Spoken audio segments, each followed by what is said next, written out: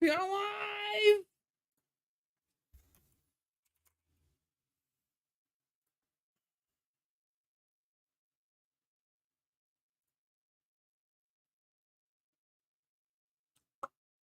Alright. Do that. Press this button.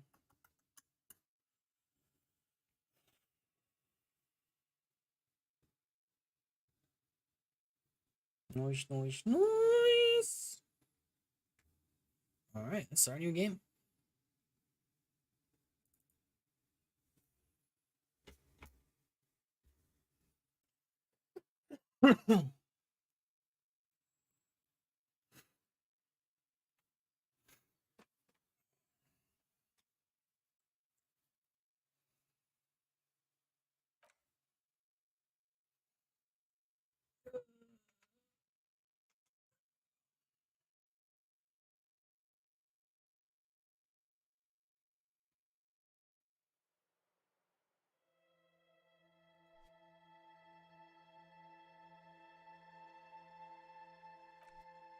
Tanner Bird?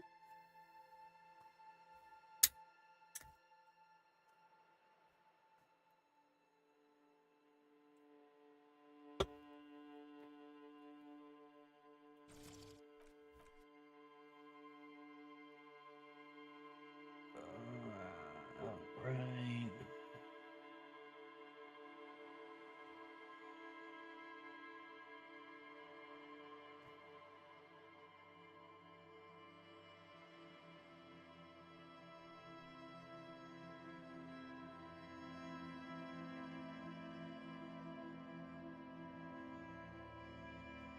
This is my first time playing it. So I am actually very excited.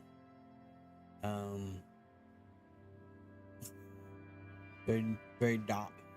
Very dop indeed, my boy.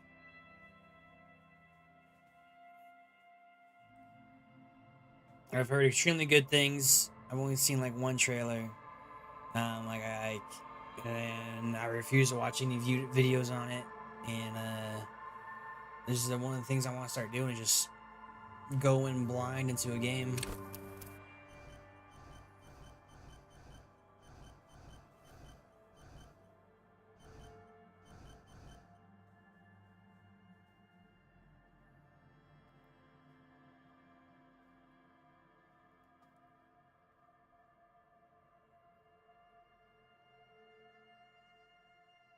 All right.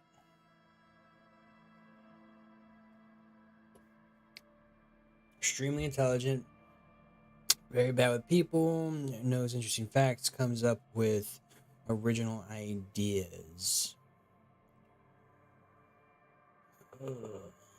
Sensitive, minute personality, but unstable. Might begin to lose his mind.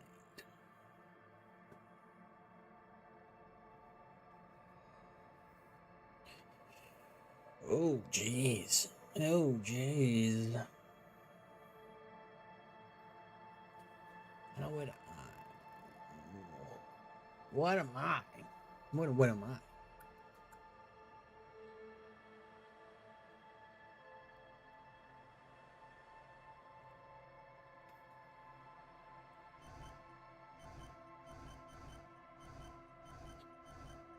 Oh my goodness, I hate these choices. Okay. Okay. But dumb as a rock.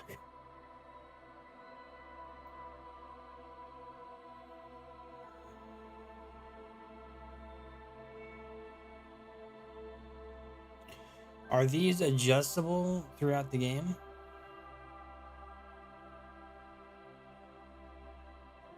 Don't tell me. Don't tell me. Don't tell me. Don't tell me. Don't tell me.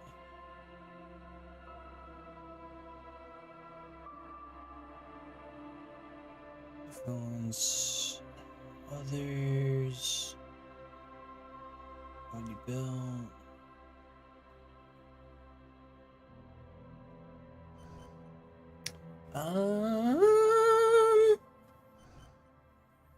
Fudge. Let's go with. I'm thinking thinker, bro. At the same time, like.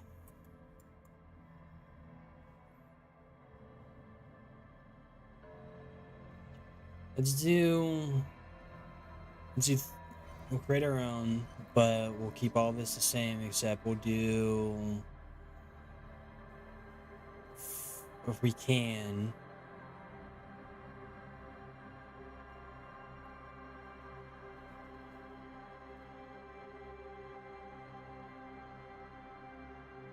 If we can, we'll do 4 intelligence,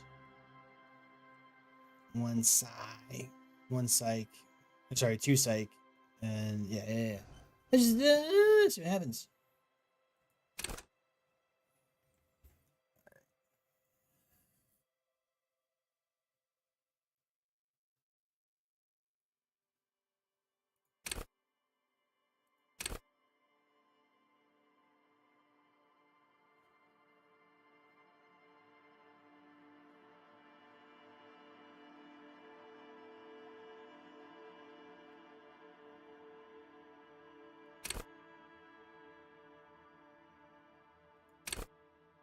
I don't want to be even out though.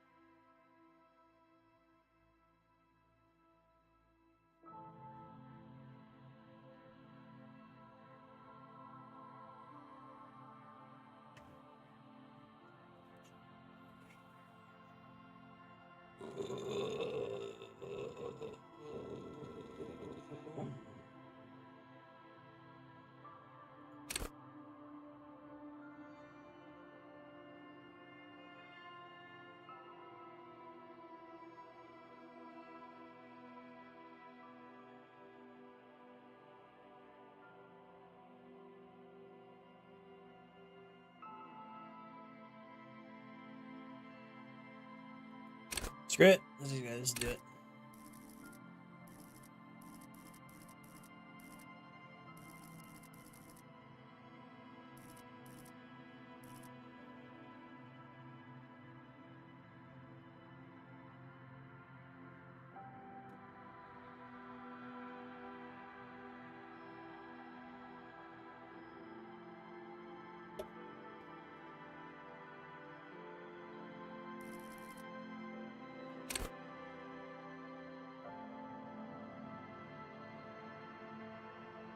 The thing is, like, that's me though.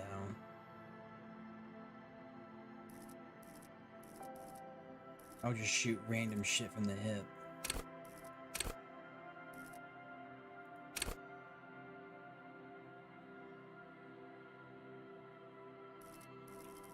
Do a encyclopedia.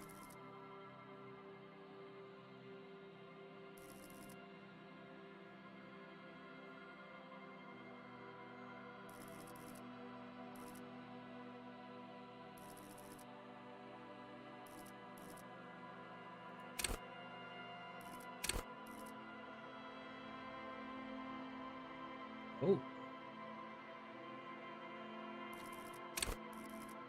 Now we're playing it like how I would playing TK7.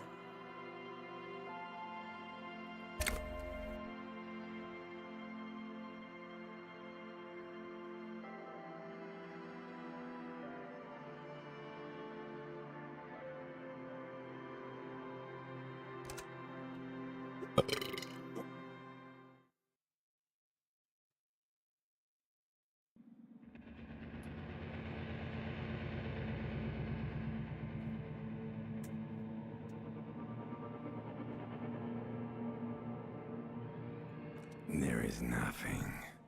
Only warm primordial blackness. Your conscious ferments in it. No larger than a single grain of malt. You don't have to do anything anymore. Ever. Never, ever.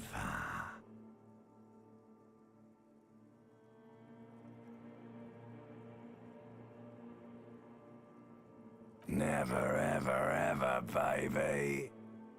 An inordinate amount of time passes. It is utterly void of struggle. No ex-wives are contained within it.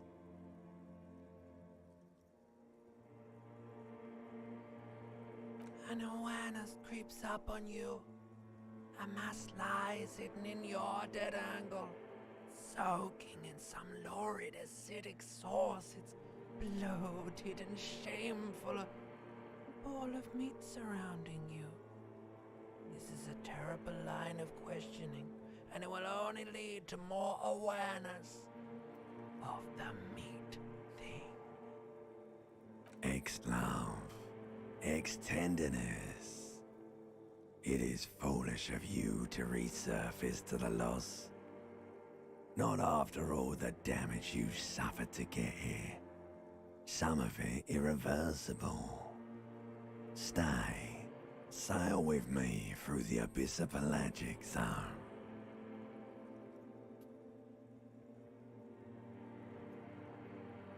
Do you really?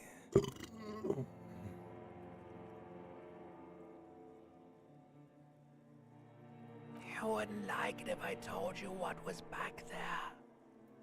Why'd you think you had to bludgeon yourself into oblivion?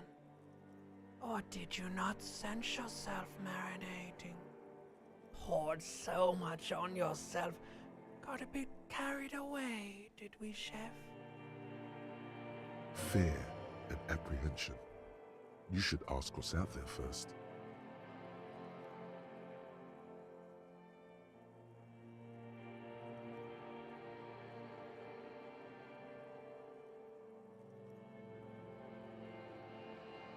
What?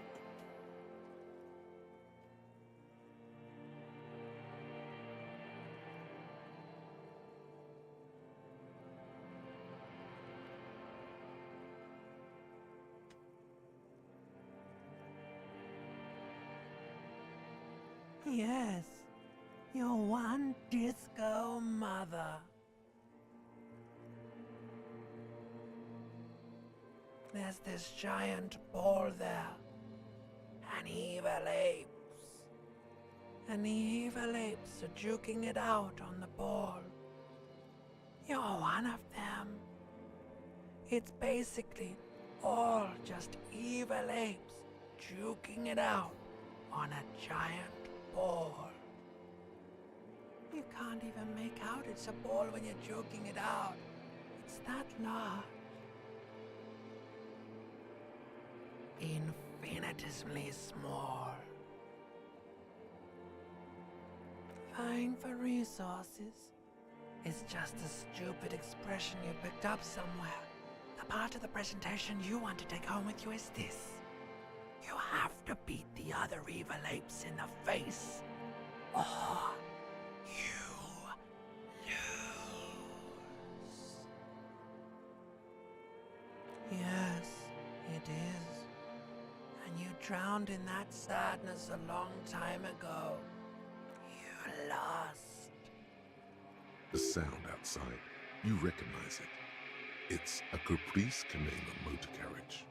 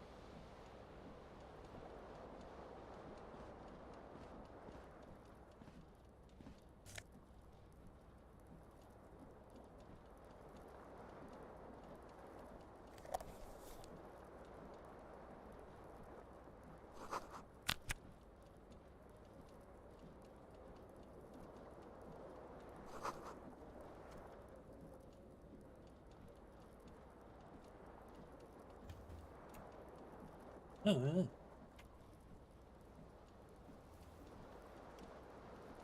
oh, time to highlight things.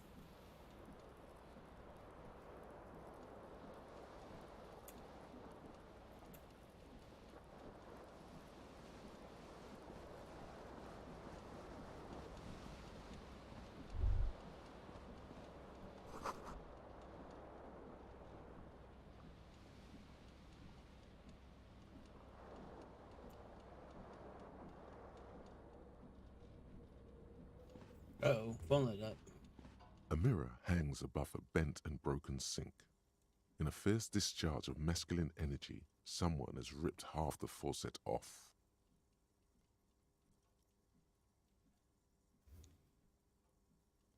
Hot water sprays from the base and steam covers the mirror. You cannot see yourself, just the outline of a man. Suddenly, you realize you have no memory of the face that awaits you there, underneath the soft vapor.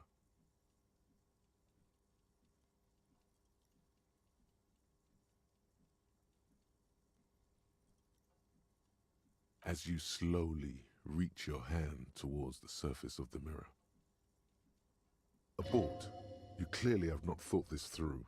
You won't like what you see there, and you will never unbecome it.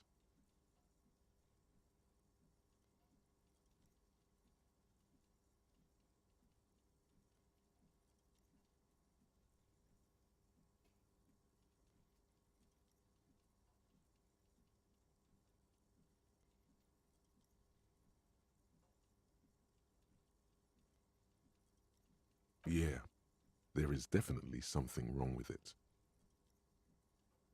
Where to even begin? There is the bloatedness, then the swollenness. It's like there's an upholstery of alcohol underneath your skin.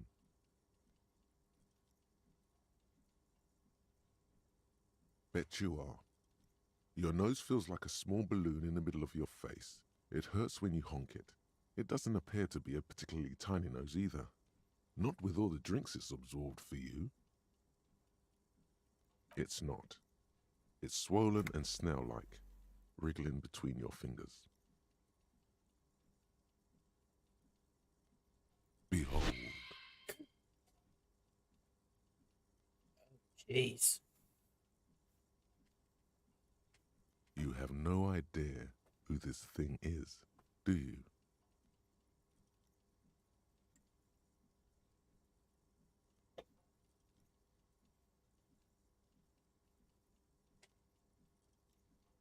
Too late. You clearly have rigor mortis on your face. Or wait, is that an expression? Are you trying to make an expression with that face? Why?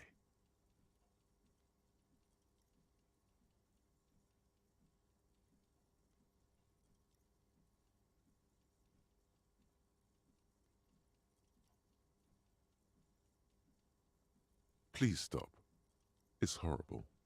You're scaring yourself.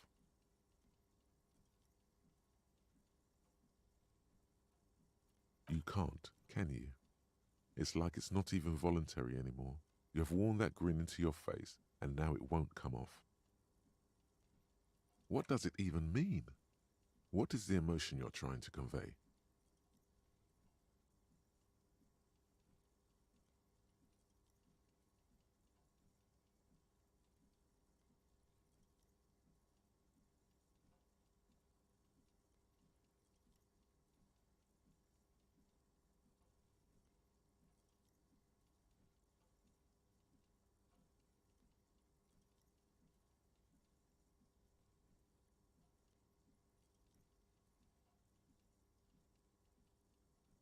There might have been, 10 years ago.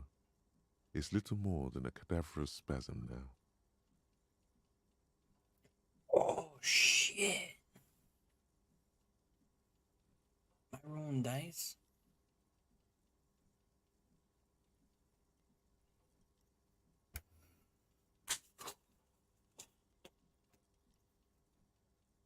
Alright. It belongs in the new, the third decade of the current century. Enough time had passed from the failure of the revolution that, for a fleeting moment, free market economy seemed like the ultimate, uncontested way of life for our species. Things were good. It was smooth sailing. People made gold and champagne-tinted interiors and facades to suit the times, calling this the new style. But more importantly, disco happened. For Revachol, your city, that meant only one thing. Guillaume le Million. If it doesn't rhyme, you're not pronouncing it right. Out of the dazzling swirl of disco music, in an open air boîte de nuit, somewhere in Revachol West, Guillaume's blonde mane appeared on the screen. He sang some bullshit. Then he made the expression.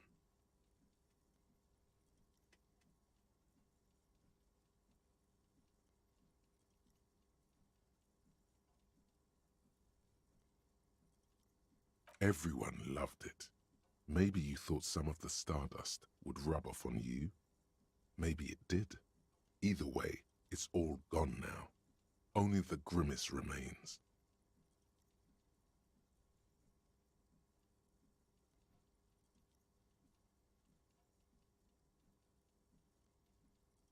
The click is used to spur on a horse. It also features heavily in Guillaume Lemillion's regional mega hit, Don't Worry, Your Pretty Little Head.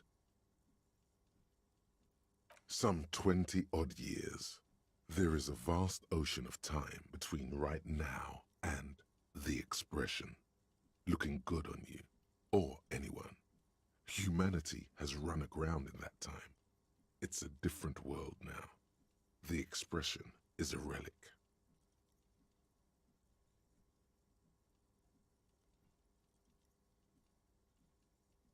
Oh, hey, Jared. Oh, hey, bud. Oh, actually, let's see. We might need to change the camera. Once you get out, if it's blocking anything top right, we'll change it. We'll change it.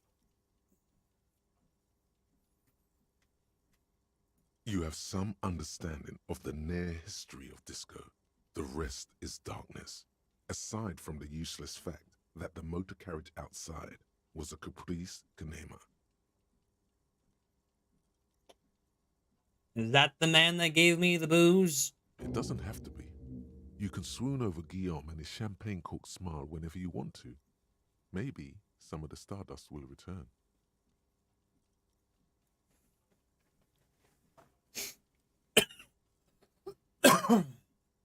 Possible.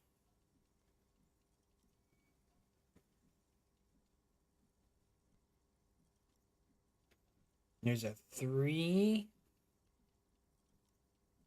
chance.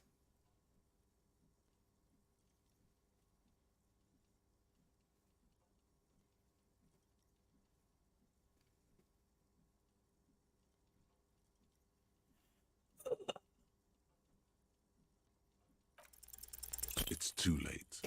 Like an image on film.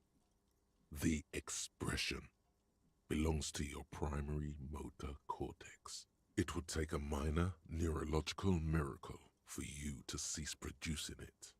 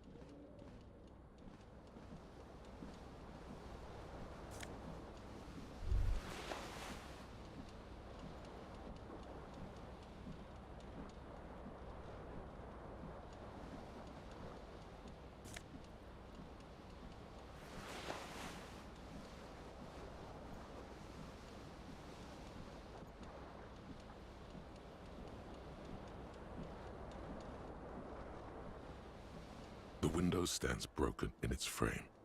Cold wind blows in. The shards face outward. Whatever broke this window came from the inside. Oh.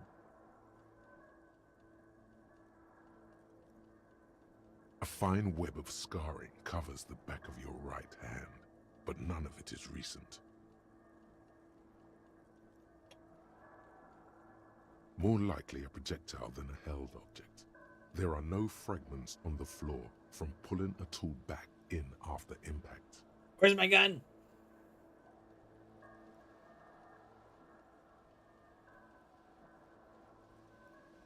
It is too large for a bullet, yet too small for a piece of furniture. You're looking for something heavy and larger than your fist. My gun.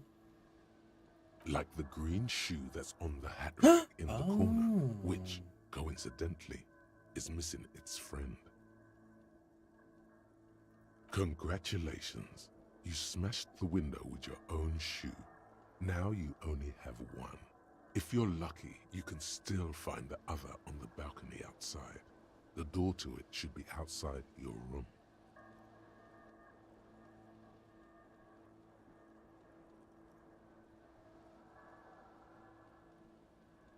You mean someone else took your shoe off and smashed the window with it? Yes, yes. This person also forced the drinks on you. Yes.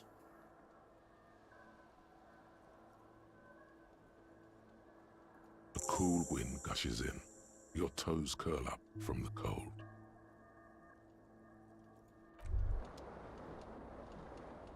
You hear a jingle. Keys are clinking in the pocket of your flare-cut pants. It says, whirling in rags, on the aluminium key ring. There is a single key on the ring. The number 1 is etched on it. It should open the door.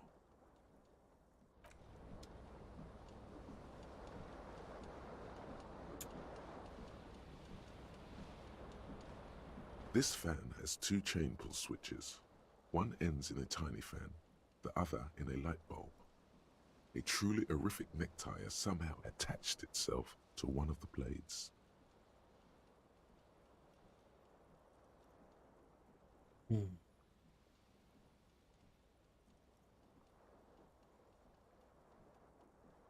do it. You reach out to grab the tie, but what's this? Diffuse, radiating chest pain. Doom comes over you. This is bad. Feels like sharp stones grinding in your chest and keeping you from moving for quite a long time. Still ongoing. Now is a good time to start worrying. Finally, the pressure recedes. You know what you should do. You should stop the fan and then try again. Do it if you want to die. The stabbing pain in your chest is telling you. You're hanging by a thread here. The blades come squeaking to a halt. It should be easier to reach the tie now.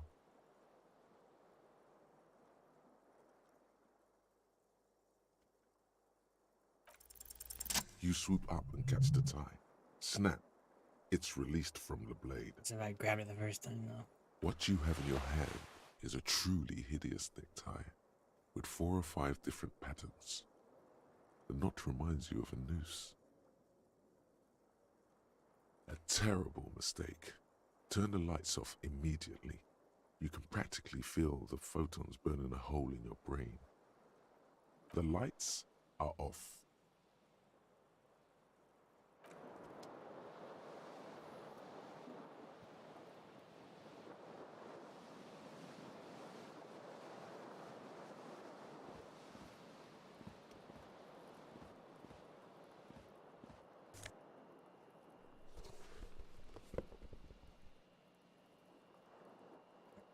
Camera's in a good spot.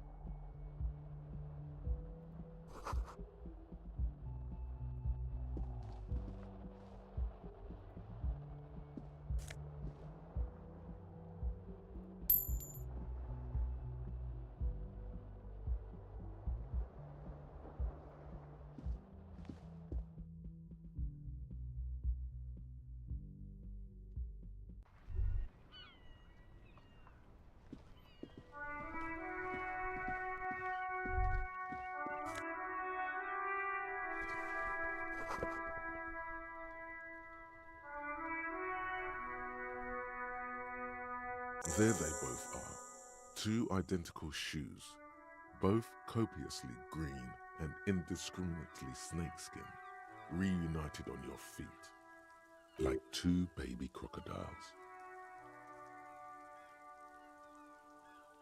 Good, they're balanced, comfy. Feels like the only good thing about you right now, truth be told.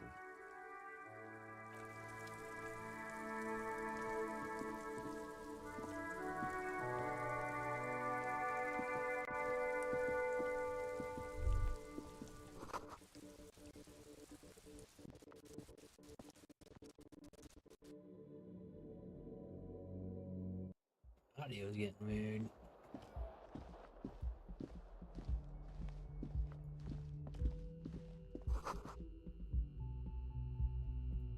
Hello, officer. The young woman raises a cigarette to her lips. Her eyes are brown and her face is speckled with birthmarks. She can't be more than 28.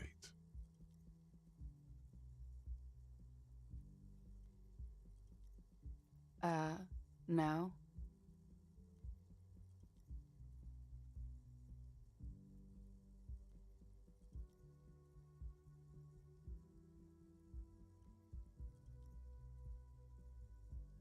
Because you're a police officer, sir. I am, yes. Unless you've been feeding us a set of very well-rehearsed lies all this time. You've been here for 3 days, on official police business, no less. Couldn't say.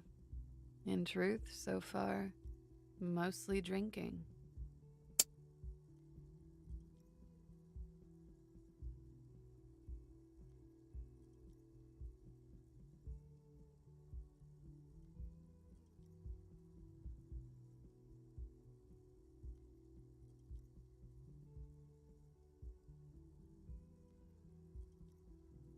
Could it be because of the drinking? She hasn't had time to put her makeup on. This is her morning cigarette. She looks tired, her beauty waning faster than it ought to at her age.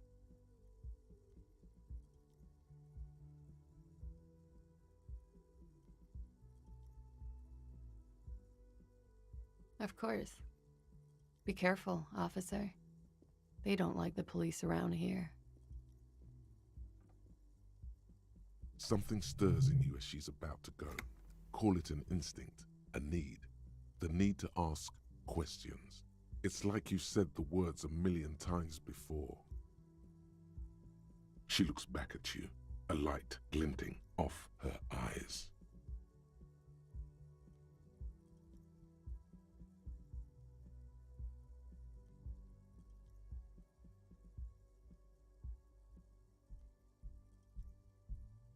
Yes.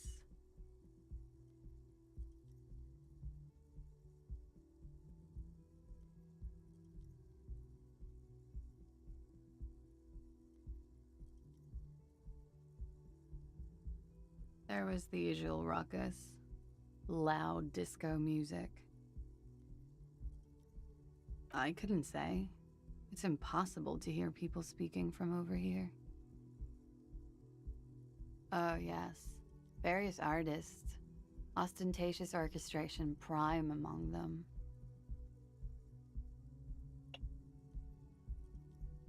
Oh, that. Yeah. Whoa. The less said about OO, the better. OO were huge where I come from. I was very young then, of course. Like 7. Life gets hard, but we go on.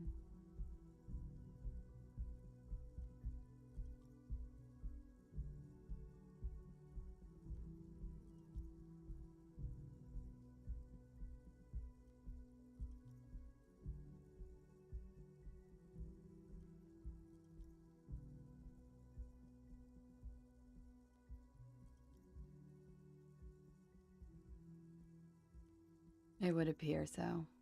At around 2 o'clock, the disco stopped and there was a change of pace. A slow, sad song started playing, like organ music on repeat. That went on for quite a while. Some of the time you were yelling along to it.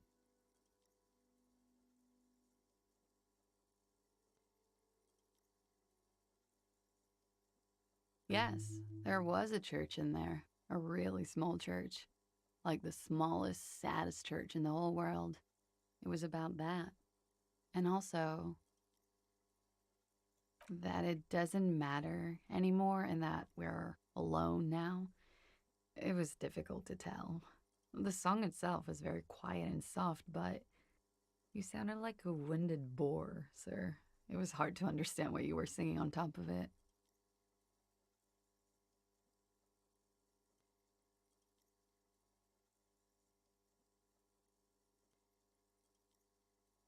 Don't be. I was going out later anyway. It didn't bother me. Then you started screaming and trashed the place.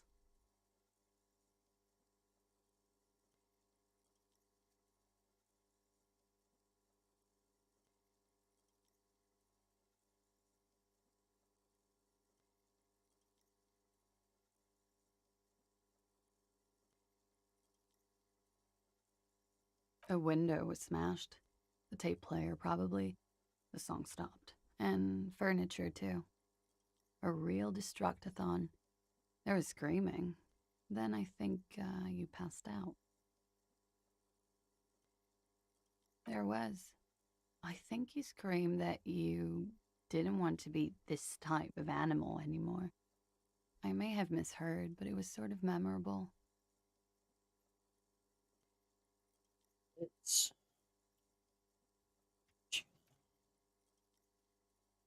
camera up.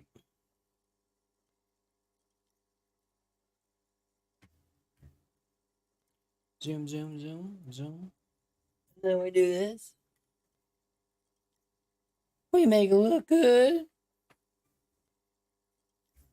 We check our email. Bob Becker, hi Craig.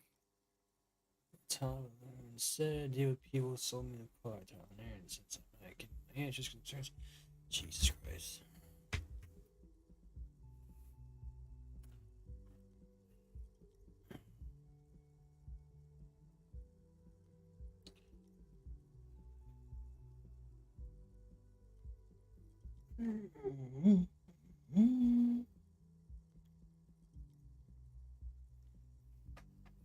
Oh, come on. Fix, please.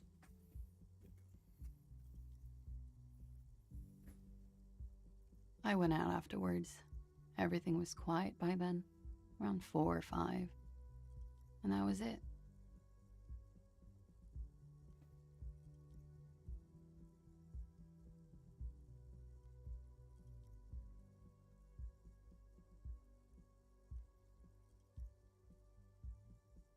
You're in a hostel, sir. We are in Revachol. Revachol is the disgraced former capital of the world, divided into zones of control under foreign occupation. Half a century after a failed world revolution, she is central to our moment in time.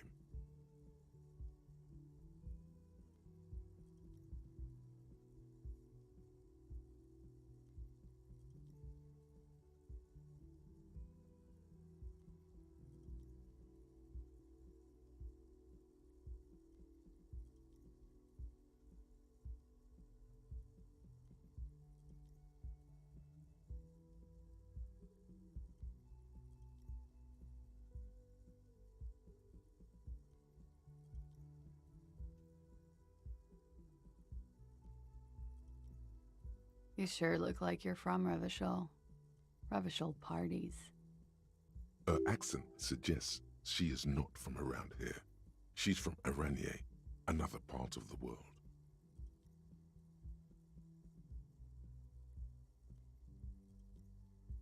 The dock workers are pretty cocky.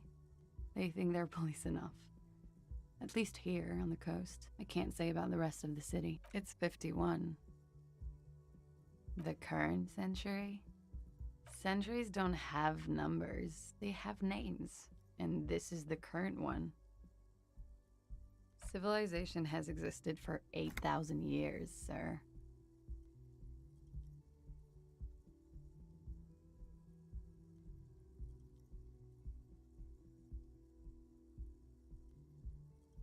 You're right. There is nothing funny about civilization. Glad to have been of assistance.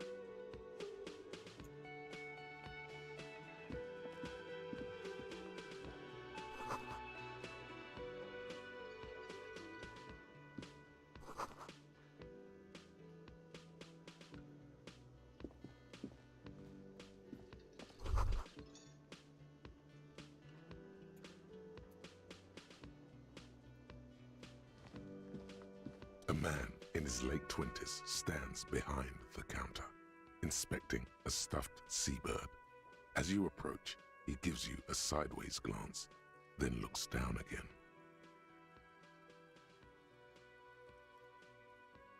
That was disdain in his eyes. Even now he's purposely ignoring you.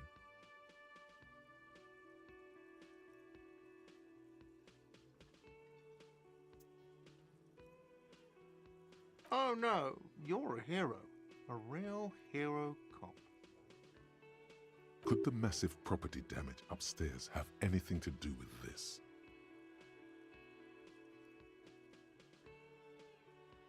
Am I? Or did you ride in, take the body down, solve the murder, and not trash my hostel room?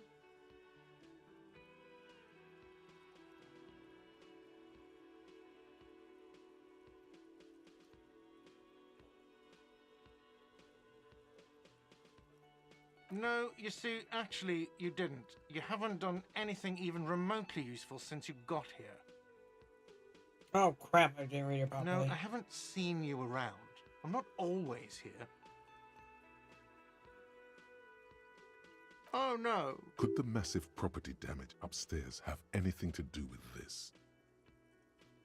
Am I? Or did you ride in, take the body down, solve the murder, and not trash my hostel room? You're right, you didn't, and it's only taken you 3 days not to. No, I haven't seen you around. I'm not always here. No, I'm not the bartender. He's very animated all of a sudden. This seems like a touchy subject.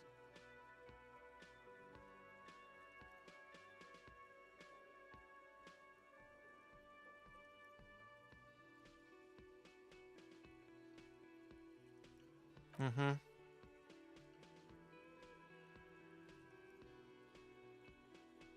A competent work of taxidermy.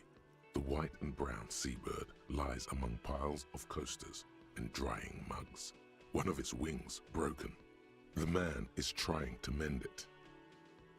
Looks like the bird was ripped off the shield that was used to mount it, most likely on a wall. This is the Great Skua. The seabird is the symbol for the discovery of the Insulindian Isola, the part of the world you are in right now. The small steel tag says as much. The Great Skua. Ste Koari's Skua.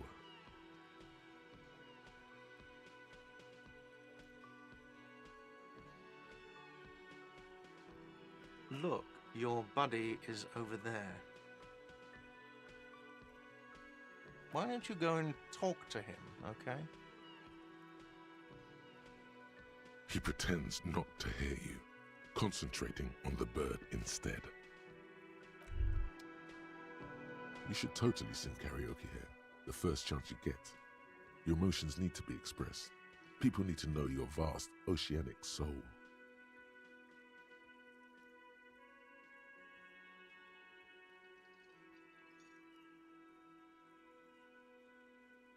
Exactly.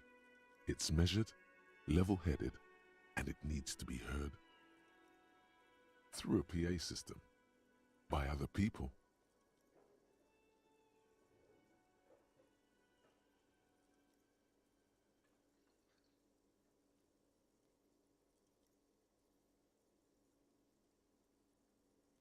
You should sing the sad small church song from that tape you found. Thought it was obvious.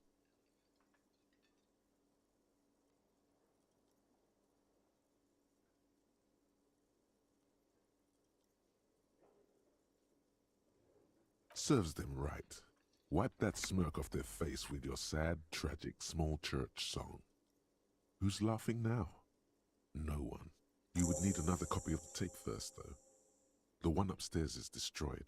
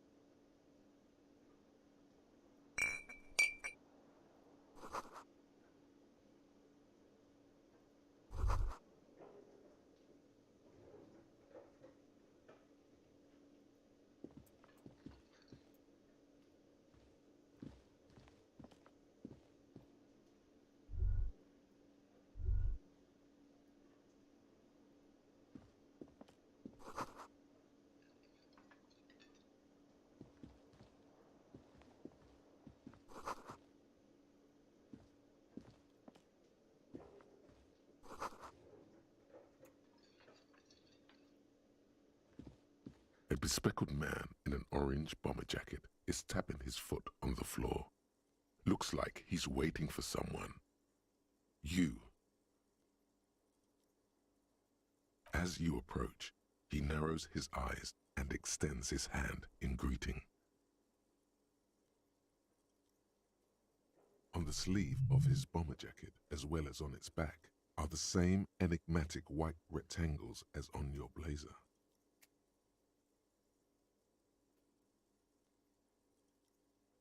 Hello, I'm Kim Kitsuragi, Lieutenant, Precinct 57. You must be from the 41st.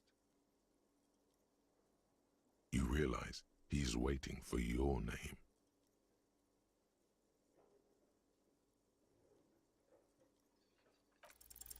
Concentration makes you squint your eyes. Your name should be deep gold and orange, like a forest fire looming on the horizon, but mixed with the stench of liquor rising from your breath. You're 2 steps closer to it, but there are still many to go. Okay then. It looks like we had a little scheduling error on Sunday. Saturday too, actually. Have you had time to talk to the manager here? What he means is, he has been trying to meet up with you for 2 days, but you have been otherwise occupied.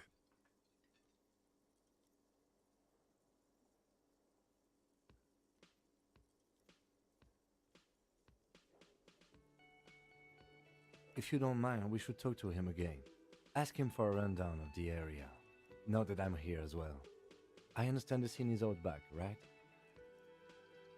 It also wouldn't hurt to assure him the police are finally here. In full force, I mean. Have you mapped out the initial interviews?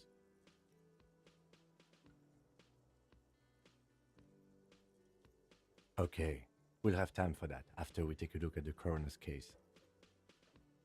Have you removed the dead body from the tree?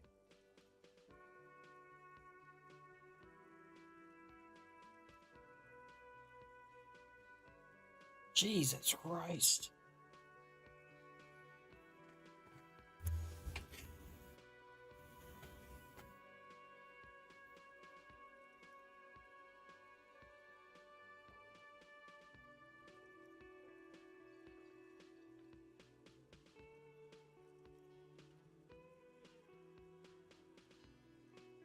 No. Because of what the the cafeteria manager said. So, the body is still in the tree. This is the first time you detect a weariness in the lieutenant's voice. It is obvious he would have preferred for the body to no longer be in the tree. Where it has been hanging for 7 days straight. We should go there as soon as we are done talking to the owner.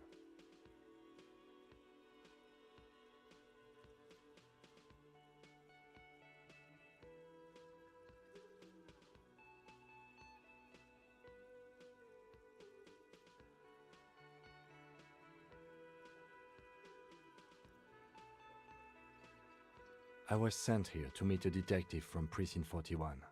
You have the insignia of the Citizens Militia on your sleeve and on your back.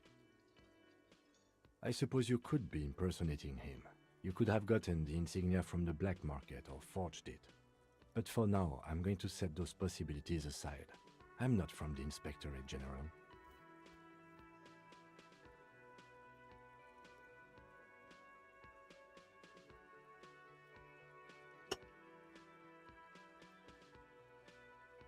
Inspectorate General means internal affairs. What he's saying is he's not from the rat squad and isn't supposed to suspect such things.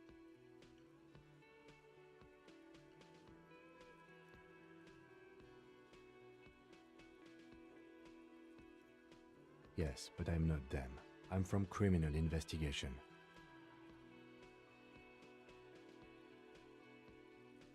He nods.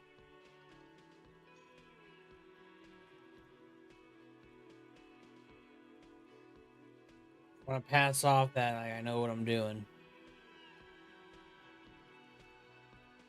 After you, officer.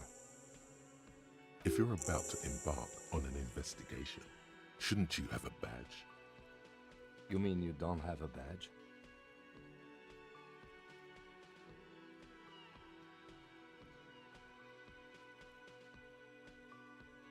Losing your identification card is a serious matter. My vehicle has a shortwave. You can use it to report your badge missing.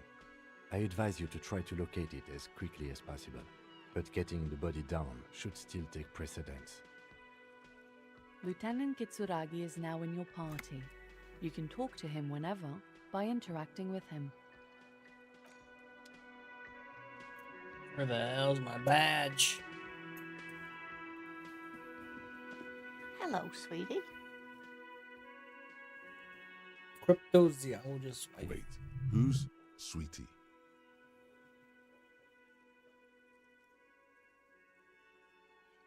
You're a handsome man, officer, with your mustache and your chiseled jaw and that silly dimple on your chin.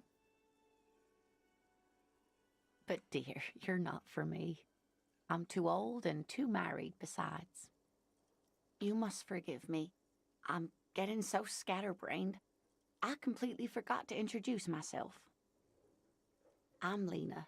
My husband Morel and I are staying with our friend Gary just down the street, but I come here for tea when they're away. This Lena is wacky enough for the motley crew. Hire her on the spot.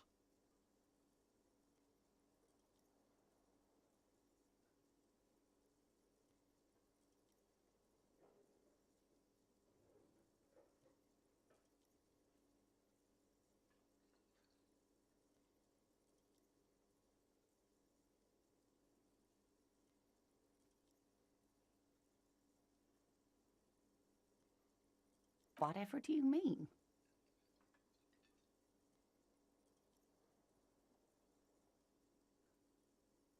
Sequence killers? Oh my. But I think you already have a partner, sweetie. A partner who needs you to help him get a corpse down from a tree.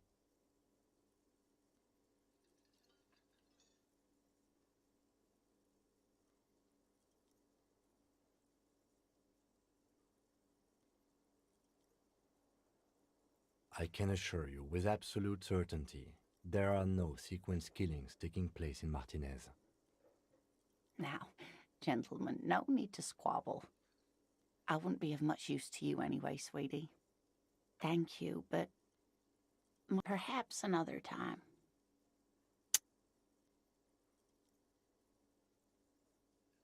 Yes, officer. You look rather dazed. Like a stunned fox. But surely things can't be that bad.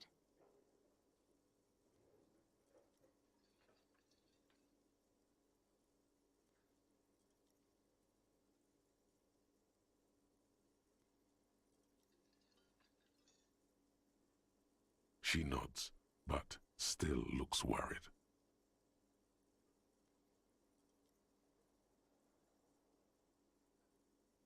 You know where we are, right?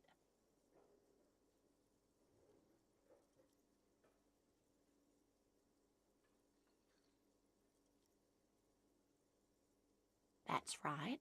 And where is the Whirling in Rags cafeteria itself located?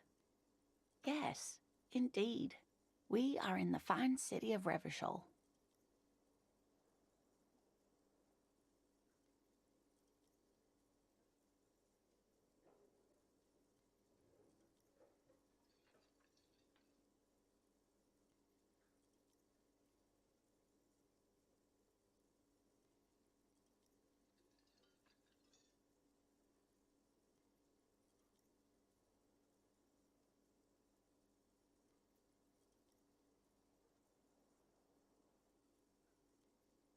Yes, great. See?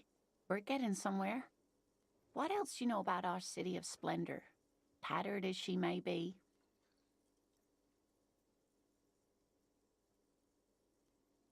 The new disco dancing. It seems like a lifetime ago. Much has changed, but it is still the most beautiful city in the world. A rare jewel set in the sand between the pines. Everyone's speaking of history. You know what year it is, yes? That's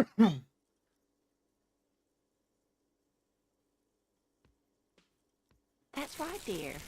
How splendid. Here, take this pen. Knowledge should always be rewarded. Her relief is palpable. She was getting pretty worried about you there, but now she relaxes her shoulders. I can tell that this is taxing for you, so I'll just ask one more question. What regime are we living under? What mode of government? Oh, shit.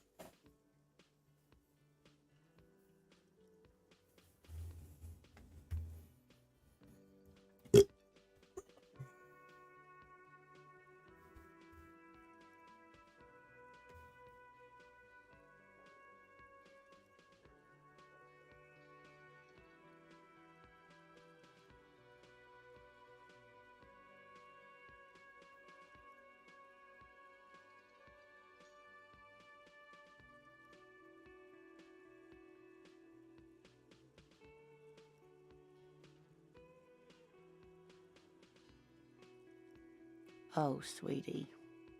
It's really not. There used to be people who thought that way. Other people who wanted those things, but they all went extinct. Revachol is a zone of control led by an alliance of foreign powers called the Coalition. We have almost no government of our own, and certainly no dictatorship of the proletariat. Jesus. But they still have cops.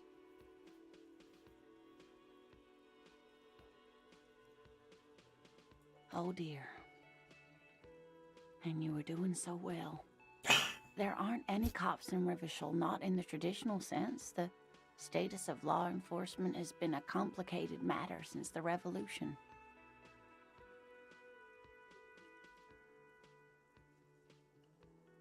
But we should stop for today, sweetie. You look like you need a break. Besides, I'm not the best person to explain the big things to anyone. She's scared now. She's realized you really are brain damaged.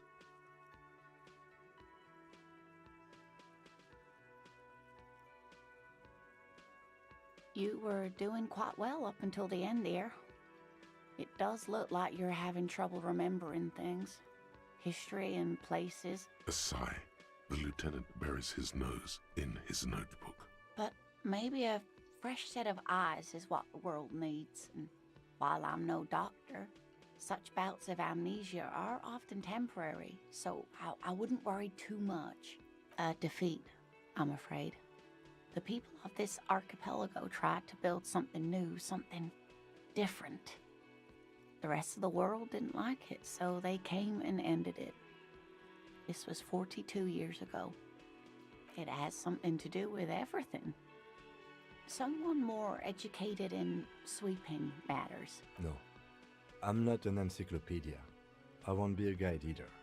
I'm a detective. Of course. Then I don't know. Someone rich, maybe? Well, That's a good point. This doesn't look like Rich Central.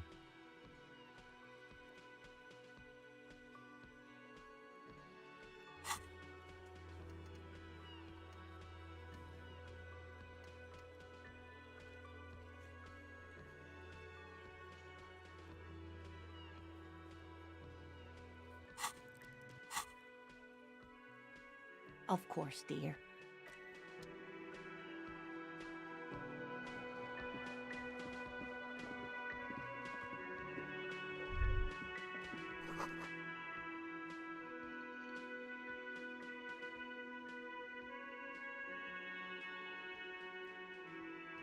The man with the unimpressive beard notices you approaching.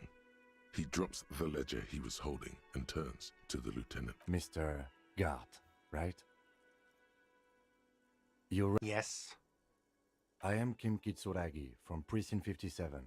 This is an inter-district investigation, so joining me from Precinct 41...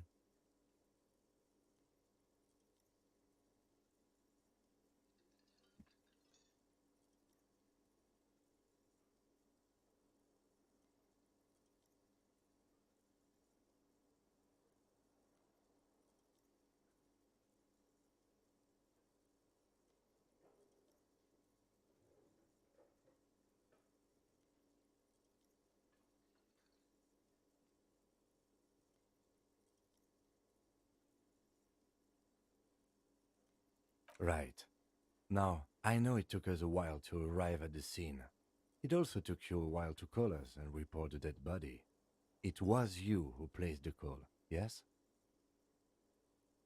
No, I only just got here. It was probably Sylvie who called you. She usually works the bar here. I'm only temporarily taking over her duties. Do you have her number? As a matter of fact, I do. This sounds like something you can use to call this Sylvie later. You said you just got here. From where? Are you a local? What, of Martinez? No, I live in Jamrock. I only sometimes come here to keep an eye on the place. This is just one of the many cafeterias I manage. But you still know your way around, yes? In case we need directions. Yes, I know where some things are, but as I said, I don't live here. I just used to work here. And I'm not going to start working here again, if that's what you think. I didn't imply that. Detective. He probably means this is where you step in and ask your questions.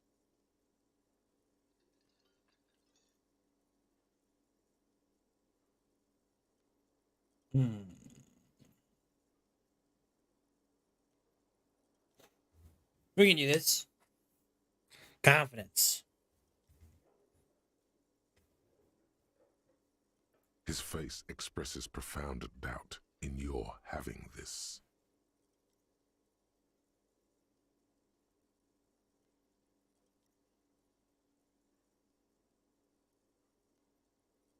She went away because none of your business. not been telling you you're a cop? Okay, you got me. She went away because of the dead body out back. And because I asked for her number. That's why Sylvie went away. I hope you appreciate that. Thank you.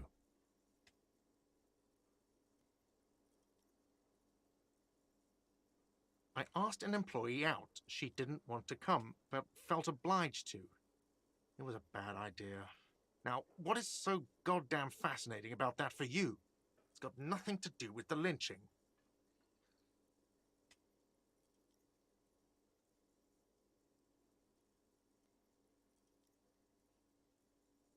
Good for you. Was there something else? I'd like to get back to what I was doing. Behind this building, there's a courtyard. They hoisted him up on a tree there. That's easy. See that door there? First you exit through that. Then to your right, you should see a big hole in the fence. A really big one. You can get to the courtyard through there. No need for the keys. The hole is big enough for the Franco-Nigerian cavalry to fit through. I don't know who killed him. He doesn't know. He just said they hoisted him up on a tree. Who is this they? Oh, people are saying it was the union dock workers, that it was a lynching. The locals, the customers, the people who eat here, a lot of dock workers eat here. See, I got this. Sylvie told me everyone knows the dock workers did it. Did the debarders themselves tell her this, or is it a rumor? I don't really know. You'll have to ask her. I would suppose it's because they have nothing better to do. You mean the strike? Yes, the strike. The man they hanged was a security guard for the harbour company, I hear. A mercenary. The unionistas probably thought they'd send a message. The lieutenant turns the page in the little notebook he's been scribbling in. Let's go. Damn, I'm good. Not so fast. You owe me 130 real.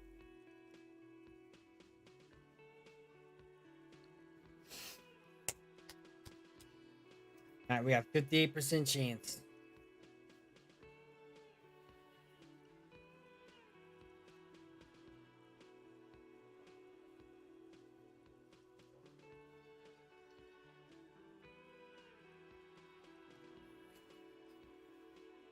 Take it.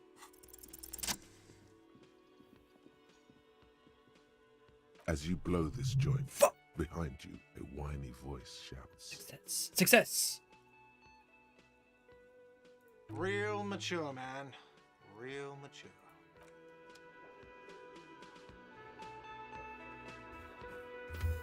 Be the fun, lovable one.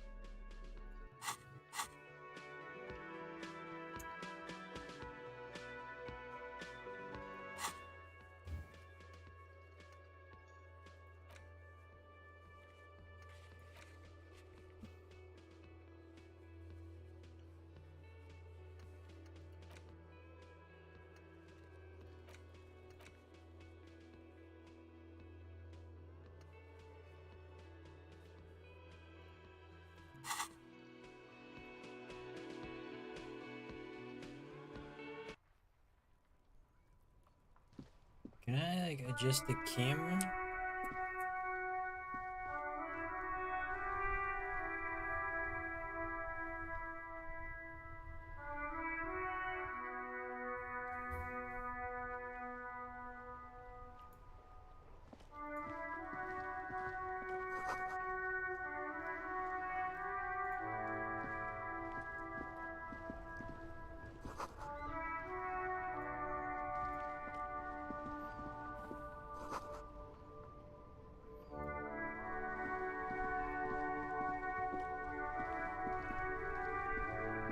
Before you stands a motor carriage. The bodywork is covered in blue and white livery, bearing the number 57. Vapor emanates from the large engine on the back of the vehicle. It hasn't had time to cool off yet. This must be the infernal machine that tore you from oblivion. The Caprice Kinema motor carriage. In the cabin, you are welcomed by a set of steering levers, a radio microphone on a hook, a pull-out toolbox under the seat, and the soft glow of the fuel preheater gauge. A scent of leatherwork and heavy fuel oils washes over you. I'll probably need to know my name. A metallic drawer slides out from under the seat and clicks into place. The tools inside are neatly organized. Take what you need, officer. It's going to be a long case.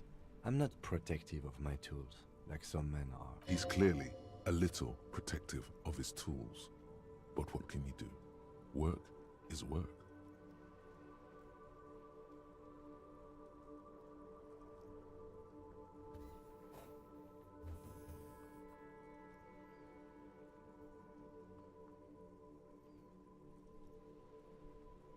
I just want to make sure that we're not missing anything. It's still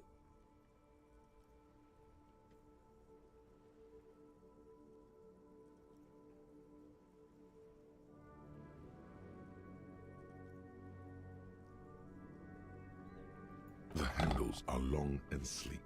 Snap, snap, go the cutters. You can do good work with these. Cut chains, locks, and ropes, especially belts.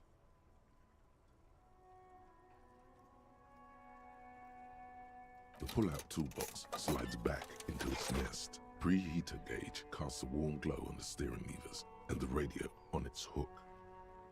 As you tap on the gauge, the indicator pin jerks as if startled. It's in the large orange sector, indicating the engine is warm. Next to the gauge is a red switch labeled heat. There's no use pressing the heat button. It won't start without the ignition key. Translation. We're not going any alternative translation. Don't even think you can drive my MC. The frequency tableau lights up, and the green button, the soft purr of electrical kittens. Radio. This is Precinct 57. Hello. Hello, Alice. Please assist our colleague from the 41st precinct here. Operating the radio is easy. Just be confident. You've probably done it 1,000 times. This is Officer Alice Demetri, Precinct 57. How may I assist you? Under the green prime line, a yellow saved button catches your eye. You wonder what the lieutenant's default radio station is.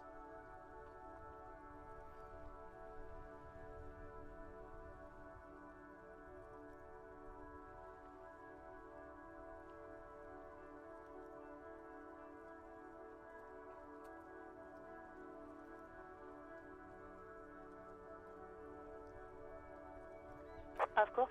What is the number, officer?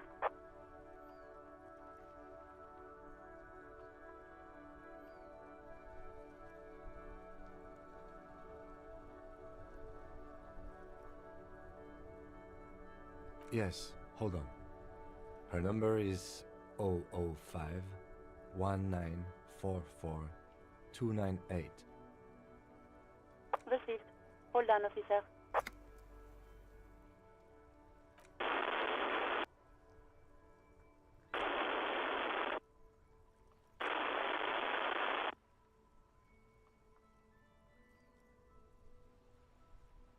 Lieutenant Kitsuragi slowly begins to tap a little rhythm with his right foot.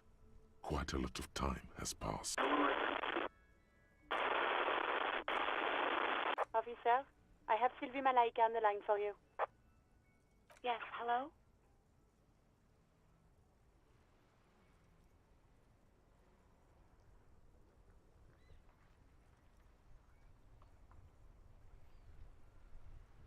Oh, right. Hello, officer. What can I do for you?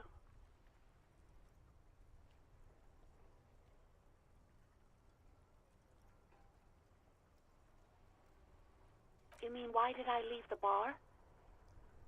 Honestly, I'm not really comfortable discussing it with you, sir. Why not?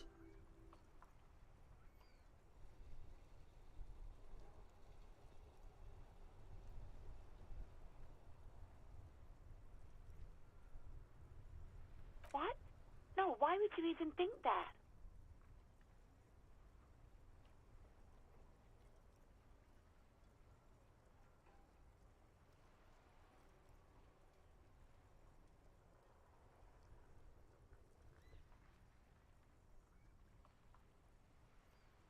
Please, don't bring Gar into this. It's none of your business. God, why can't you just mind your own business?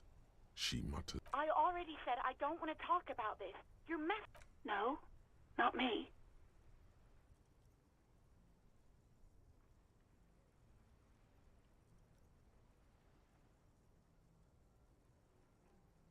What? Of course it bothered me. But I thought the Union already knew about the corpse.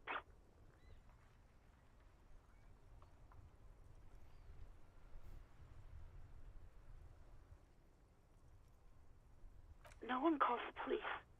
The Union would get angry. You know, what the Union says goes.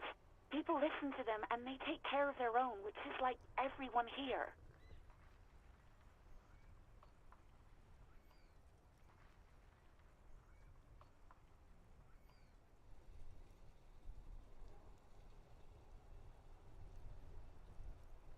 Legally, no.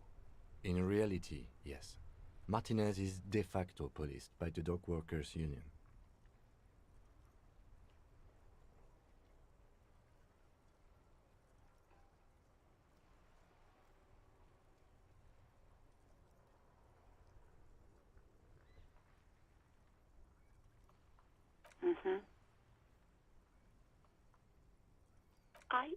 I didn't want to get in trouble with the others.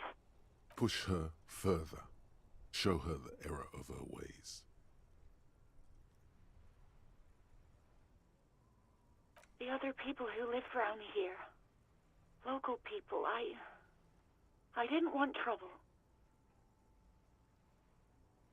You don't live here. You don't understand. Squealing is frowned upon here. Everything is dealt with, well, by the Union, internally. Please, I just didn't want any trouble.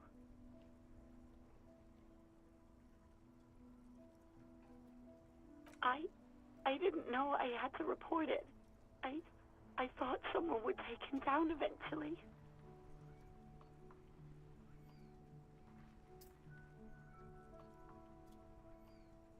Yes, I know. It's just... Was there anything else? No, sorry. I don't. Not a lot of people have phones around here. Copper thieves take the wires. People don't have the money to have the cables put in again. They use the Union's phone, or the one on the coast. So the Union has a phone, and there's one further down the coast. Got it. It was someone else. We'll find them sooner or later, officer. It just might take a while. Yeah, go on.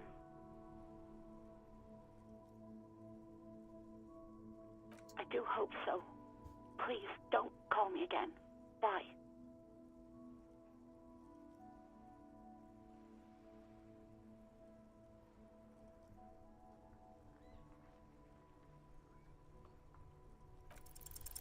Yes, you have obviously done something to upset her at the Whirling in Rags, when she was still working there.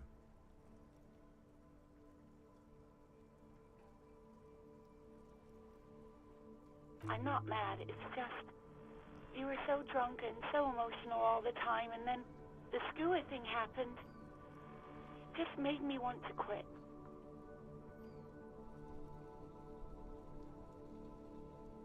Yes, obviously. You were the worst client I've ever seen. And I have seen so many assholes in this place. I've had sailors fighting, Union guys grabbing my ass, kids stealing booze. Once a guy was glued to the karaoke machine every night for 2 months. But you Well, you were worse than all of them. Honestly, you were getting borderline aggressive. Even about little things like not turning down the volume at 3 a.m. I even liked one of those songs you kept listening to on repeat. No more. I hate it now. We Go On by the O.O. I can't listen to it anymore. You've turned it into a parody. To hell with that song. Then there was your room. Your project. An experiment to see how bad it can get in there. I tried to send the cleaner, but you wouldn't let me. Threatened to make me understand. I had no idea what you meant, and I don't want to know. And then screamed something about how you're a piece of shit human being, and why does anyone even let you work as a policeman? That you'd fire yourself, but you can't even do that. And then I had to deal with your toilet, the one you clogged with police documents, causing water damage downstairs in the kitchen. I won't even mention you waving your gun around, harassing customers, threatening to sing karaoke, threatening to kill your... The ones I had to wrench out of your toilet. Damn it, I don't remember what I did to your damn papers. I don't remember every little thing I do. Especially when there's a hurricane loose. It's your fault for losing them, not mine. Something in you wants to immediately forget about this, as if there was a reason you threw them away. No, you really weren't. You were simply the worst.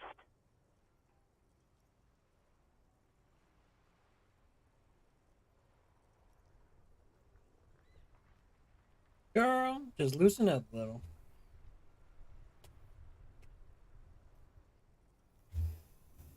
I'm a good person. God, I knew I shouldn't have brought it up. Just try not to call me again, and let's pretend it never happened.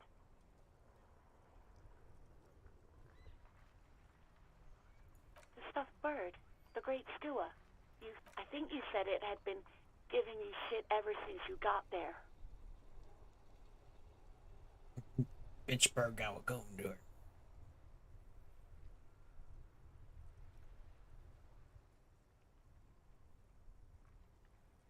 Yes, well...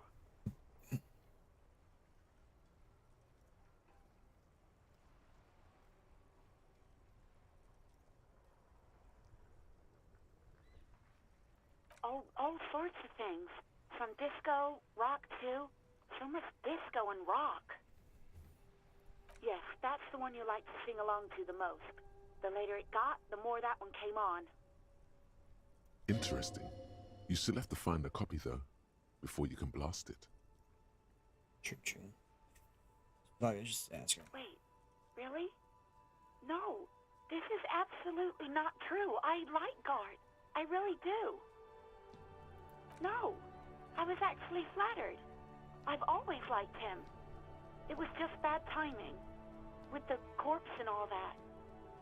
There's a pause. You can almost see her on the other side. The telephone cord coiled around her index. I didn't know what to say to him later. Then you came and destroyed the place. So I left without explaining. I should have told him, maybe. Okay, but please don't mess it up. Please don't take out your gun or something. You hear a sigh of relief on the other end of the radio. Wordless, the call breaks. Then, the already familiar voice. Anything else I can help you with, officer?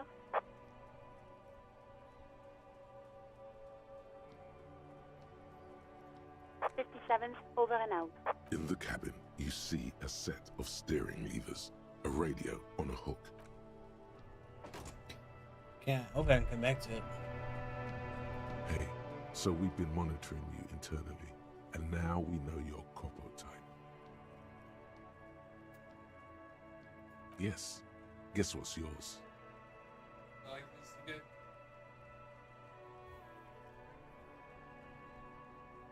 Jesus, those are white. Give me one. I'll show the stream. Show the stream. Give me one.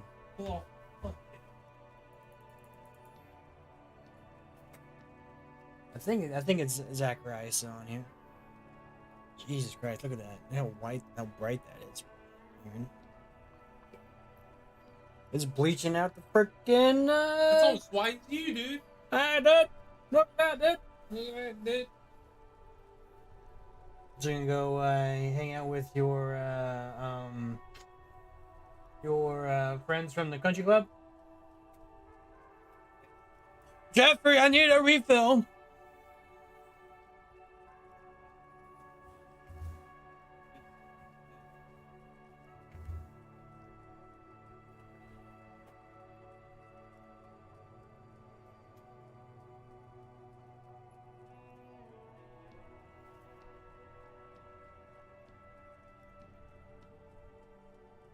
Yes, sorry cop.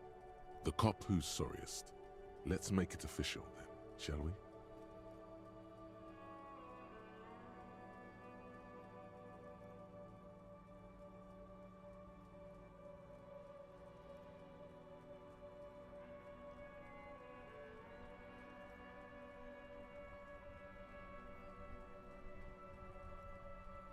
What?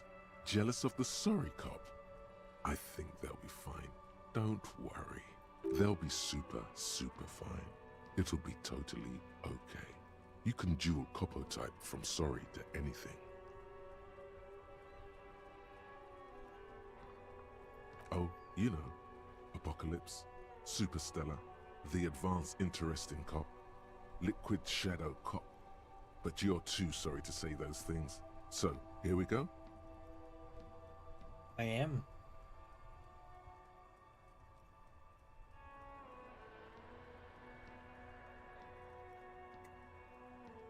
No, you don't.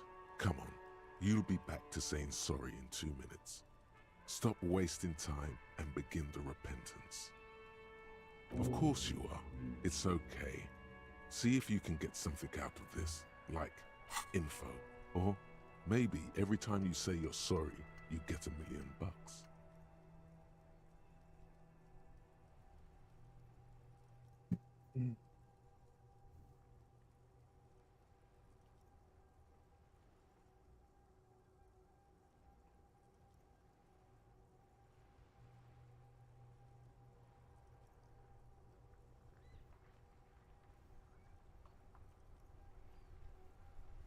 The hell is this?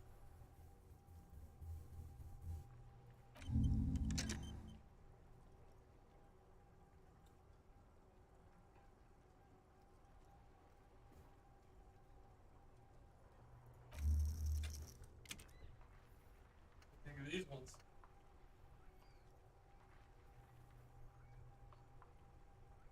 Got fucking huge. Dude, they're cute. Hey, are they heavy? No, They're light? not that bad. Mm.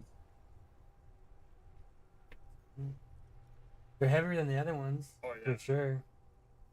Like, what are these, like, meant for? It's. Casual? I thought even those pair over there are casual. Dude, if you wear these, like, you know, Makes me, like- you know you're cheating, right? Well, I want you to stand up. I want to see how much of a lift. Hold on. Confidence. Stand. Straight. Look, I'm gonna be like, and still 6 feet tall. Dude, I feel so much taller than you. Like, I'm Like the like, eyeline, I feel like I'm like the tip of your nose, you know? yeah. I like them. Cheating. They're huge. You can probably kick down a door and not feel it.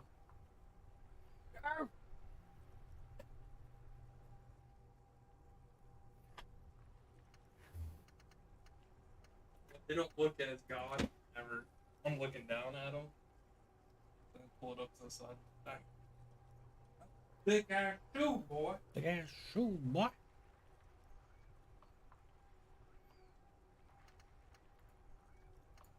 Dude, what do these do?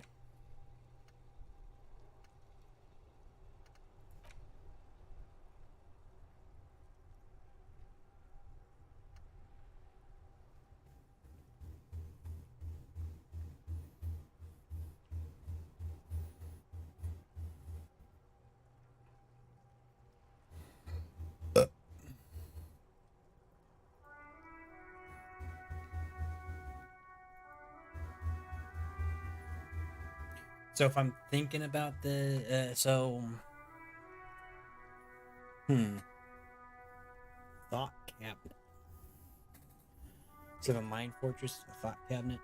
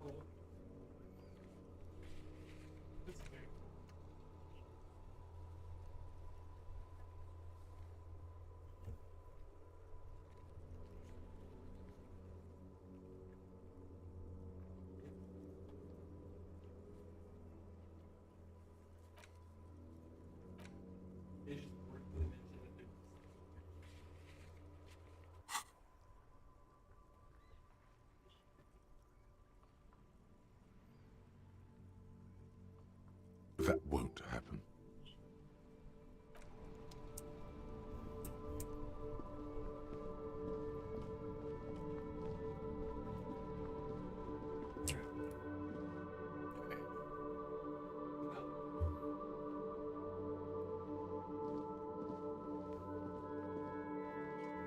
Probably dead body's right over there. Looks like she'll go back to the apartment. See?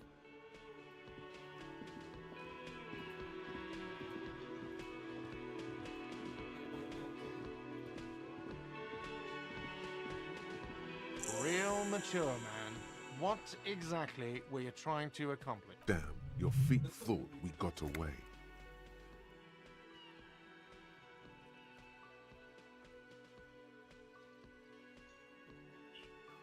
You know what?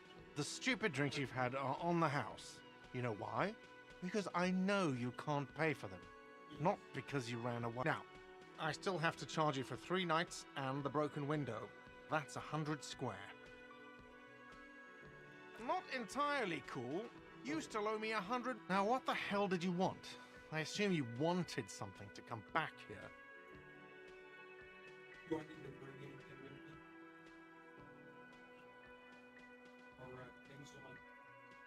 Wait, what? But what about the bird? Yes, the bird. I found it lying on the floor with a broken wing the morning she left.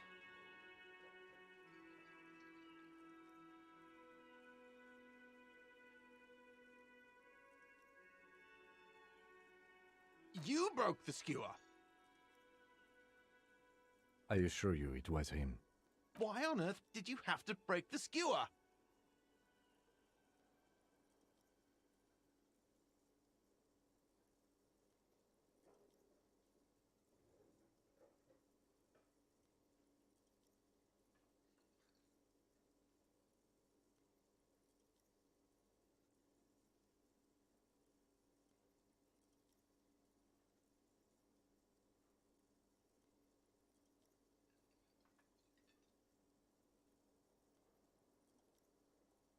I can't believe it.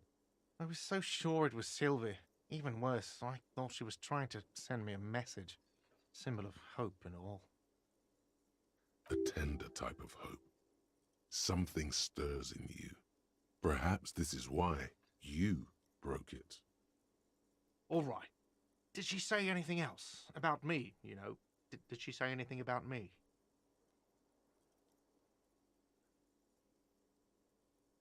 Really? I should give her a call then. Thanks, I guess. Was there anything else you wanted, or...?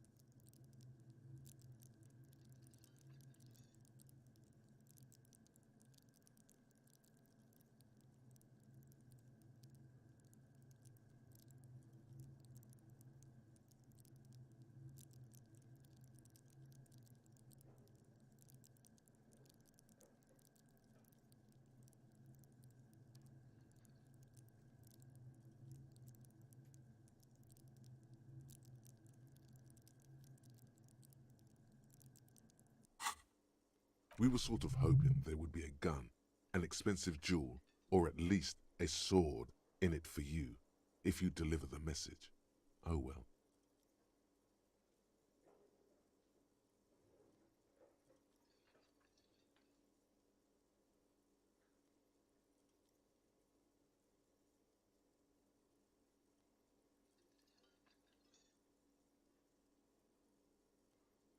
What thing?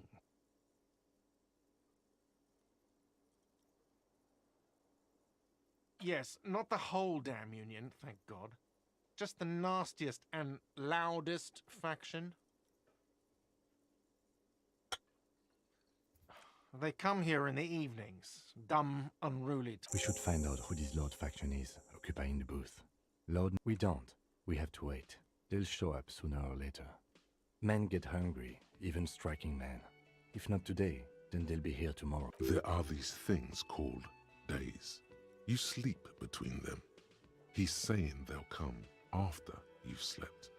Just making clear you got that. What? By the way, you should come back to this thing-based questionnaire if you see anything interesting in the whirling later.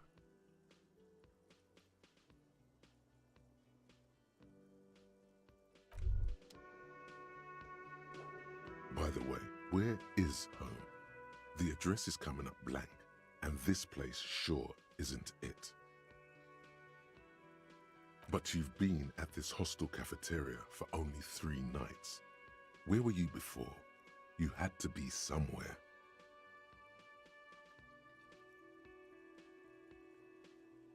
You don't really know, do you?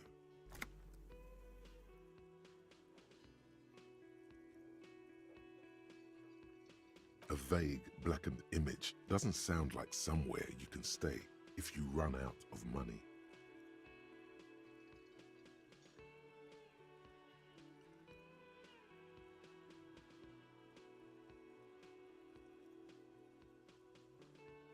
You can try. Run some addresses in your head when you get the time. Maybe a street or an apartment will appear.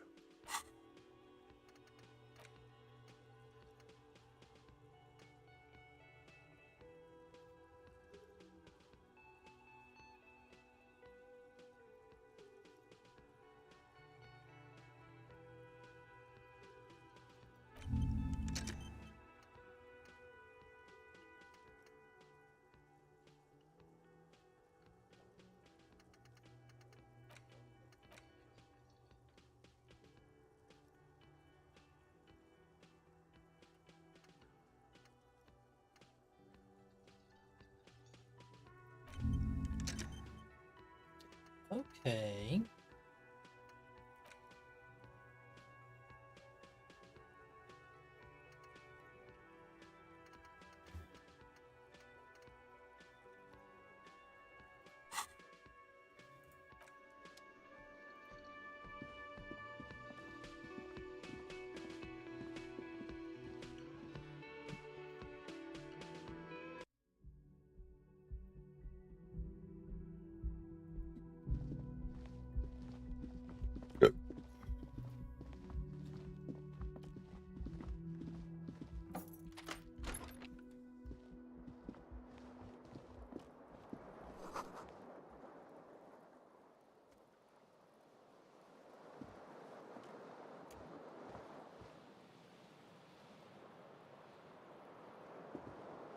The bed is cold and not particularly inviting, but it's yours. The option to go to sleep becomes available every night after 9 p.m. Gotcha.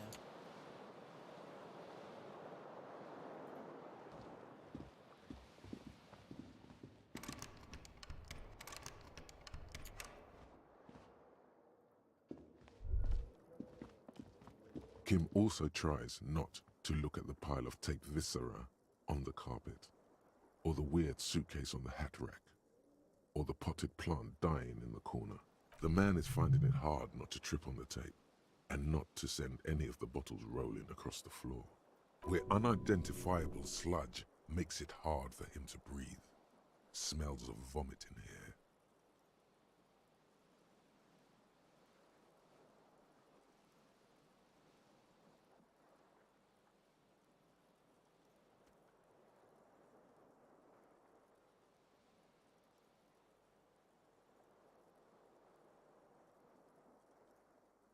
No problem, officer.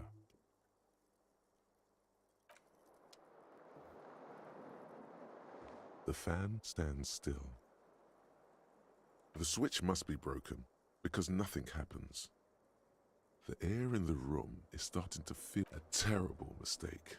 Turn the lights off immediately. You can practically feel the lights are off.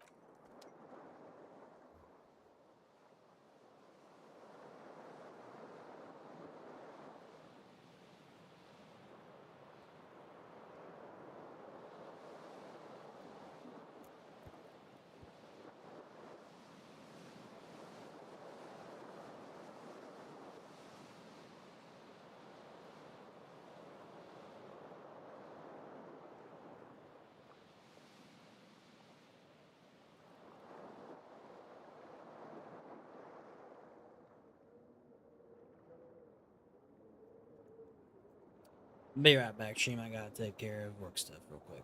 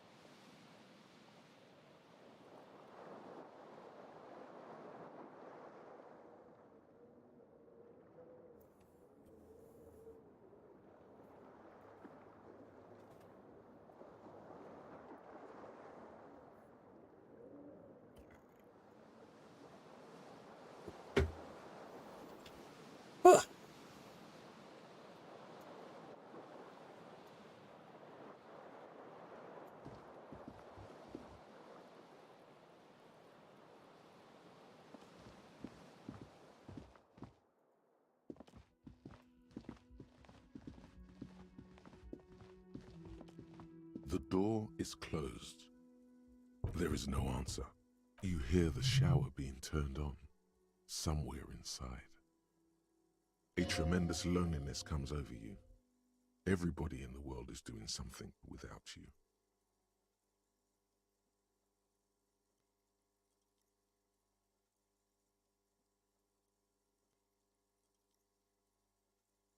The door is closed.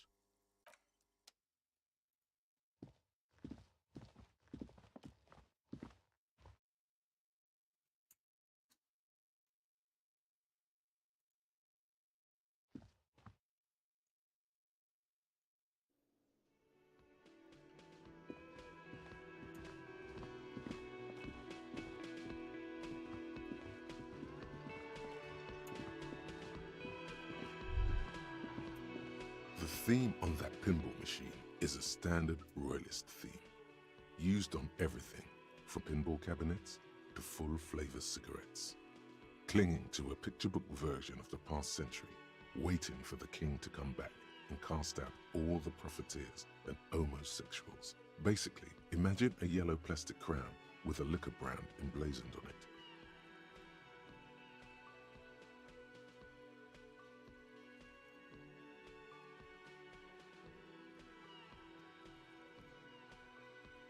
The sentiment is called anti-centennial nostalgia, pining for a time before the turn of the century. It's common even now, after 50 years.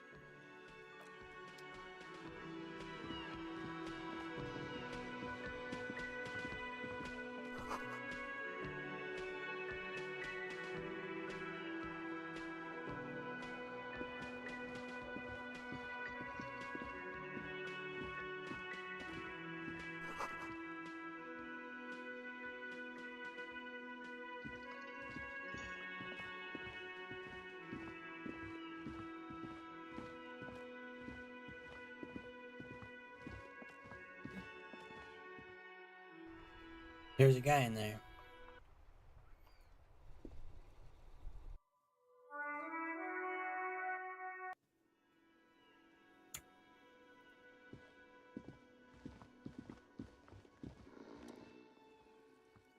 A colorful piece of plastic is dangling from his carabiner.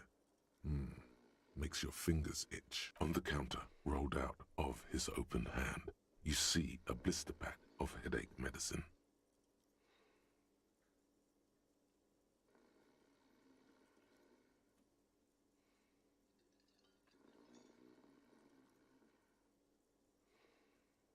It's a dock worker's ID, doubling as a shift card and a job permit. A young, able-bodied man stares back at you from the photo. Santiago S. John.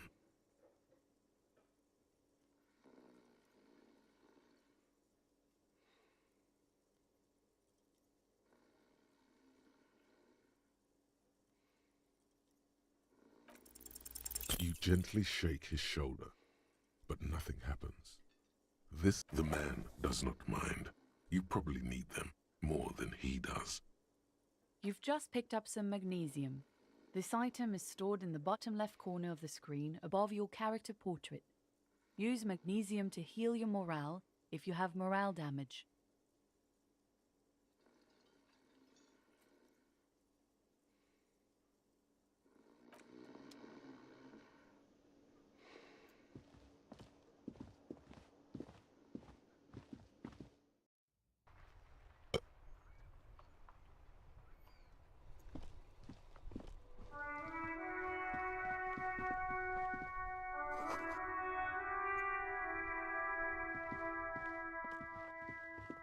An old call box with a matrix of push buttons lists all the companies in the East Delta Commerce Center. This button looks new, but someone has removed the name card. Nothing happens when you try to ring it. Huh. This button looks new. It's probably not connected yet.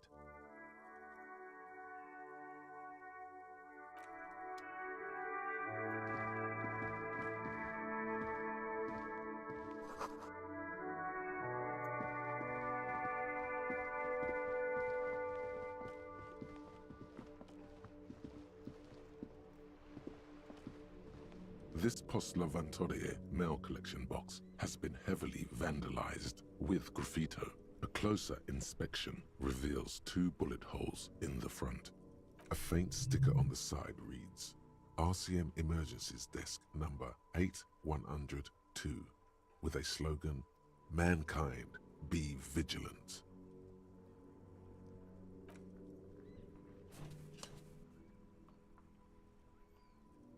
The box seems happy. Eat shit, pig, fucked by the coon, and St. G with a crown have been scribbled on it. Jenny is a whore, and best set mailbox also.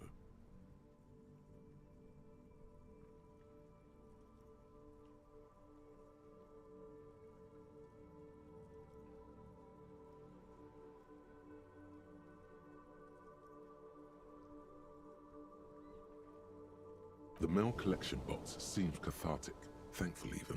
So do you. You shudder. Then you swallow.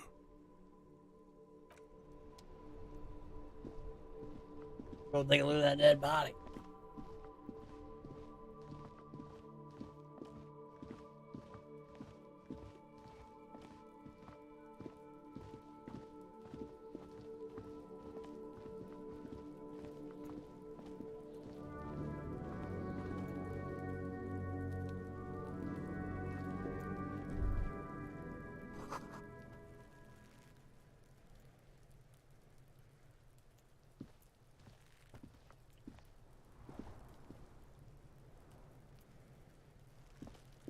Kuno's got this.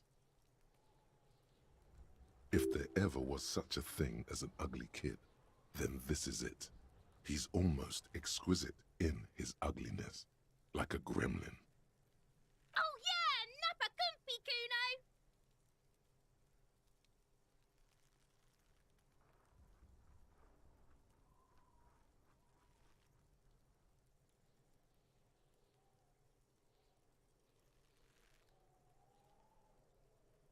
Can't talk, pig. Shit's coming up strong. Throwing... Shit coming up strong. That sounds good. Joyous.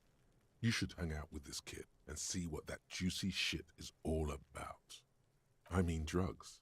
The kid's on drugs. Yeah, Kuno, ride the lightning, Kuno! Kuno's riding it, see? The rake, Kuno! You should throw the rake at him, Kuno! The fuck? Does Kuno know what a rake is? Kuno's not a gardener.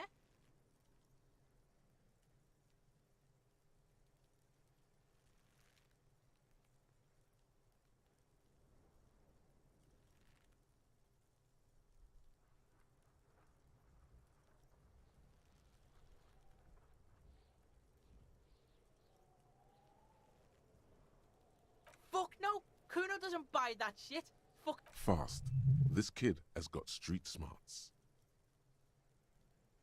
The fuck are you talking about? He's calling us Kuno! He says we're fucking each other! Alright, entertain the Kuno. Show me what you got. What you got there? What you got, huh? Show me what you got. The kid moves his hands like a basketball player dribbling fast.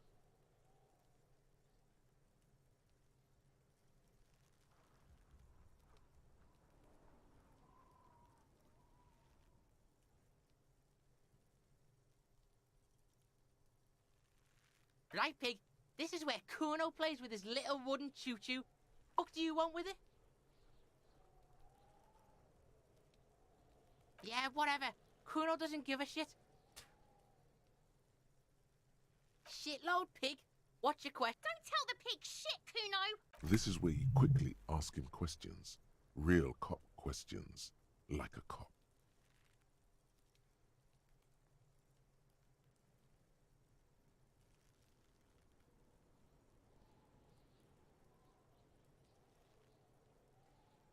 Probably climbed. Kuno was busy down the road when that shit went down. You heard Kuno? Kuno wasn't even in Martinez. Kuno wasn't in Revachol. Kuno wasn't regional. I don't know. Some Mesk or I don't know. Some other place. Night. There is no night city anywhere. That sounds like the name of a city in some pulp science fiction novel.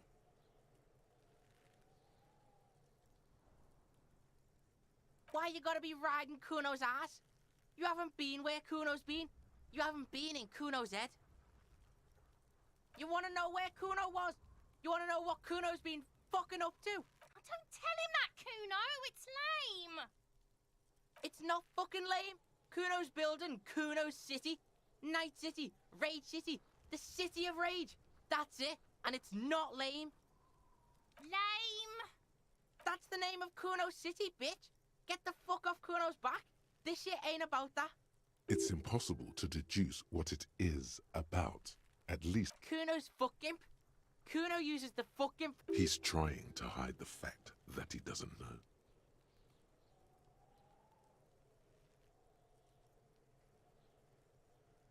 Kuno knows all kinds of shit. Kuno's not a snitch. That's all. Just a couple of pigs sniffing around in the dirt. Yeah, you tell the faggoty, Kuno. You're testing Kuno's patience here. Get lost.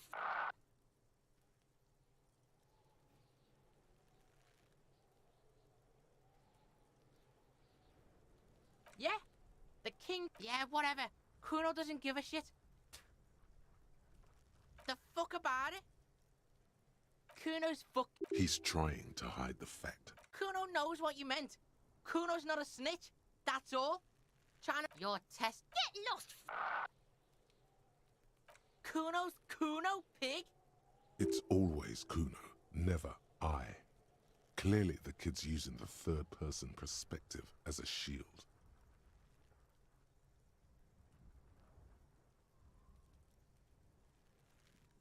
Kuno doesn't do that smart shit. Trying to get Kuno hooked on the book. Watch out, Kuno. He's trying to fiddle you. He's gonna put his hands on you.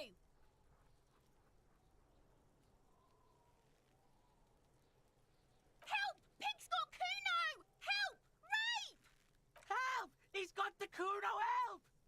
Everyone can hear. You need to get the hell out of here before.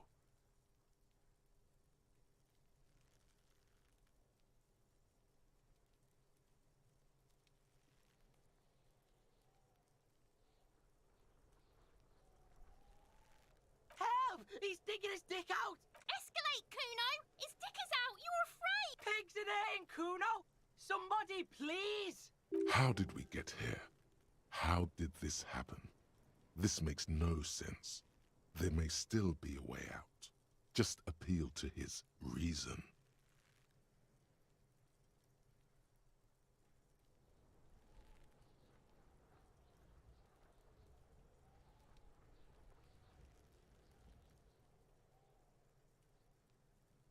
He's on drugs. Look.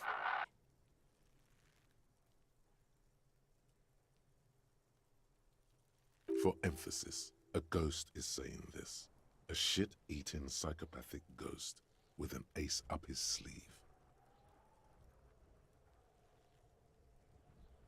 I know you wanted to hit me. You got that I'm gonna fuck that Kuno up look that Kuno's dad gets. The murder look. The rage look. Relax. He can't read your mind. He doesn't know you were thinking that. There's a dead body, remember? That's what you were doing here. You're a cop on a case.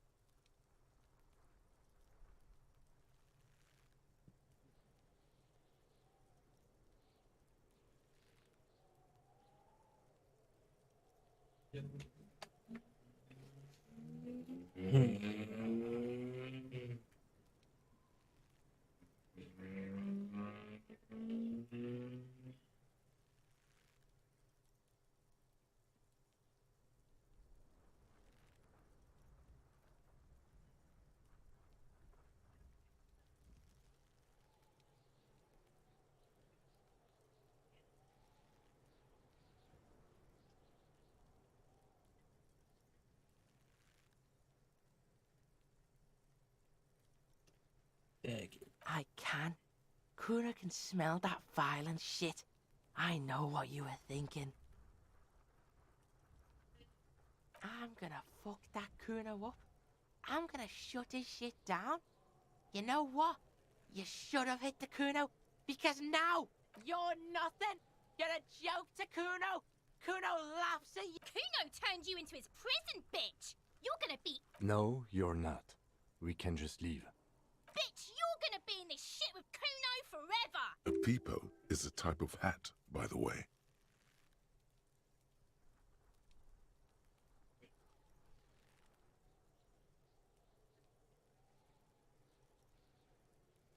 That's weird when we were down there yesterday.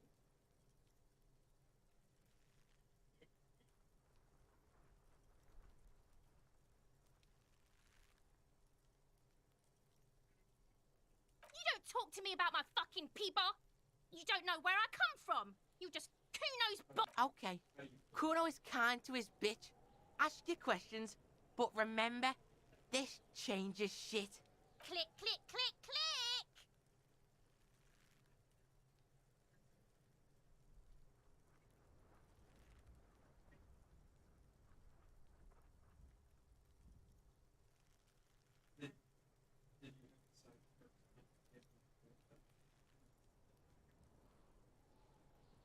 Kuno doesn't fucking care.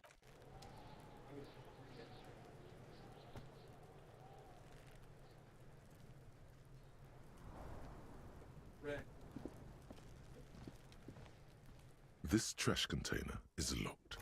The sliding lid has a padlock that says, just a trash container. There is no such. Your fingers start to itch just looking at that padlock. We could try using a pry bar. There's one in my motor carriage, or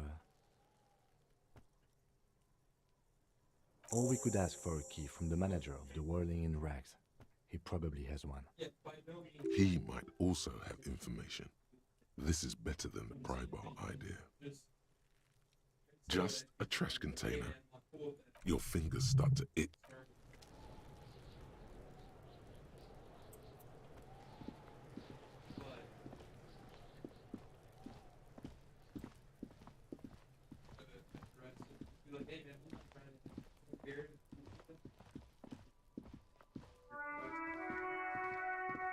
You see a set of tire tracks in the brown slush that covers the plaza mosaic.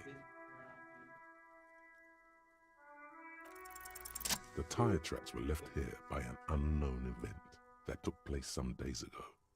It's a message, written in the language of burnt rubber. Some of that rubber stuck to the tiles right in front of the Whirling in Rags. This is point A. The driver started there, and then accelerated straight into the fence, left a hole big enough for the Franco-Nigerian cavalry, according to the cafeteria manager. The driver proceeded to back out of the yard, barely stopping before hitting the adjacent building. Before heading south, must have been in a hurry.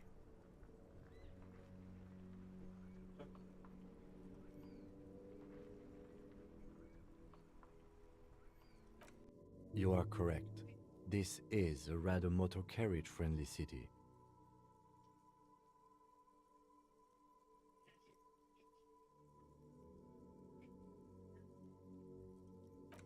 I'm not sure.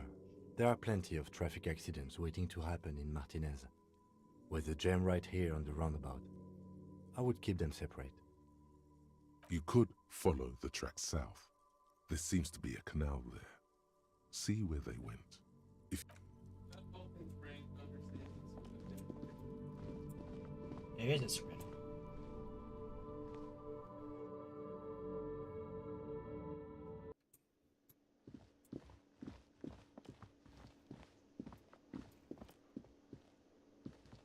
Can I help you?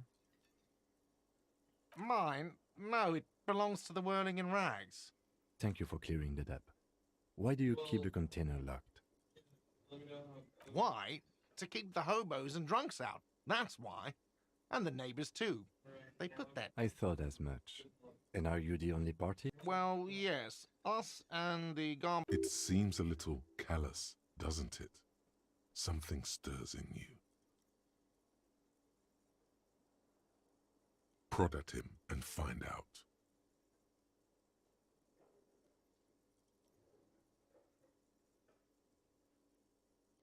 What do you need them for?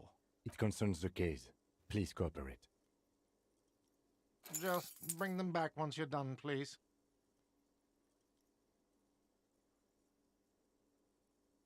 Another thing. Great. I love those. What are you, a cook now? That's none of your business. He wasn't pan-fried. He was lynched. What could the kitchen possibly have to do with... Fine, okay. The kitchen is closed until 1 p.m. because the cook is working. You can snoop around after that, if you must. Yes?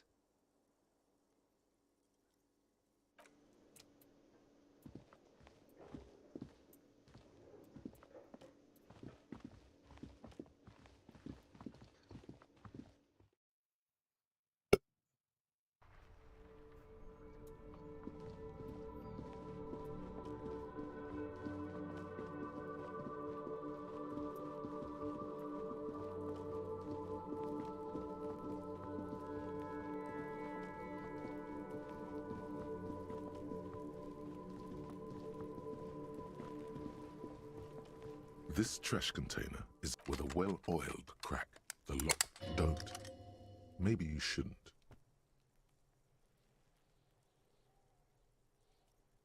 Just a feeling. A warning from some part of you. The smell of rotten food rises to greet you. You see soggy cartons, dirty rags, and organic waste. We're just in time. This hasn't been emptied for over a week.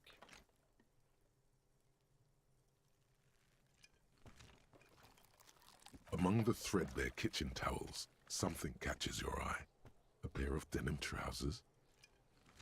As the legs of the slime-covered jeans begin to unspool from the garbage, a rank corpse smell fills the air.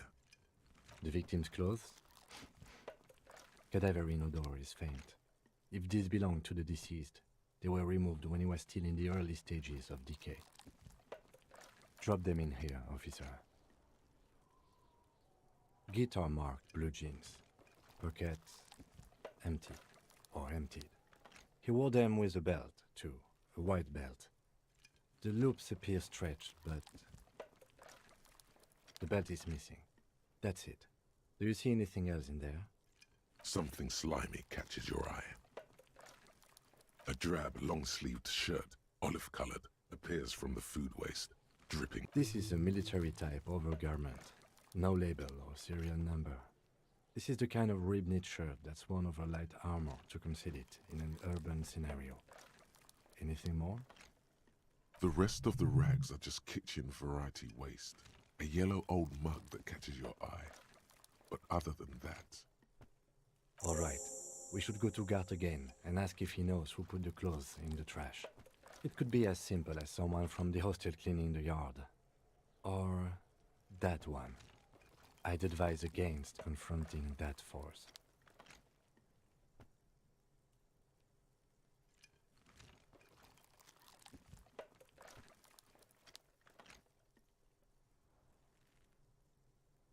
The lieutenant nods, then looks back into the trash container.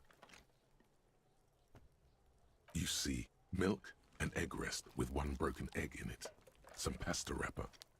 You've done this before. The movements are recorded in your elbows, the methodology in your fingers. You're used to this. A box falls into pieces in your hands. Batiste Soleil cereal. There are plastic pasta packages below. And it's just organic waste, cold and slimy on your hands. What's this? A blue piece of plastic sticks out from the apple peels. It's shiny. Looks like the corner of something. Something larger. A clipboard. A blue plastic clipboard with moist papers hanging from it. They look badly damaged, but you can still make out forms and notes, written in a man's handwriting. Officer, is that your paperwork?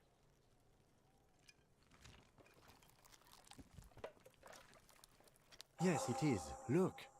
This plastic has the RCM street grid on it. You've even got an autopsy form. If you don't mind my asking, how could you have let your paperwork end up in the trash?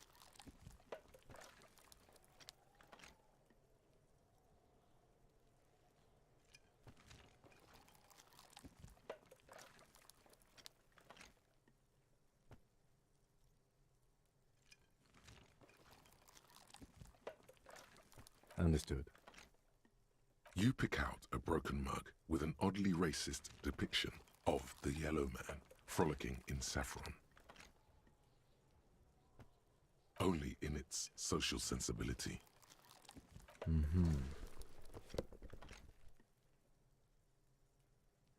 You've acquired an interactable item. Investigate this item further by going to the Interact tab in your inventory. The container sounds a muffled gong. That's one thing off the list. I think we got it all. You said you didn't want to talk about the ledger. However, now that you have it back, it would not hurt to start taking notes on the case. Officially.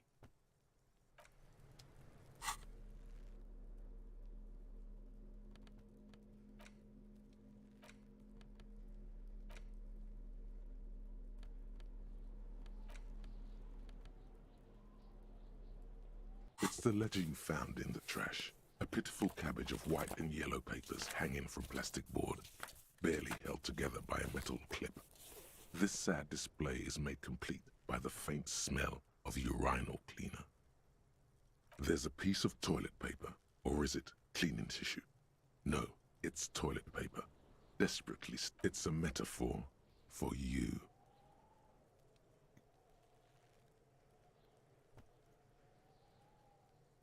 They're not exactly white.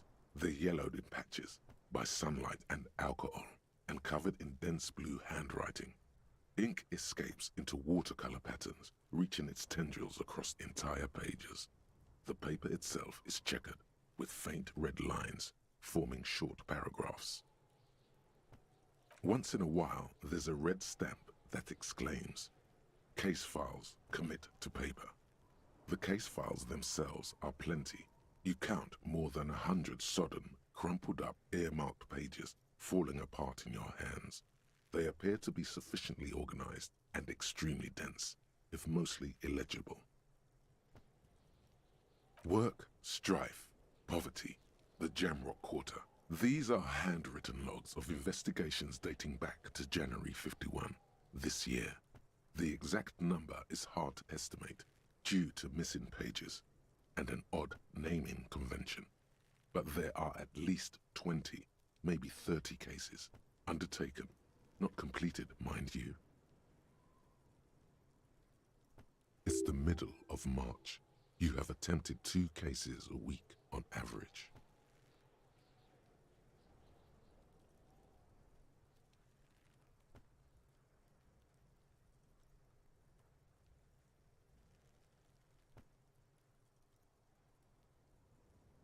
What do you mean? Is that all?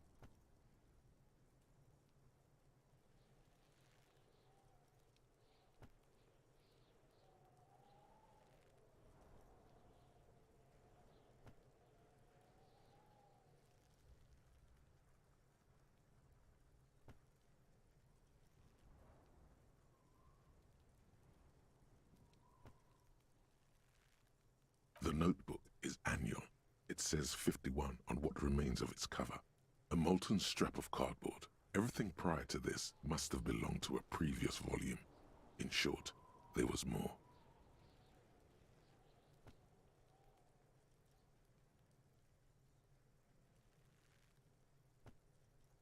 Huh? 2 complex cases to undertake is a lot, yes. You really have to push yourself.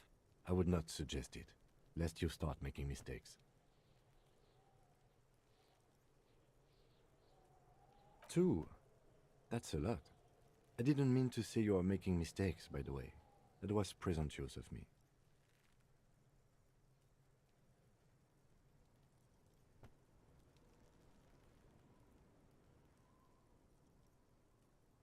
That's okay. We all do, sooner or later. Like a fan of gills, the checkered papers dry in your hand. The handwriting is extremely dense, if mostly illegible. Yes, it appears you employ a, shall we say, robust yet literary system. Each investigation has its case number written on the margins. Yet, still more tellingly, most are accompanied by a name. A title, one might say even. One that draws inspiration from snoop fiction and vespertine cop show staples. Yes, all caps. One is called The Next World Mural. Another, The Square Bullet Hole Murders. Another yet, The Unsolvable Case. Others appear more light-hearted. The guys on a couch in an unexpected location, and the murder at the hookah parlor. Even the rare article-free collapsing tenement. Murder features prominently throughout. It's going to take an effort to piece these case files together, but it can be done. Once you're done inspecting them up... You mean the alphanumeric? Officer, precinct, time of arrival at the scene?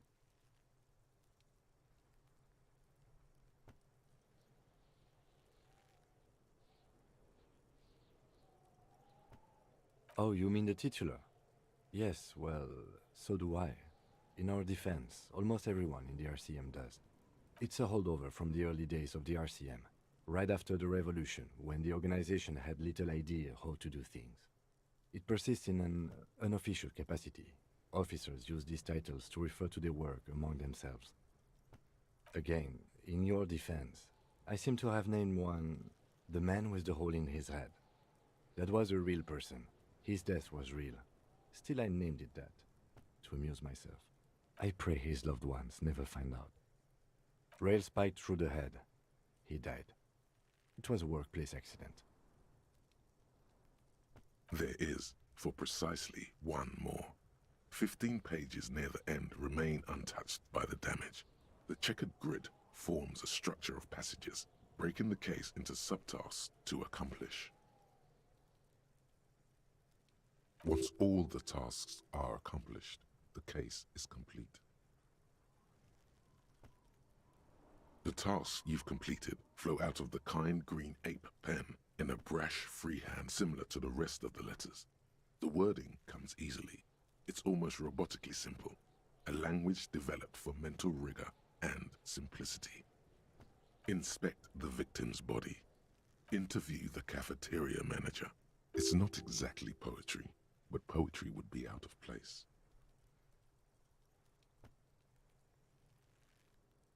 A satisfying slash sounds across the paper. You're done, it seems to say. And you, things to be done and things already done. The composition of reality. No, actually. Any ideas?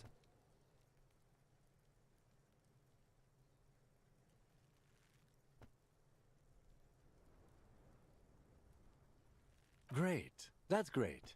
That's actually what I was thinking too. The Hanged Man. Good, strong name. We have a very good name for the case now. I'm going to start calling it the Hanged Man. It's good we sorted this out. You don't exactly close them, so much as distance yourself from the smelly papers. They're a little further from your nose now.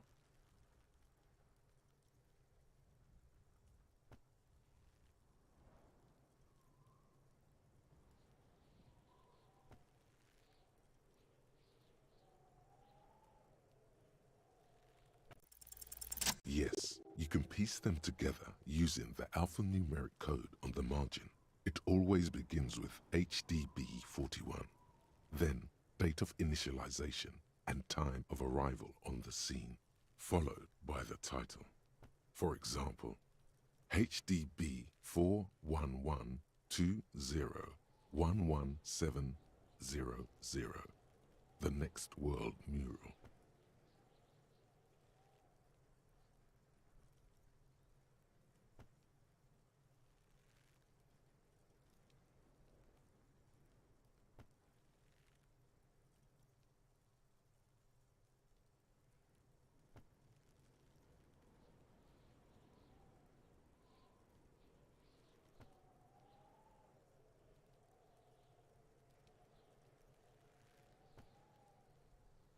Why, yes, your precinct number is 41.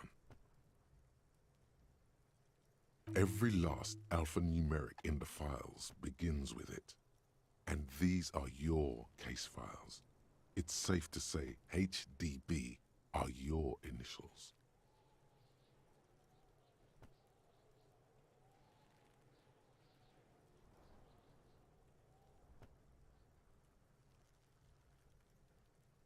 That is improbable. It takes about half an hour to piece one together using the system you've devised. Where do you want to start?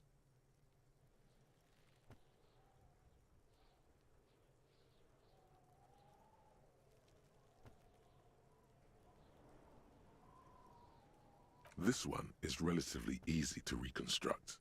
Overnight on 1202, a graffito, nay, a mural, appears on an 8-story tenement overlooking central Jamrock.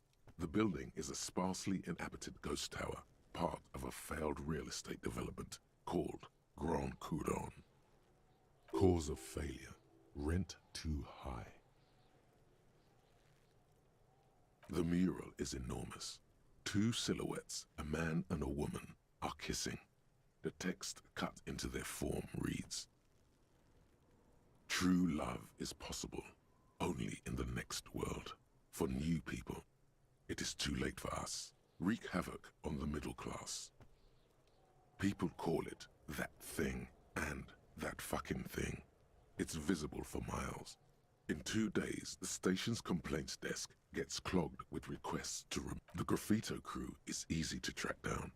Only the bell lectures have the literage of industrial paint to cover the surface. One of the graffito artists is rumored to be rich. They take responsibility for the execution, but not the design. The ideologue of the next world mural, as the crew calls. The case files do not show you finding the author. The crew agrees to clean up after themselves. However, your partner, JV, is against the removal, citing public support for conservation. The 9,000 people subjected to the mural's message, all of Lakeside, Central Jamrock, and Villa Lobos, plus half of the eminent domain, participate in the vote. Although the case begins with what appears to be a lot of rambling on the streets as to how juvenile and stupid the mural is, given a choice between 2 options.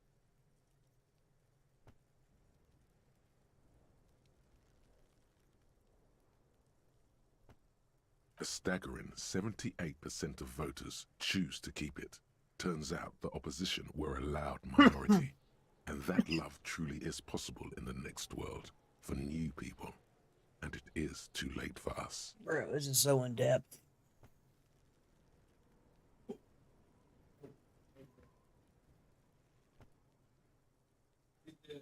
Yeah.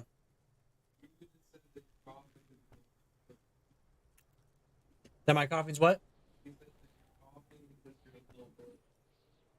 Oh. Well, here's the thing. Okay. You know what?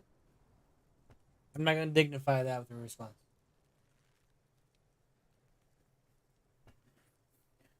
Jeez, what a bitch.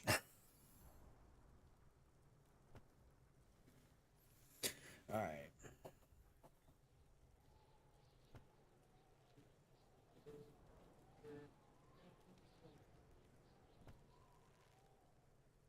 Did anyone ask you what you believe in, man with the smelly toilet ledger? What do you want to tackle next? Or are we done?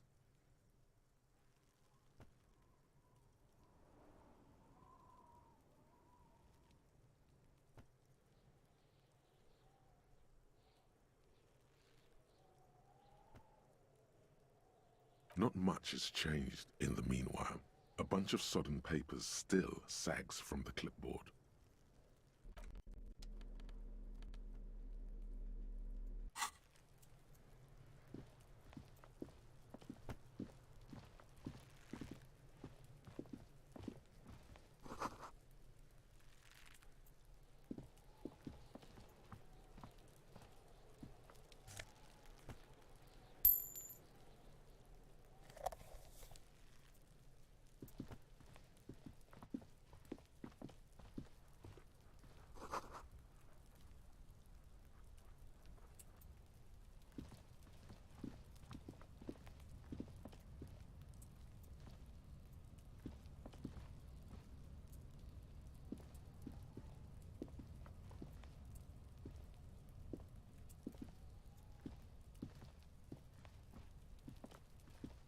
Yes?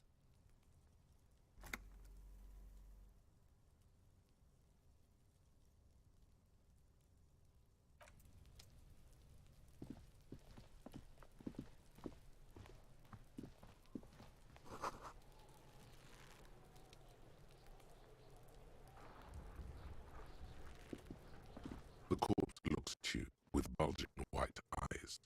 The face around them does not look human. You seem to be holding your breath. A cargo belt twists his neck at an unnatural angle.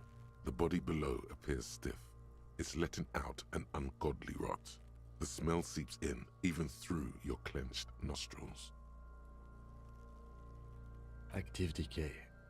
It's okay to throw up, officer. No one is judging. He's about to blow! Cop's gonna blow, Kuno!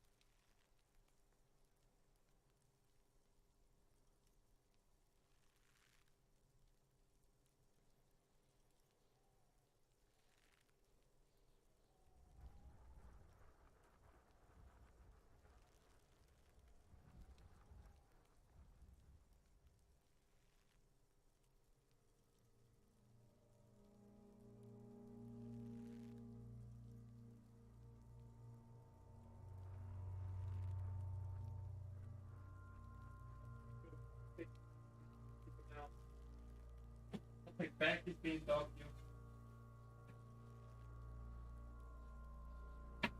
you mess with. So I got Aaron. I got a 3% chance of not growing up. No, of not growing up. That means I have a 97% chance of. Because this body's been hanging from this tree for about like 7 days. What happens if you go off? So I can roll the dice. 3%. That means I have a chance, Aaron. I have a chance. Because it's dead. It's a dead body. I'm right on it. Yeah. What's the consequence of throwing up? I don't know. There's children around too. Jesus, why are the kids living in this box? They're throwing rocks at it. They're rocks at it. Yeah. All right.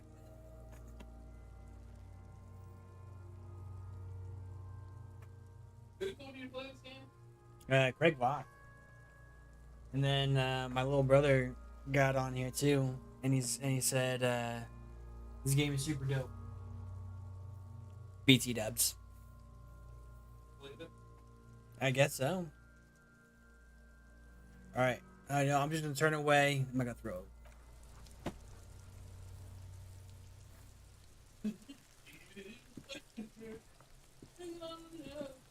There he still is, looking right through you with his white eyes. The body below is entirely dedicated to that corpse.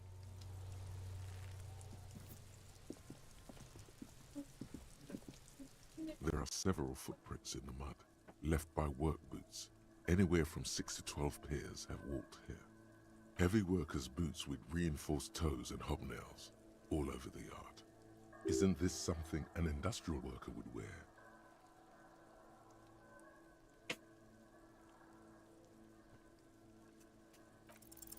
Maybe more than 12. No, 8 pairs of boots have shuffled back and forth in the mud. 1. Standard work boot, steel reinforced toes, number 46.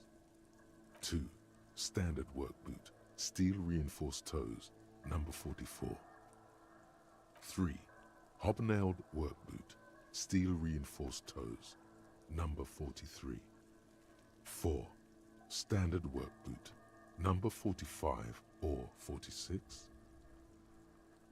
You don't know. It's a miracle you can tell the prints apart as it is. The cold must have preserved them. 5. Another standard work boot, steel reinforced toes, number 44. 6.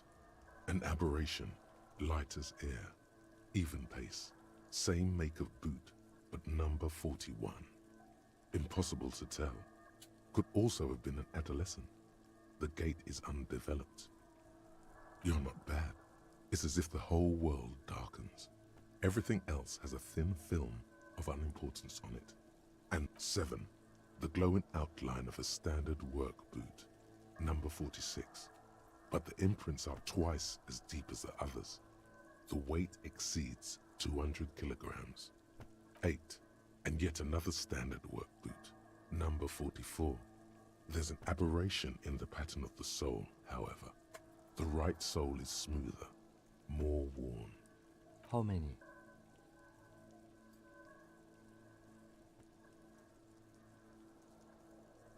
I was pretty off then. I counted 20.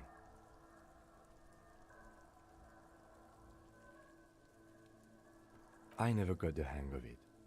Hyperopia. Do you see anything out of the ordinary?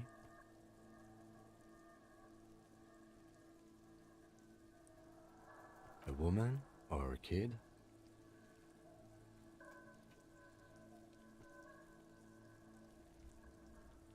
Understood. Anything else? 200?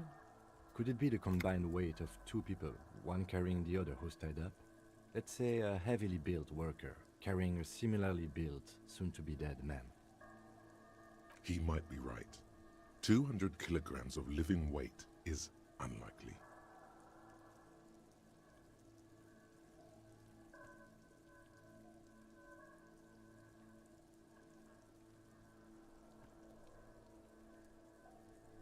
Possibly, yes. But why?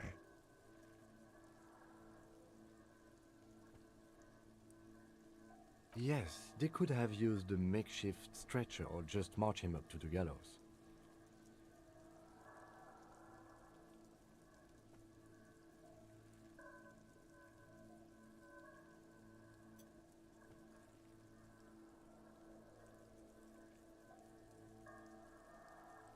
Even easier to carry on a stretcher, or between 2 men. Anyway, it's for future consideration. What else can you see? Interesting. Let's name it the odd soul. Someone operating a workbench with a pedal, like a joiner at the harbor. Or maybe a drummer?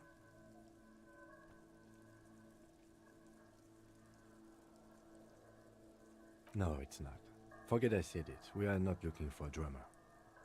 Perhaps it could be a driver. A driver would wear out their right shoe before the left. The accelerator is on the right.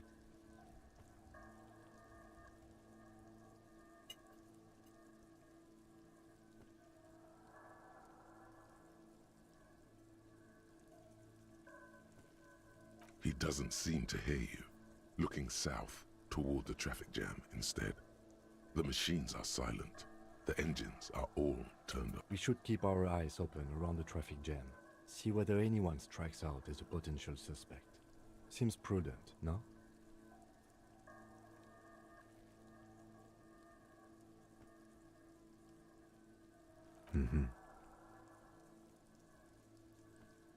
A week, maybe?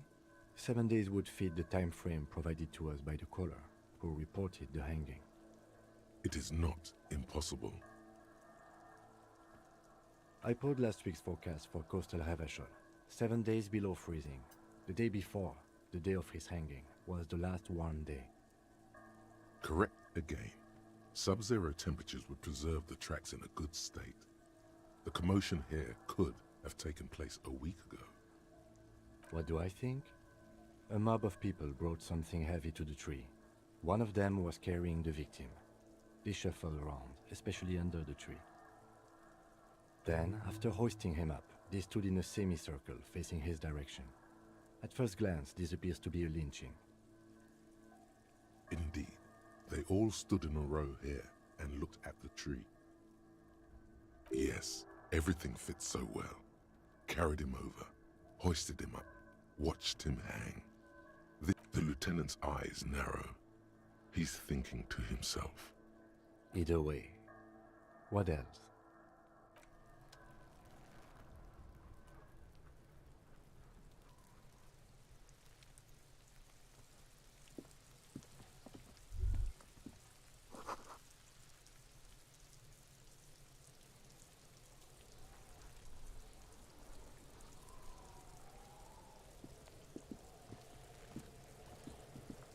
Fuck does Kuno care?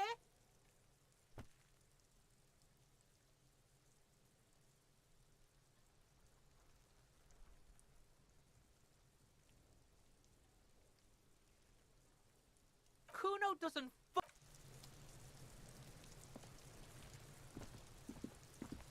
Kuno, the pig's getting pretty close to me. Looks like it's time for me to go, Kuno. Pig's come to take me in. I'm going away for a long, long time, Kuno. Going away for life. What's going on there? Fuck are you trying to pull, pig?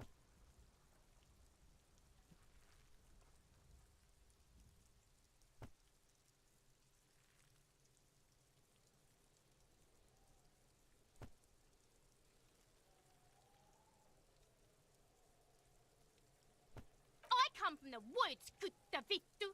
You don't want to go there with me. You don't want to see what I've seen. Don't be traumatizing here. Get the fuck out of here.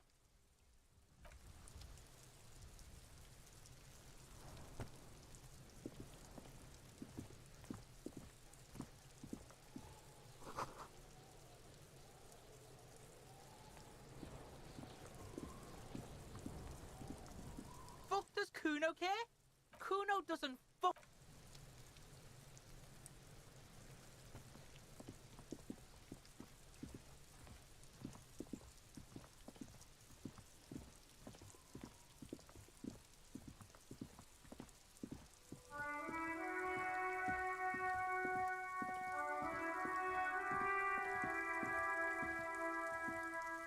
An old call box with a matrix of push buttons lists all the companies in the East Delta Commerce Center.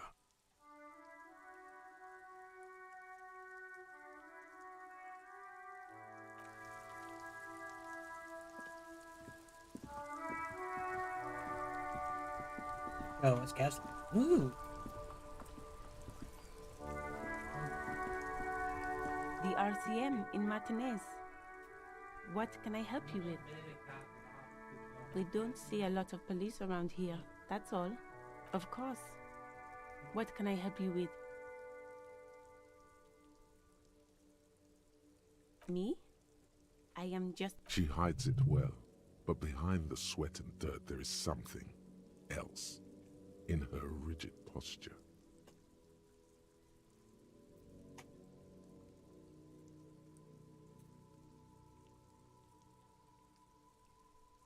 I'm working. I have a greenhouse in the yard there. I've been trying to get some work done. Well, as you probably know, there's a corpse hanging from a tree there. Don't worry, miss. We are here to clean it up. You can get to work soon. Thank you. My head is about to explode from all the salts I've had to inhale. Salts? Ammonium salts. Perhaps useful for later.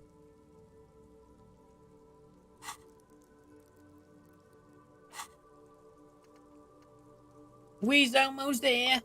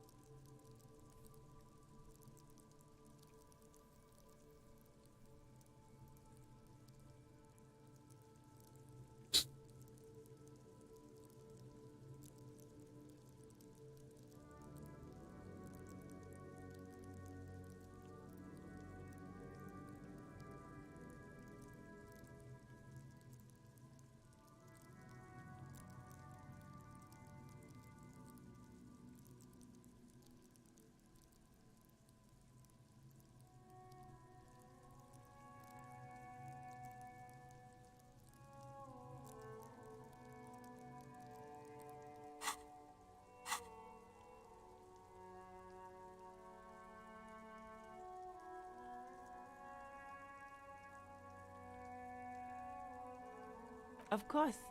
Where to? No problem. She's very well composed. Back straight. Excuse me? Oh. Well, I didn't write it there. I'm just sitting. I don't know anything. Pig is a widely used term for members of the police. It's not loving. No need to worry. We are not saying... Okay. Well, I didn't. Of course. If there's a corpse, then you're going to need those gloves for the autopsy. Sure. Keep them. I have another pair.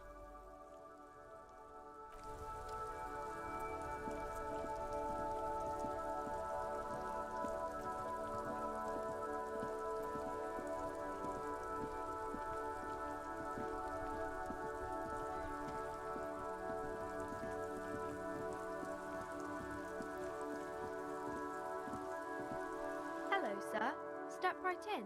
The store is open. Are you interested in a new and exciting book? Okay, sir. I'll try to answer any questions you have. I hope my name is Annette, sir. My mum, her name is Plaisance.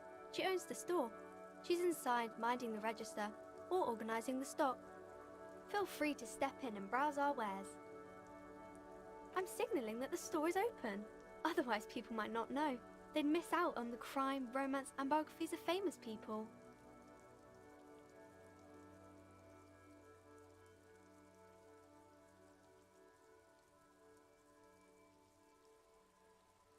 Thank you, sir. I'm happy to help Mum out with the store.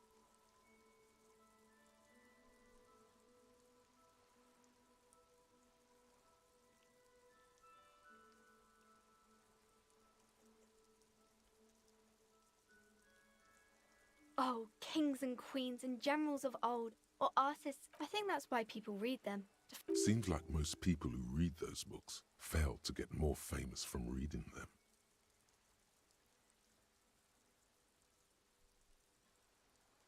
But it does make the famous people more famous.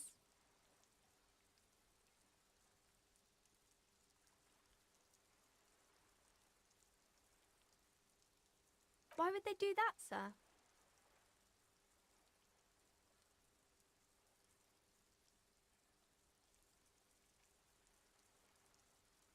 You're not that old. Maybe you'll do something really important. Yes, there's hope. A lot of famous people got famous late, or even after they've died.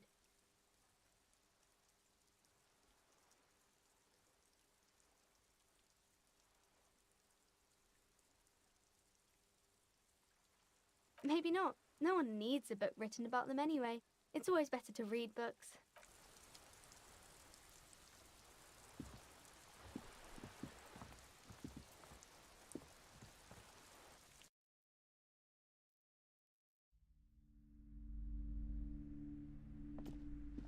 Welcome to Crime Romance. Be welcome, and please take responsibility for the energy you bring into this.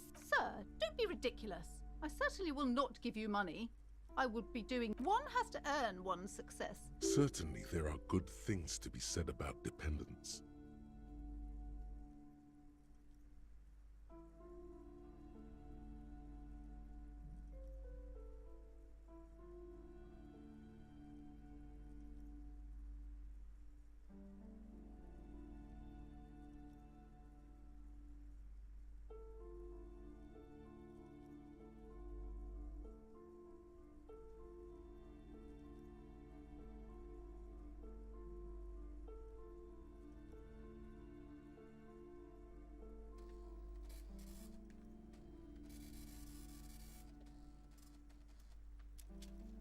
Oh my, of course. What a man. I am the proudest owner of our little shop of culture. Annette, yes, my daughter. I hope she wasn't slacking off again with her nose in science fiction. Tell me, was she at her post doing her job like a proper girl? Wonderful. Did you talk to her? Great. On a scale of 1 to 10, how compelled were you to buy books after talking with her? My precious, her dedication brings joy to my heart. If you have children, I hope they turn out as great as my Annette.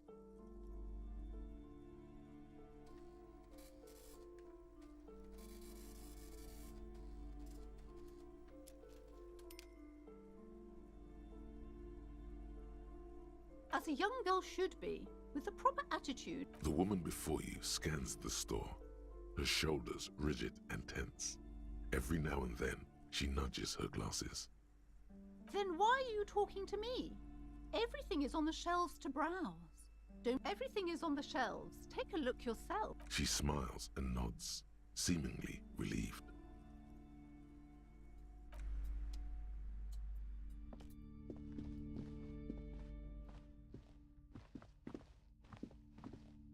You see a set of tattered curtains blocking the way to another room. A strange cage-like trinket dangles from the curtains. Excuse me, officer. The back room is strictly for employees only.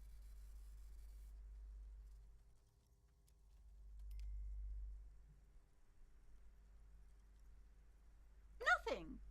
Why aren't you browsing the books? She speaks almost as if she's trying to put a spell on you. Oddly enough, the more she tries to draw you away from the curtains, the more alluring they become. You see some kind of charm, an irregular polyhedron assembled from bones, sticks, and straw. Inside, a disturbing fish head with empty eye sockets stares at you. This is a traditional Seminese ward, meant to provide protection against ill luck, bad dreams, curses, and other supernatural inhabitants of Ile de Fantôme, the Seminine Islands. Aside from poking at it suspiciously, there is nothing else to do with the fishhead charm. Just as you're about to pull apart the curtains, the petrified voice of the shop owner cries out, Sir, don't touch that. I told you it's off limits for the customers.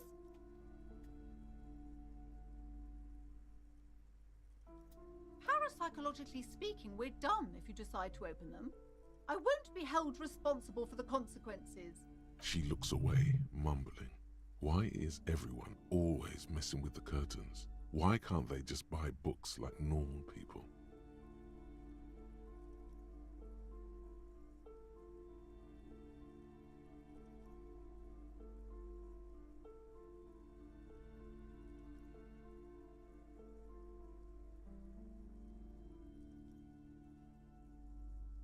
You do?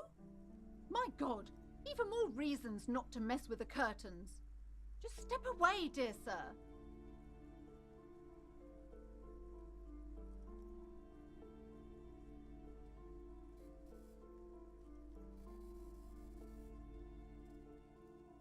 you.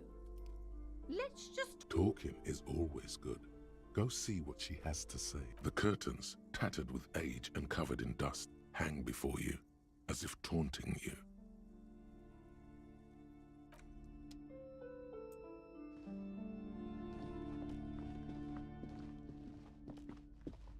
Hello again, esteemed officer, and welcome to Crime I already told you. It's just let it go, officer.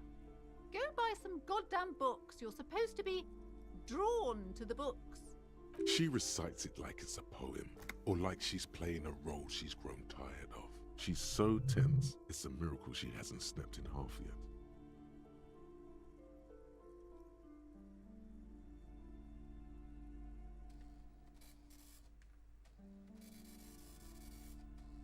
It's just for decoration.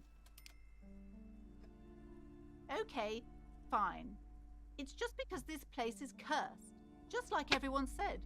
They don't call it the doomed commercial area for nothing. Are you happy now, officer? Happy that you've ruined everything? Host of hosts, she prays. Guard me and my honest business venture from the curse that lurks behind the curtains. The curse is so much worse than you could imagine. It's a disease, eating at the very foundation. It's the curse of financial distress, of ruin and bankruptcy. Everyone knows that all the previous companies in this building have sooner or later declared bankruptcy, and their malicious spirits are still here, feeding off bad business practices and disappointing income statements. There's something wrong with this building, I can tell you. Ever since I arrived, I've sensed an eerie lingering presence, as if I was unwanted here.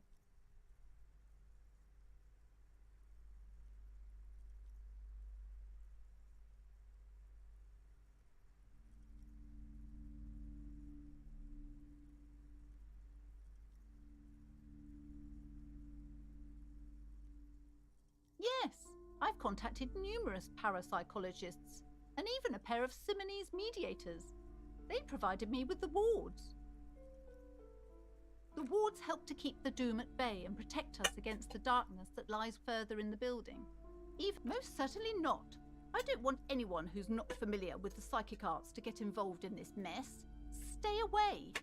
Leave the spirits... My liege, you know what this case calls for? A para-detective.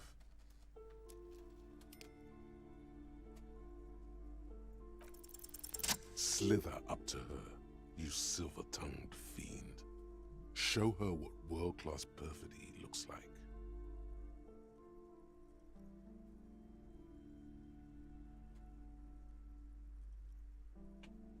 Are you sure? Don't think I haven't seen charlatans before. You're no para-detective. You look nothing like one. And you're clearly a drinker. Pardon me for being so blunt, but... You look like one.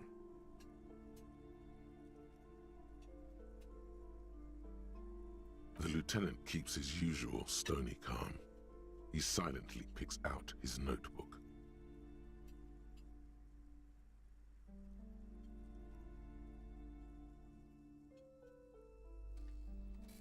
How do you know all this?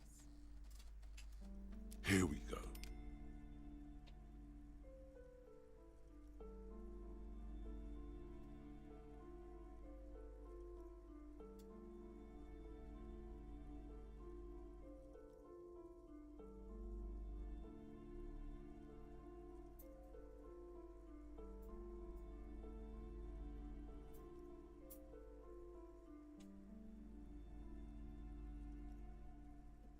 You're part Simonese. Oh, it means our meeting couldn't have been mere chance, but I am not the only one at risk. I have to think of my daughter. You are certain you can help us? Keep us safe? I can't allow any collateral damage to hit us.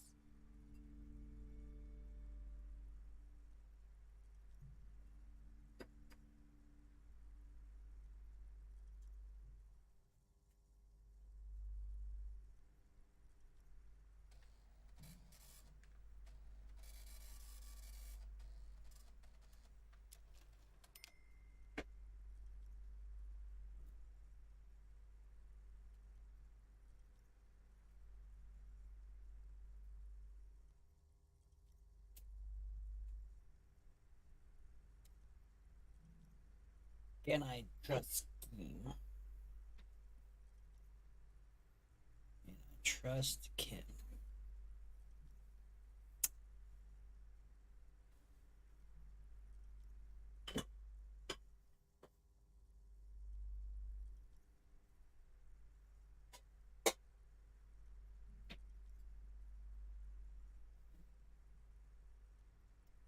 Honey, forward.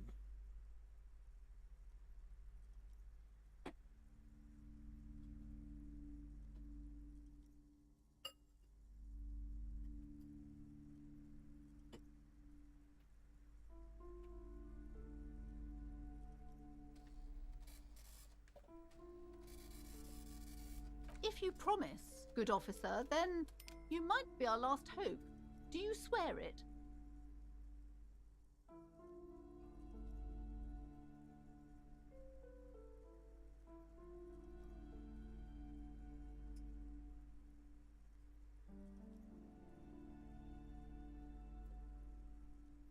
Thank you, sir. There's one more thing I haven't told you about yet. The entity. Do not act surprised. You know of these things, sire.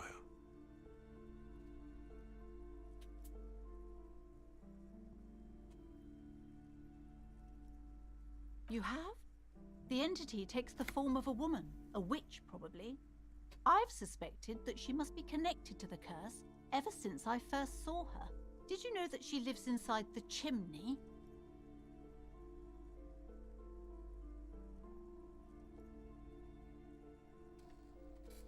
Yes, that chimney is part of the building's central furnace, and it's enormous.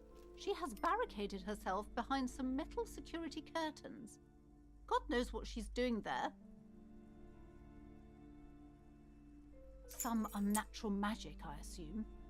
You should go find the entity and ask what happened to all the companies in the building. What is the source of this curse? Here's the key to the warded door behind the curtains. Take it. Oh, and please do return to me after you've looked round. I'm quite anxious to know what she has to say about the curse. What you discover in there. Unbelievable darkness and ruin. What you discover? Probably just some office space. Don't be scared.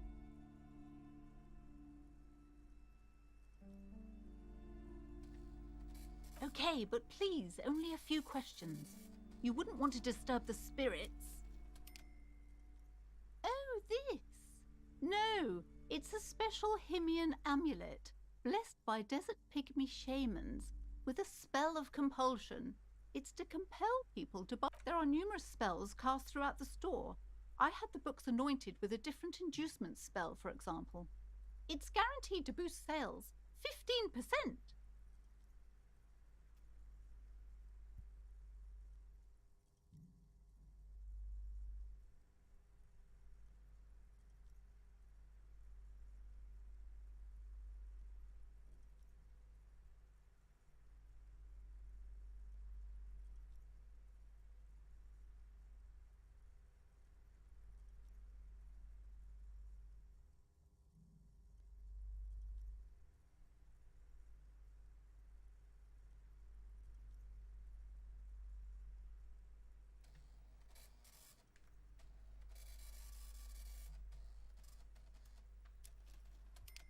Just let me play the game! Desert pygmy shamans. That sounds like a rather questionable way to describe a group of people. The woman before you scans the store, her shoulders rigid and tense. Every now and then, she nudges her.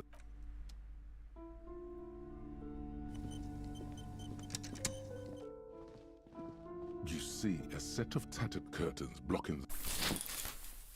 You see a dimly lit room full of dusty furniture and trash. Oh!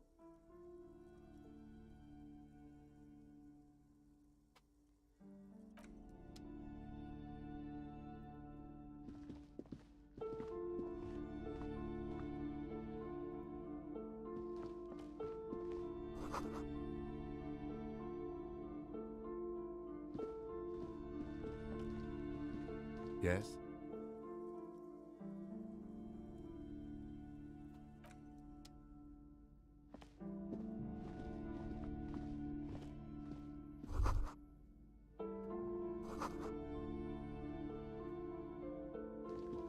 heavy door with a missing handle stands before you, covered in dozens, if not hundreds, of Seminese trinkets and charms.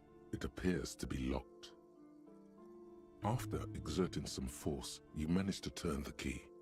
It's eerily silent. The door slides slightly open, letting a draft of cold air into the room.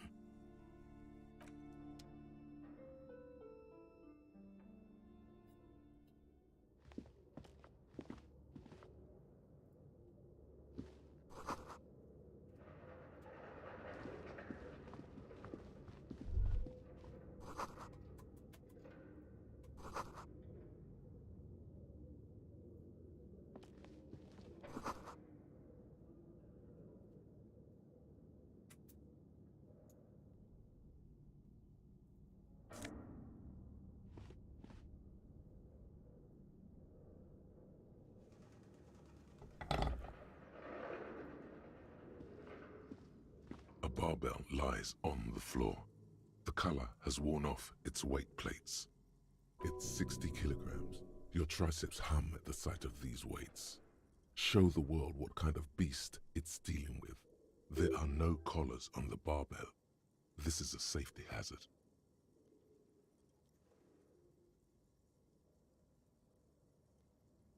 You're right. The weight may fall off. Better not touch it then.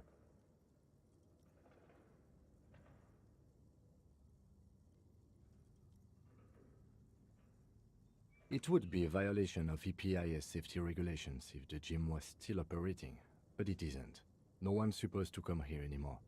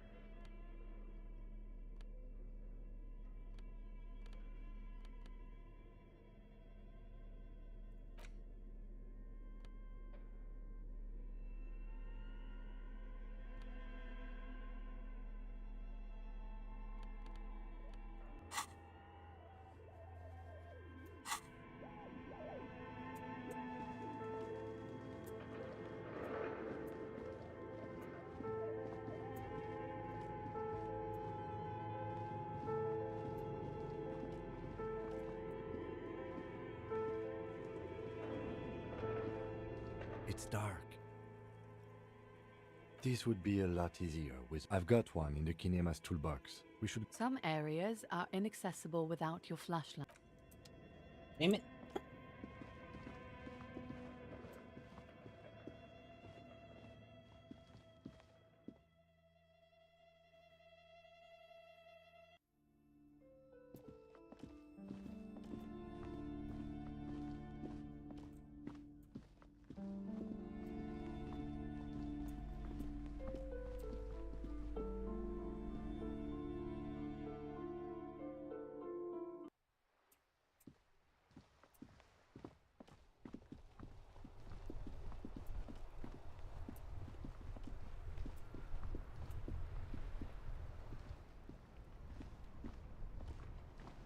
Inside, you see a set of steering levers, a radio microphone, a pull-out toolbox, and the soft glow of the fuel preheater gauge. A metallic drawer slides out from under the seat and clicks into place. The pry bar, useful for opening, it's robust. Weather lets you see things in the dark you would otherwise miss. The pull-out toolbox slides back into its nest.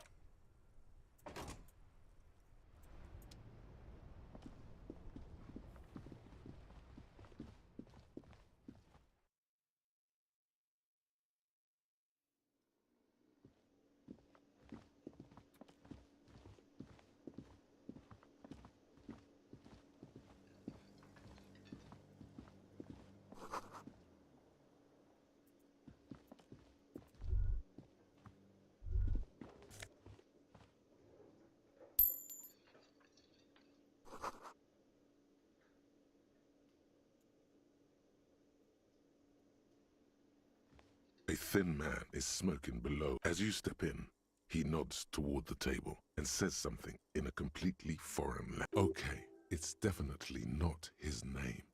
Whatever you do, please don't call him Goransi Quebec. Please. It's not funny. The man puts his cup down and replies something, his left hand drawing arcs in the air. He smiles and bangs his ladle against each of his pots in turn. It's almost like music, especially with the sounds of assorted dishes boiling and... You see a heavy steel door with a prominent dimple lock. It's painted blue. The cobalt blue surface feels rough to touch. The stainless steel door is flush, old cobalt paint, rough on the fingers. 40, 50 years since this was painted, maybe. The door does not budge. You do?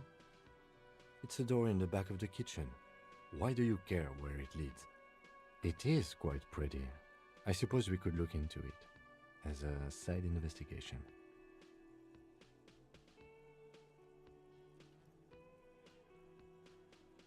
Gart is the person to ask about this, the cafeteria manager.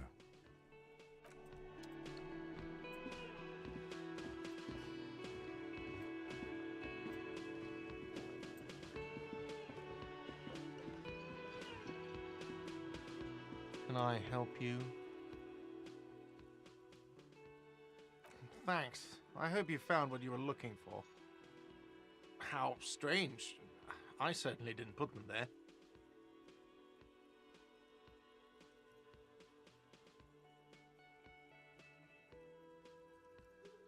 The trash collection service? CS Municipal. I don't see why they would put anything in the trash, though. Ah, the elusive CS Municipal. I doubt we'll be able to track down who was sent here last and when. This will have to be one of those little threats that solves itself down the road. Thank you anyway. Sylvie had the keys before I got here, and I can vouch for her. I can vouch for all my staff. None of us would tamper with the crime scene. Yes?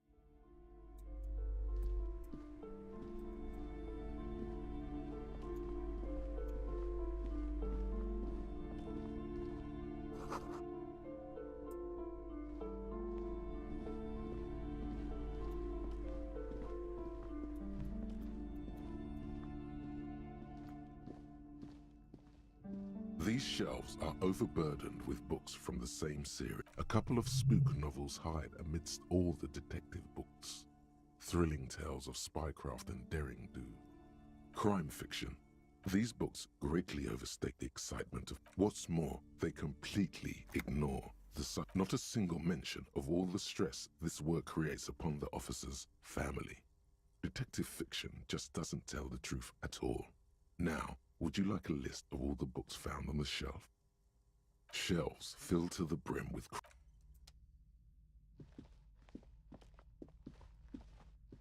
The plaque on the shelf reads, Biographies of Famous People.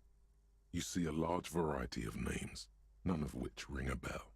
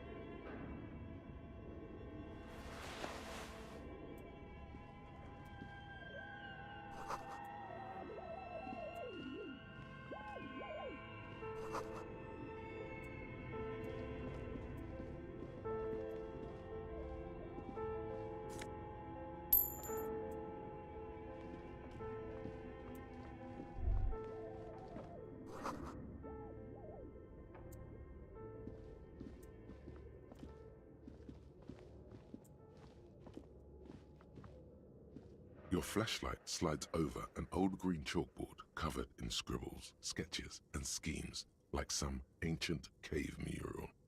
Some of the writing has faded with age, but you can still make out sections here and there. Photos and drawings have been pinned to the board. The handwriting is only partly legible, but you can still make out 3 slogans: Call in, Tune out, Wirral Untethered, and Heat Death of the Universe. The full text reads, Heat Death of the Universe is the new black. Another note says, the biggest advancement in role-playing systems since the 30s.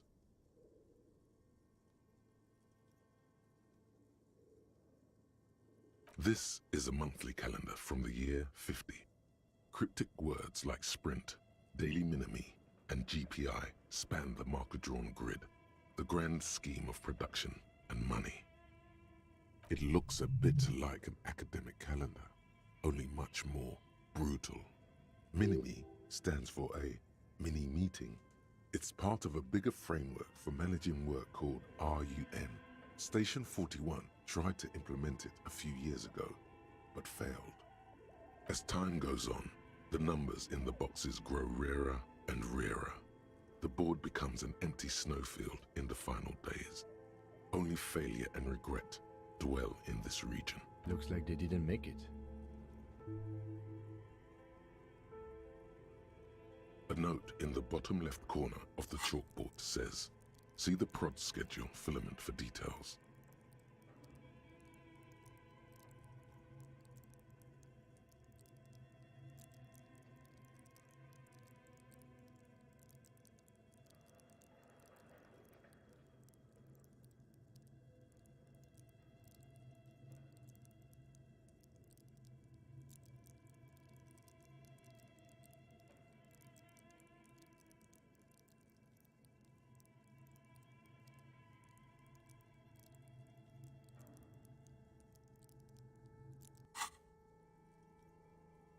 These lithe, pointy-eared creatures appear to be different types of welkins. You make out autumnal candle welkins casting wax-based magic.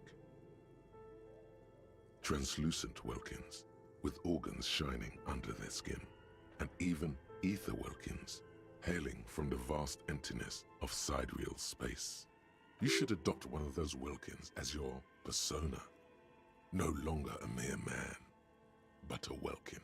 One of the welkins, towering among the rest, appears to be different, however. It's Vara Hamira, a high welkin, his face white and scarred like cracked marble. This is clearly a welkin supremacist. The note says, all non-welkin races will be purged. The Haldor, the Twarg, the humans, and even headless men, all of them, purged. Imagine a world filled only with welkin, green welkin, dread welkin, and the high welkin to rule them all. An inordinate amount of time has gone into drawing these little welkin creatures.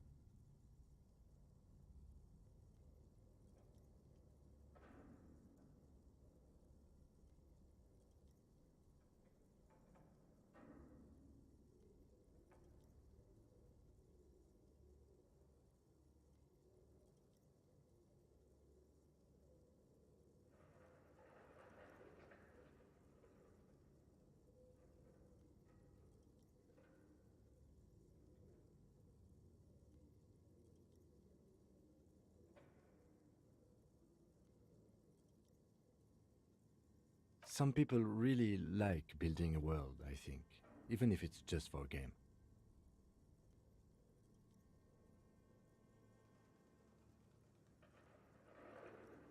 This looks like concept art for a project. It's not really real. Political commentary. That one has a great beard too. Just look at those details. The photo collage depicts barren, icy landscapes wrapped in perpetual night. Entire oceans have been frozen from shore to shore. You see primitive oil rigs built into glaciers, boreal dvorg, yurts under the snow, albeit dark and cold. This vision also feels cozy in its own way. Like a pinned postcard reads, "The heat death scenario. A desperate fight for geothermal energy engulfs the world as we're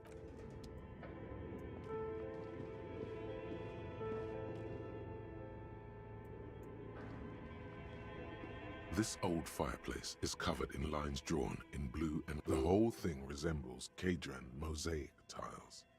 Very pedantic. History classes, students with their textbooks open, studying the roots of our civilization. Those aquarelle blue tiles looked beautiful in the sun. Radio frequencies, it seems. UKV 123.6.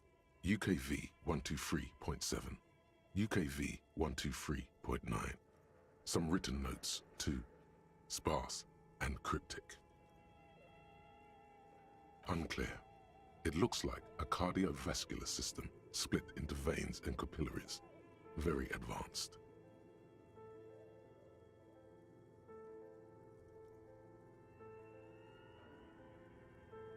You think so? The web is comprised of radio stations, all lead back to one red heart, titled the Game Master Frequency. A note says, this one can listen in on any station it wants. They must have had massive airwidth. These things don't come cheap.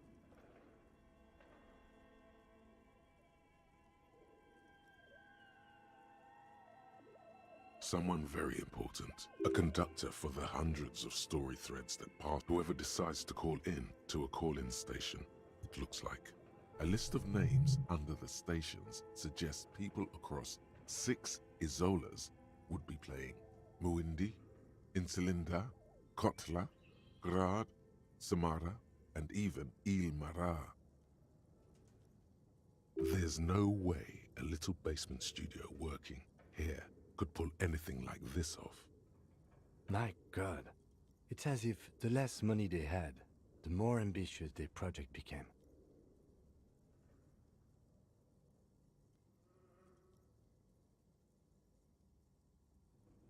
Exactly. This schedule, I know doom when I see it. The company was running out of funding. Nothing. It's just lines on marble.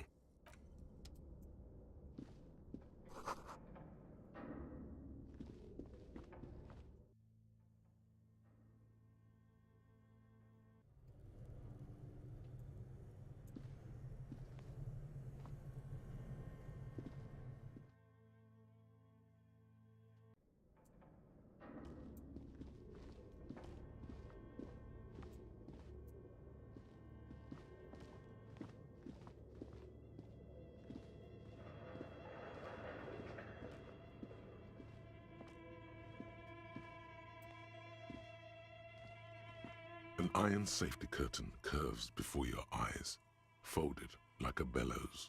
It covers half the room, blocking the way into a colossal industrial chimney. This must be where the entity lives.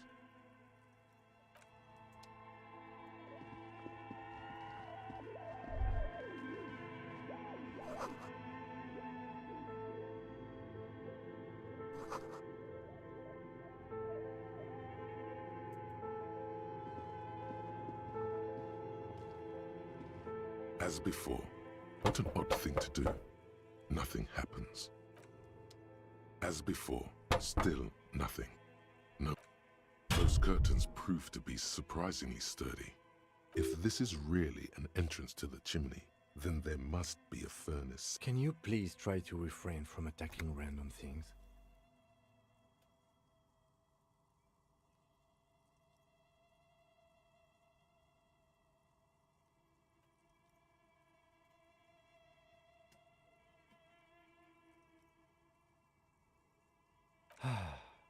Go.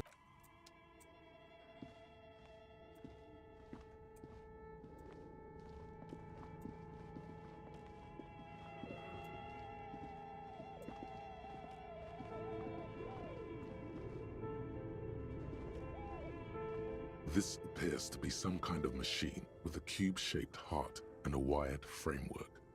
The keyboard has a rectangular on-off button, piece of paper still hangs from the printer. The radio computer. Just sitting here without anyone inside. What he means is that these things cost money. Why would anyone just leave it behind? This is the Ream Civic radio computer, model RC5120, equipped with a Feld mainframe and a Ream-compatible printer. We have one of these down at the station, but I never really learned how to use it. The machine lights up like some prehistoric animal stirring from its slumber, revealing fluorescent play and print keys on the keyboard. The hatch on the machine's central compartment is wide open. It's empty like a beehive without its brood. Some cables have been left dangling, disconnected. The filament you have would fit perfectly inside the compartment. Like a smooth drawer, the filament slides into place. On the keyboard, the play key starts blinking. A bar of fabric right above the keyboard starts producing a soft hum. The sound of static seeps through the machine's planar magnetic. The static gets louder, slowly filling up the abandoned hall, until a voice speaks out, crackling and old, cutting into the air. Good afternoon. Fortress accident en rue de Saint-Ghislaine. This is East Insulindian Repeater Station 1. Please repeat. Is this the production schedule?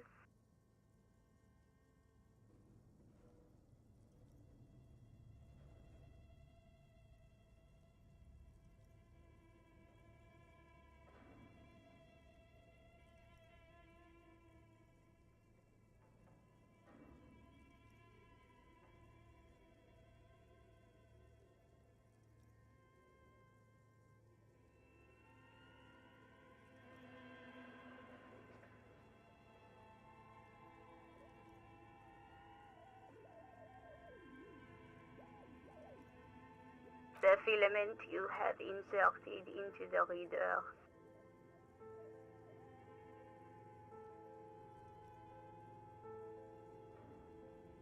That was a question. Have you inserted it into the core? Good. Please repeat the password.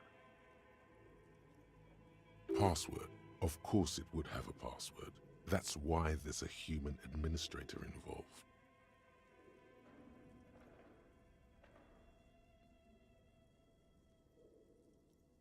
Received. I will register this login attempt. Don't worry. Passwords have a way of turning up sooner or later. Fortress accident. Is there anything else I can do for you today? Thank you, and goodbye. Tiles on the cube are still smoldering, casting the framework in a soft glow. Fluorescent play and print keys shine on the key. Nothing happens. Tiles on the cube are still. The filament slides out of its glowing nest. Is that too much sound? No. If you, the dishwasher is too much sound, but that we're fine.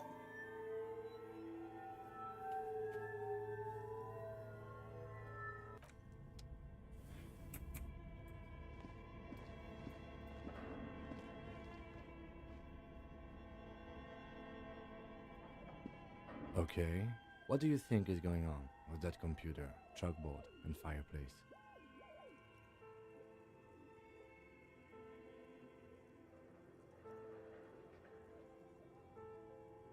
No, that's not it. I think... Like he's ready to lay out a fine theory, crafted together like a puzzle. It looks like one of those popular pen and paper role-playing games. Only these people were trying to automate it, make it work on radio computers.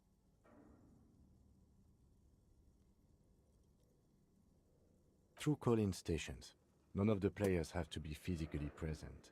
Anyone in the world can participate in the game, as long as they have a two-way radio. Then there's the game master frequency that listens in on the smaller call-in stations. I think that was supposed to coordinate the stories, functioning as a master. Coordinating so many games would take a whole switchboard of people, possibly divided into sub-frequencies. Not to my knowledge. They make automated games. Not in Revachol West. But I don't think anyone has attempted to... Indeed, those Welkins... Super cool. Someone should give them millions of real immediately. No idea. They stopped filling out the schedule on the chalkboard. Indeed, it's ambitious and untethered from reality, but...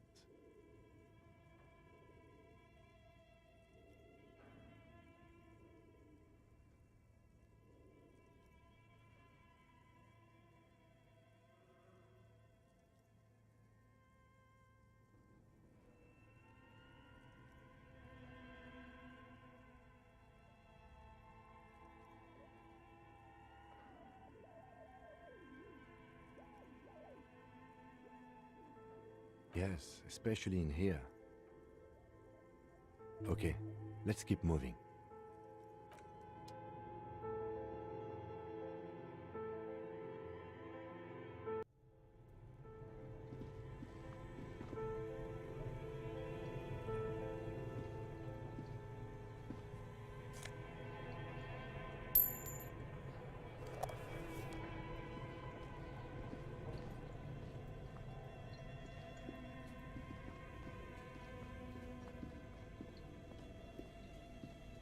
You see a terrifying ice bear with a strange compartment in its belly. The door is covered in frost, and the bear looks oddly realistic. Is it taxidermy?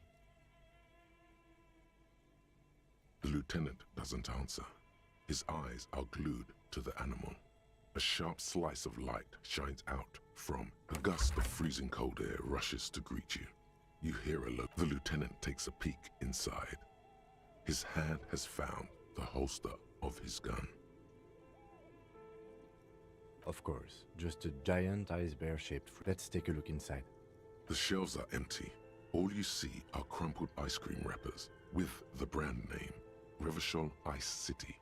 A handwritten note has been attached to the door. The fridge is huge. You pocket the note and the little fridge magnets keeping it on the door.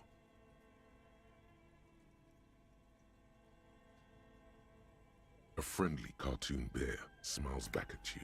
From a glossy, the paper still smells of vanilla and chocolate.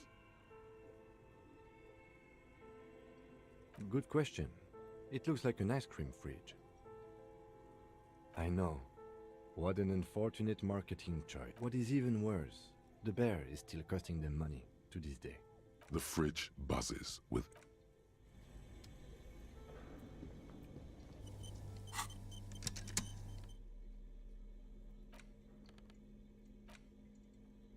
The note is written with a blue pencil on a piece of lined office paper. The kitchen magnets have left spots on its surface. Does it say anything interesting? This is tangential at best, but the lieutenant's detective instinct is still active. Someone has scribbled, S. I can't believe the off-site copy is still here. The illiterate ginger kid keeps stealing stuff from the studio, so I had to hide it somewhere safe. You'll find the filament memory with the off-site copy in the frozen ice cream maker. Please take it home, ASAP. It's important. I'd do it myself if I lived in a civilized place with a freezer. Take care, Sully Soif.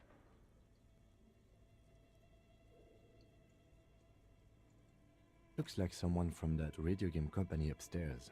I'm a little surprised they just left their property lying here. That's a plausible hypothesis. Really? You don't have a single guess?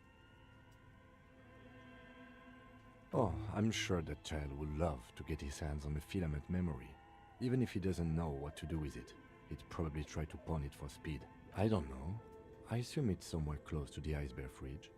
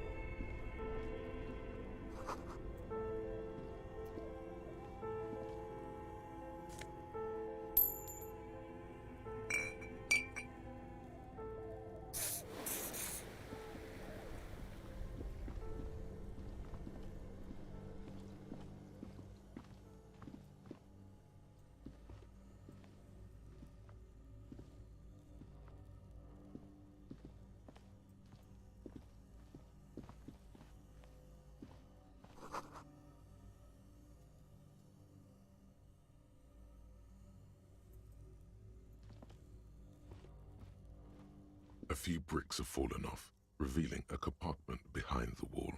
It's too dark to see in.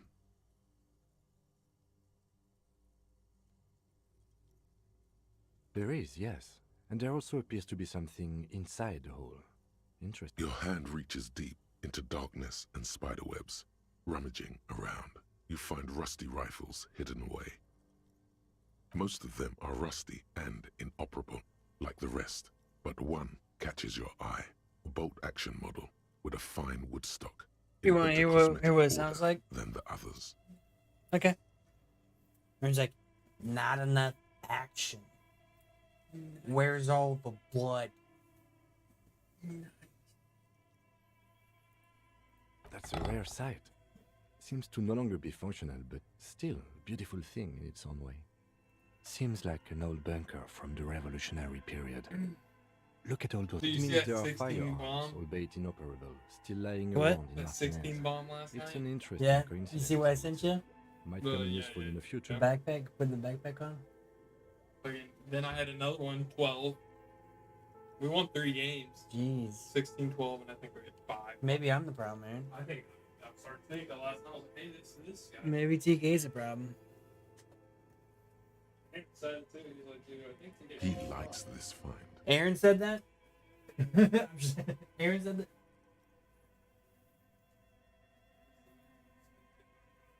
Bad.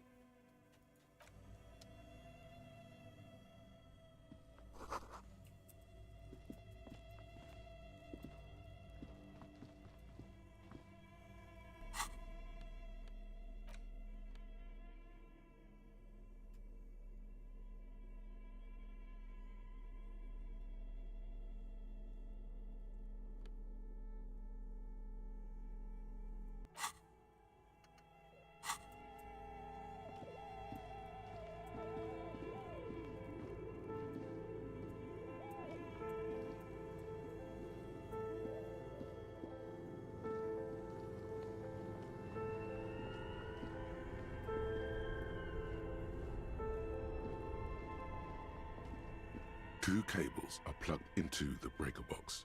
The red one leads to the ice bear fridge, and the black one to the ice cream maker nearby.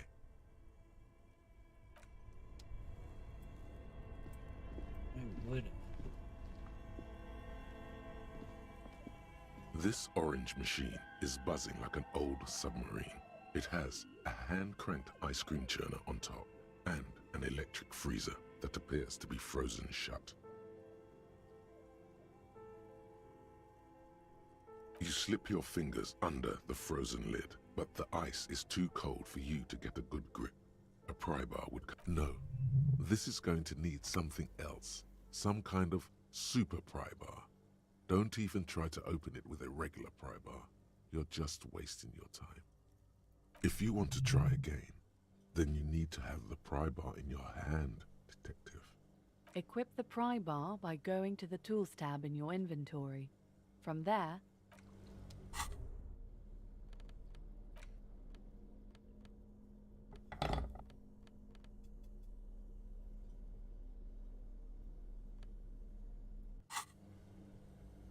This orange machine is buzzing like an old submarine. It has a hand-cranked ice cream churner on top and an electric freezer that appears to be frozen shut.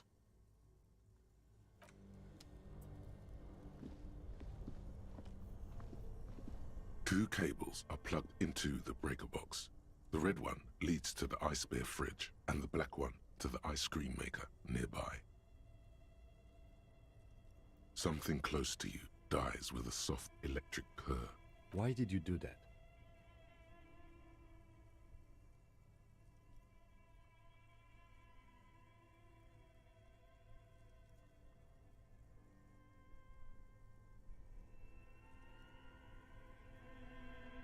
The lieutenant raises his brows, but doesn't say anything. The electric distribution board now has one cable missing.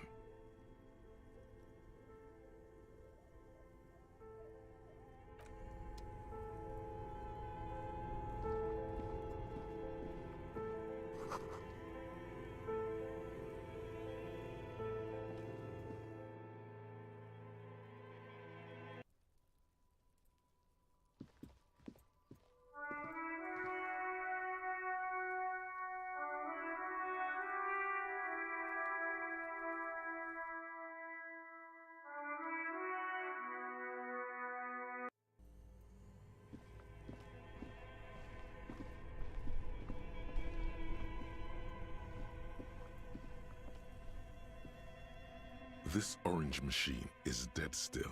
It has a hand-cranked ice cream churner and an electric freezer. The ice around it slowly melting.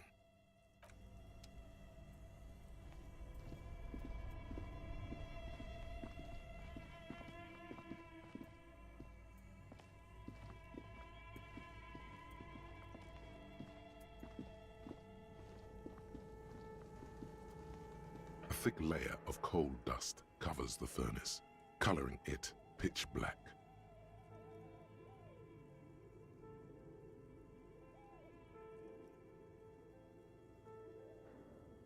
Looks like it.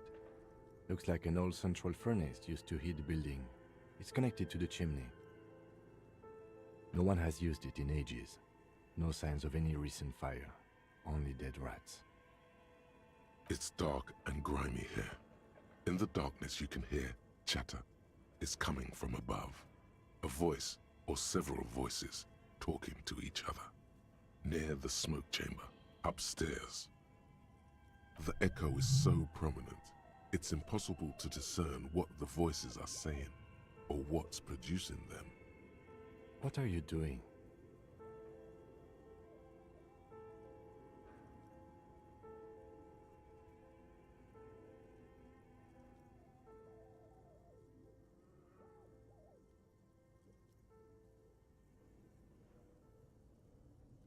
Wait, really? Maybe it's coming from behind those safety curtains we saw upstairs.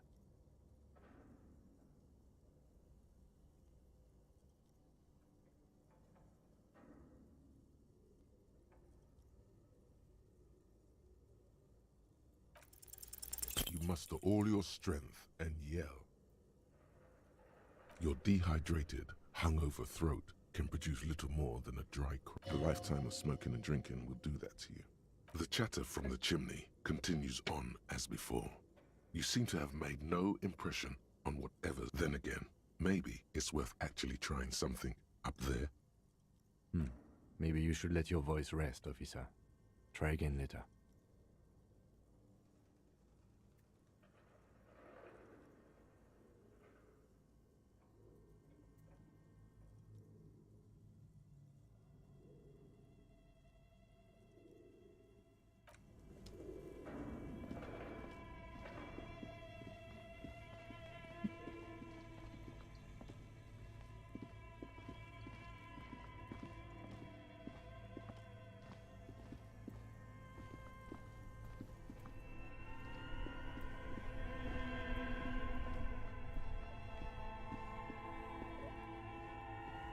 This orange machine is dead still.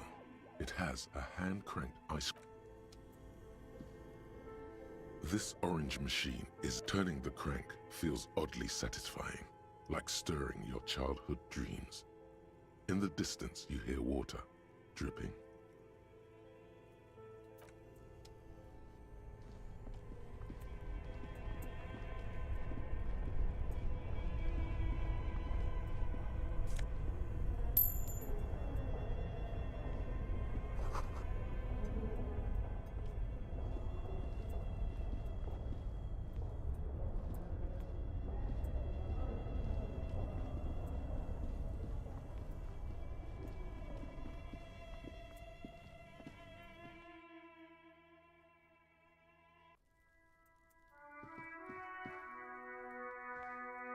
An old callbox. East Delta Commerce Center. This must be the name of the doomed commercial area.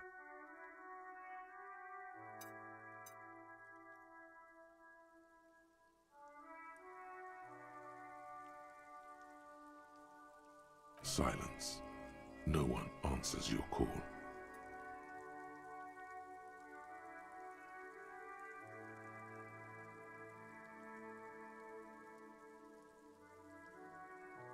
Silence. No one answers the doorbell. Nothing happens after you ring the doorbell. They don't want to talk to you. All you hear is static, but no one answers the call. An off-key melody starts playing after you ring the doorbell. Then a woman picks... Kuno, please stop calling here. Grown-up... She thinks you're the gremlin child. What would he say to this?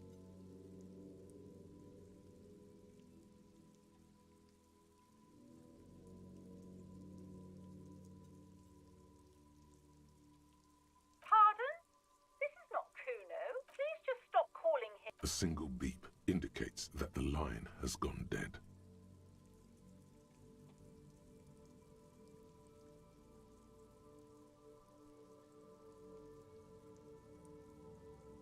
You ring the doorbell. What an ominous name for a hair salon. Doesn't bode well for anyone's hair. You wait for a minute or two, but all you get from the call box is silence. You ring the doorbell, but nothing happens. Looks like someone has melted half the plastic off with a lighter.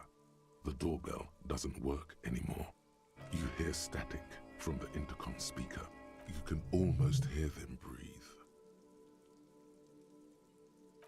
Yes, hello. This is Tricentennial Electric. Have you come to place an order? She sounds almost antique, as if her voice was being played off an old wax cylinder. A receiver must not be working properly. Wait, but what happened to Slipstream SCA? There's no Tricentennial Electrics on the list.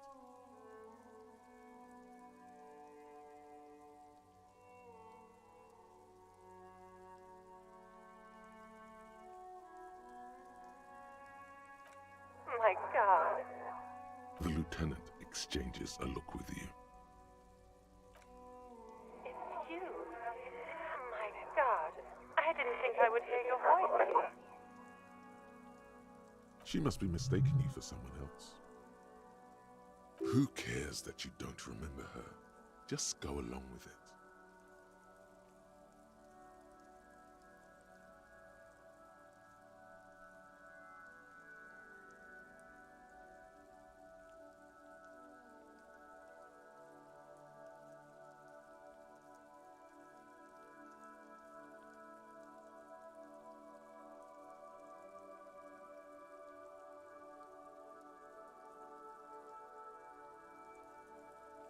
Michelle, just please.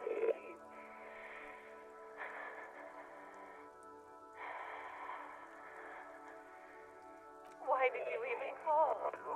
I don't understand. You've been gone for months. I thought you didn't care. Ever since I came to live here, it's been different. A spot of static overrides her words. When she speaks again, it sounds like she's submerged. It's so nice. It's so nice to be able to finally once again. She sounds like she's about to cry.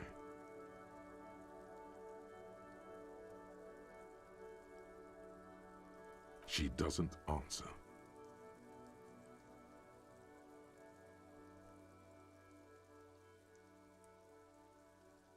Silence. The only thing you can hear now is static and waves washing ashore on the bay.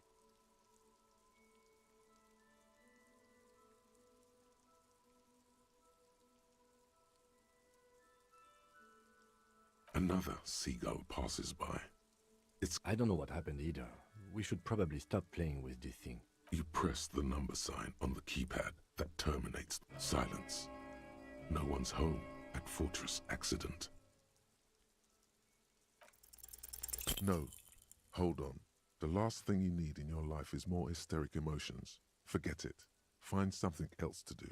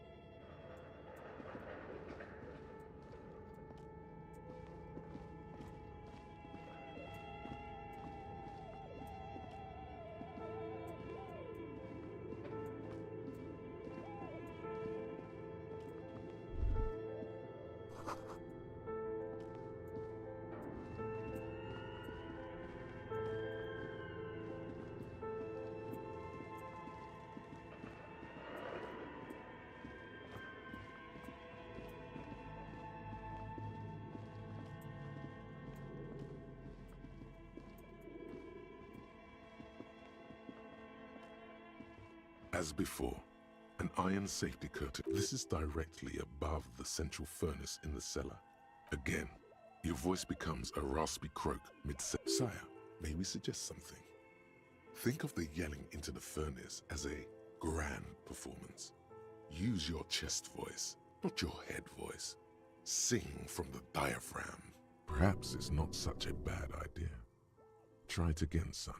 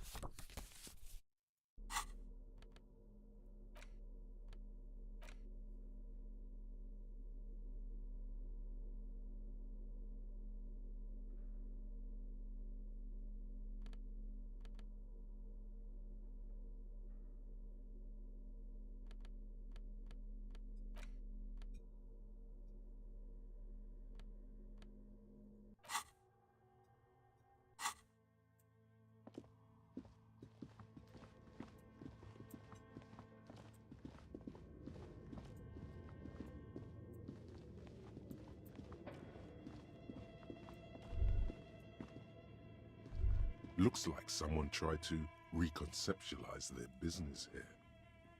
Look, the skis and rotor blades both bear the same Slipstream logo. It seems likely that they started out making one, failed to turn a profit, and then pivoted to producing the other. That's a good question.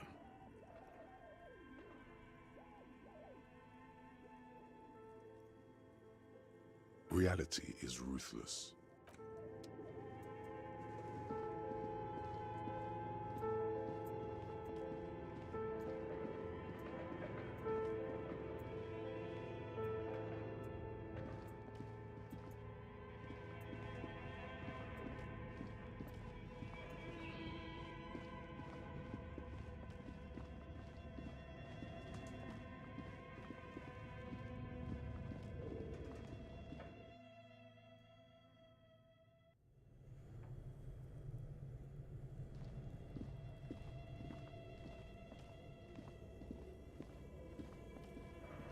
A thick layer of coal dust covers the furnace, coloring it pitch black.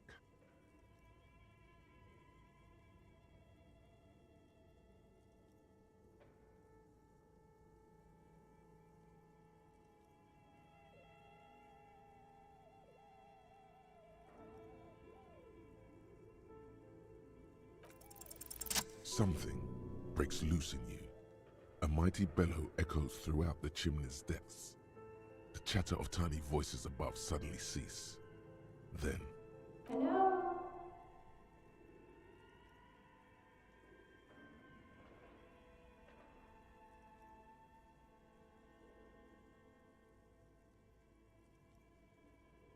Hello?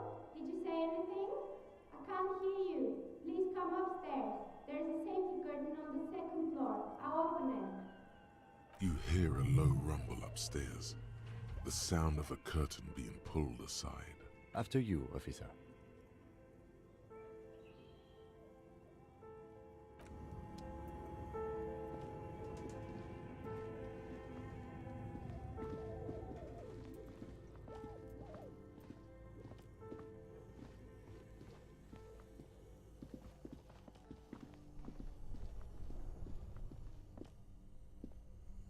This orange machine is dead still. If the ice squeaks beneath the pry bar, you think you've got the bar jammed in there pretty well. But you see the pry bar's metal handle bending right before your very... Yeah, well, that's a good pry bar. I'm not criticizing it. But this ice cream maker is frozen shut. It takes an advance. I have no idea, officer. This ice cream maker isn't important enough to require... Sooner or later, you will stumble upon a tool mighty enough.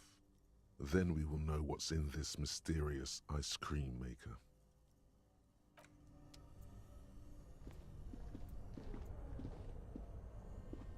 Only the red cable is plugged into the breaker box, while the black one lies neglected. Somewhere, a machine hums along with...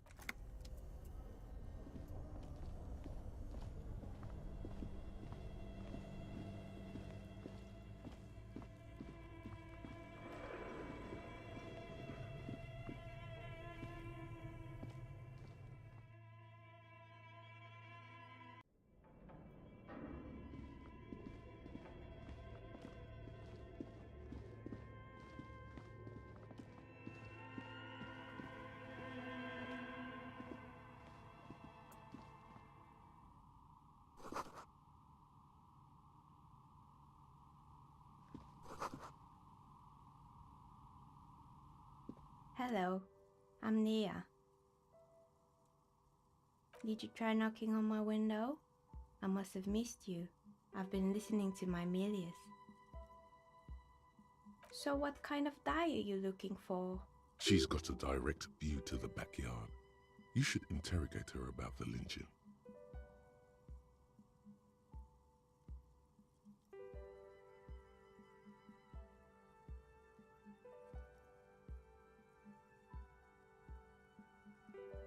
I'm a novelty dice maker. Tell me the name of your role-playing system and I'll make the die you need. That's why you're here, yes? Role-playing games? You know the one made by Fortress Accident. Does that count?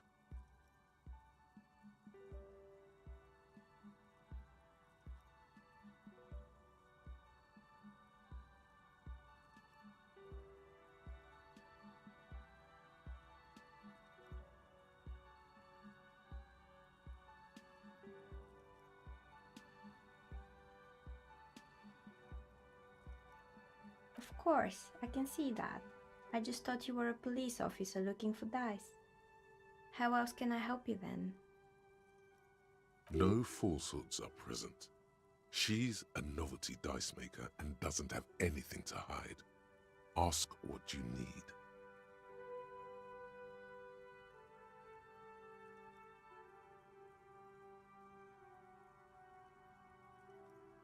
Nothing really. I didn't know him. The lieutenant looks at his notebook, then the woman under the large window. Your window looks directly onto the courtyard.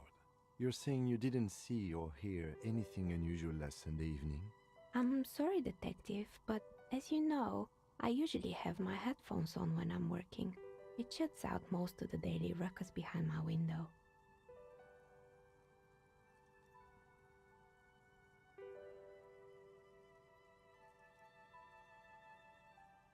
I might have, but in this case, all I would have seen is my own reflection staring back from the darkness. It's really hard to make anything out in the yard when it's dark outside. Besides, I rarely get up to look out the window when I'm in the zone. It's an odd profession, making dice for people, but I like it. Well, there's always something during daytime. She's heard of the murder, but did not see it, sire. But I never saw anyone during that fateful Sunday night, I'm afraid. She nods. Anything else, officer? How did I become one? It was a business decision. I was a regular jeweler at first, but some of my friends were role players. Not especially. I like working with rare materials and Some of those nice people have big bucks to spend on novelty items. Of course. Tell me what you have in mind.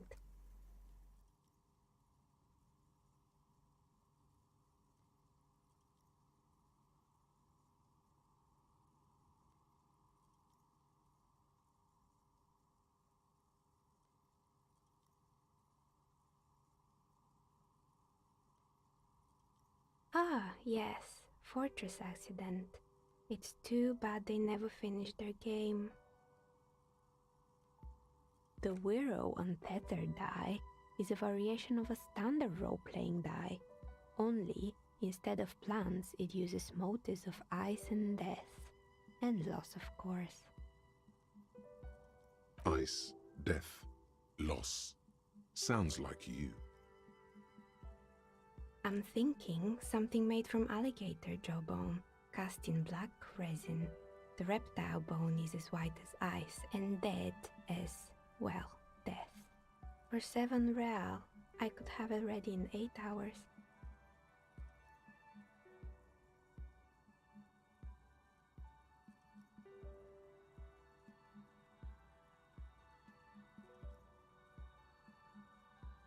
It's an icosy tetrahedron, a 24-sided die that can produce results for 2-sided, 3-sided, 4-sided, 6-sided, and 12-sided die with a single roll. Technically, you can also use it for many other sizes, but you may need to... Loving it. So nifty. Untreated bone is porous and prone to chipping. Cast it in something hard like resin though, and voila. Great. See you in 8 hours then. Was there anything else?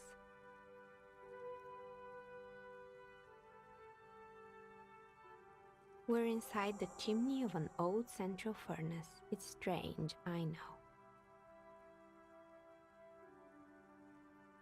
But when I arrived here, all the other rooms were taken, so I had to build myself a makeshift home.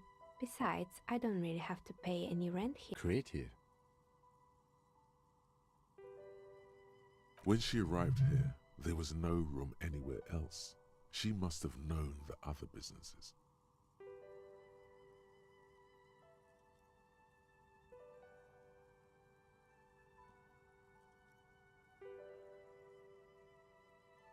I've heard the stories, but I don't think those stories are true.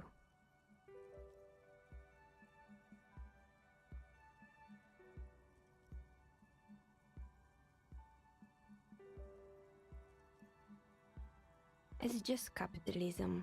We only hear about tales of success, so it's often surprising to realize how many ventures actually fail. Plaisance, the bookshop lady? I've heard that her business is doing rather well. Have the energy spared her somehow?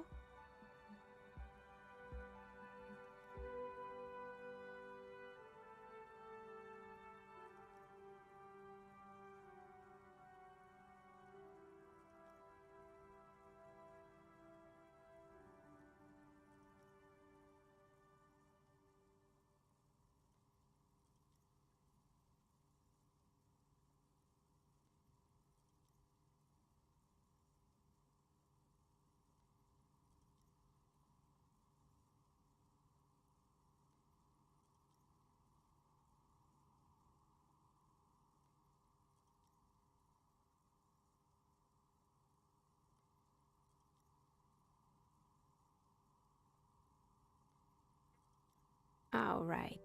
But it's not just the bookstore that's still up and running.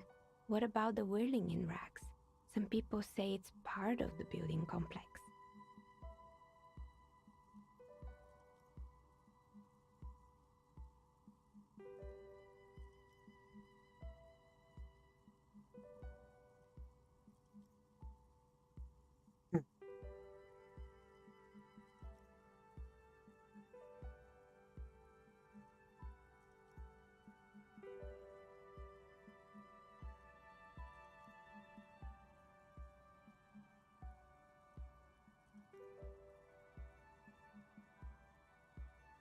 You could say so. Both houses were built at the same time and under the east of the Commerce Central project.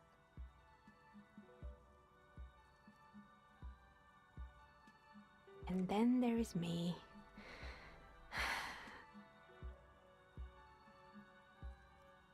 I've been here for 14 years, selling novelty dice to role-playing enthusiasts. Not exactly a million-real business idea, yet somehow I've survived despite the talk of malicious energies. Strange, isn't it? Maybe it's just because she's so talented that she's been able to woo the curse.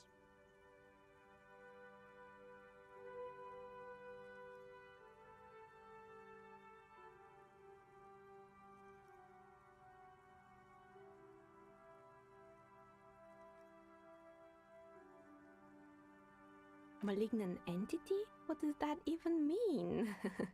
Some kind of sorceress? What about you, officer? Do you think I'm the malignant entity?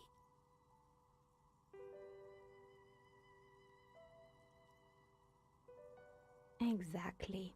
Truth is always so disappointingly mundane and boring. But I'm glad we got this sorted out.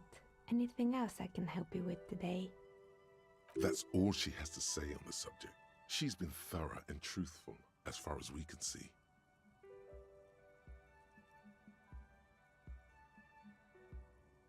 More or less.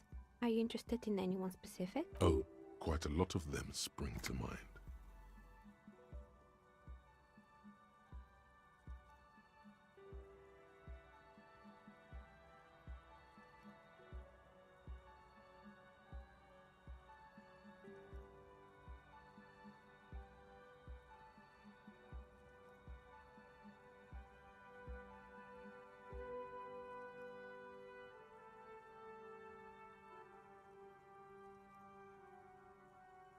Yes, I think it was called Androgynous Orlando or something similar.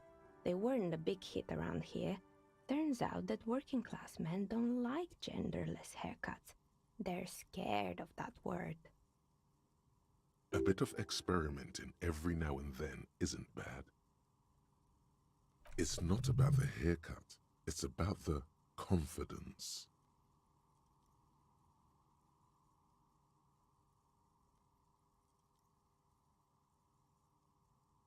Me neither.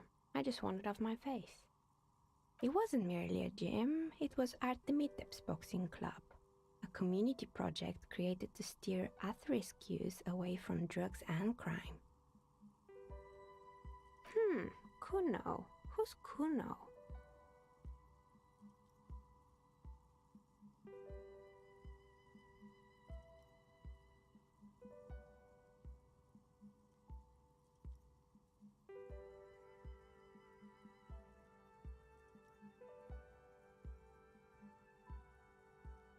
Oh yes, you mean the kid with the sailor's mouth.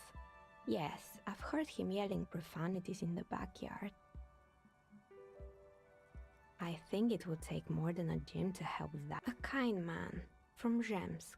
I heard he had some trouble with the law when he was younger, and that's why he wanted to start the gym, as it didn't. If anything, it made the youth situation in Martinez even worse. It's not really full of that. No one would store their drugs like that. Eventually, the coalition took away the funding and oh, this one's a mess. There used to be a company that promised to repair windows 24 hours a day. What could go wrong with this one, right? Turns out, the business was actually set up as a front for an illicit group that was producing snuff milieu. Who would have guessed? What's a snuff milieu? And they never cleaned up the debris either. Now it's just littering the hallway and I have no idea how to get rid of it on my own.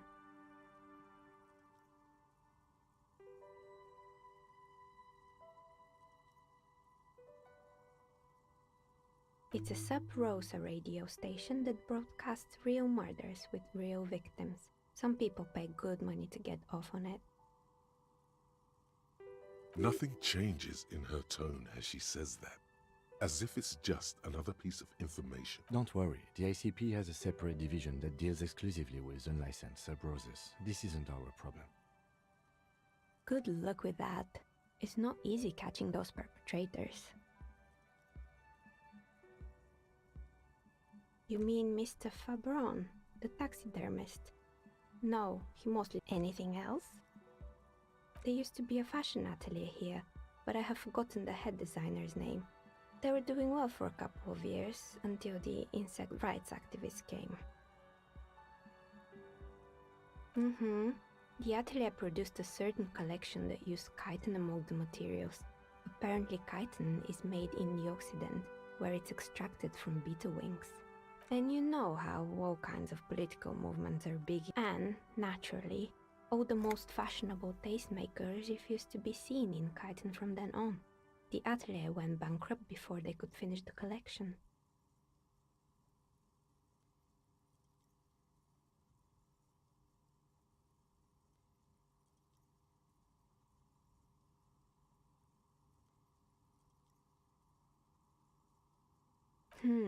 Really? Anyway.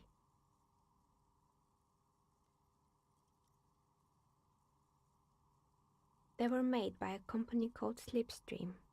After they pivoted from making rotor blades to skis, their chief executive took off on a vacation with all their money.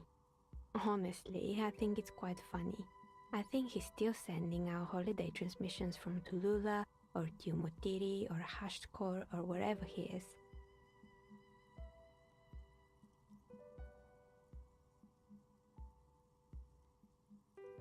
The usual, I imagine. That he's been thinking up all kinds of new business plans and can't wait to get started on them just as soon as he returns. Men like that are a curse. Sure, but Slipstream is history now. All their remaining assets got seized by the bailiffs in 47. I have no idea why those skis... They were just props. Why return them? Maybe you could make a sword out of one. No, wait, forget it. It would take too long. Fortress Accident, the radio game studio. They were an interesting bunch. We talked about role-playing systems. They certainly took their work very seriously, even if they seemed to be chronically liberal with their schedules. The usual, they ran out of money and couldn't get the project done on time. Well, I did hear them talking at times. They seemed to believe they were historical individuals on some grand quest. She sounds almost mocking when she says that.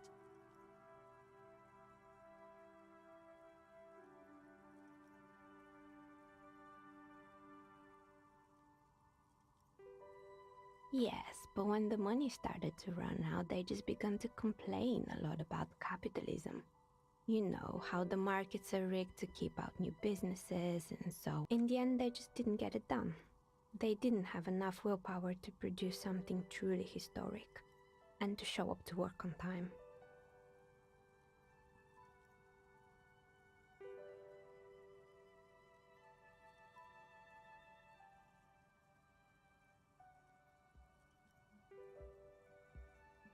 Still, not everyone is going to make it.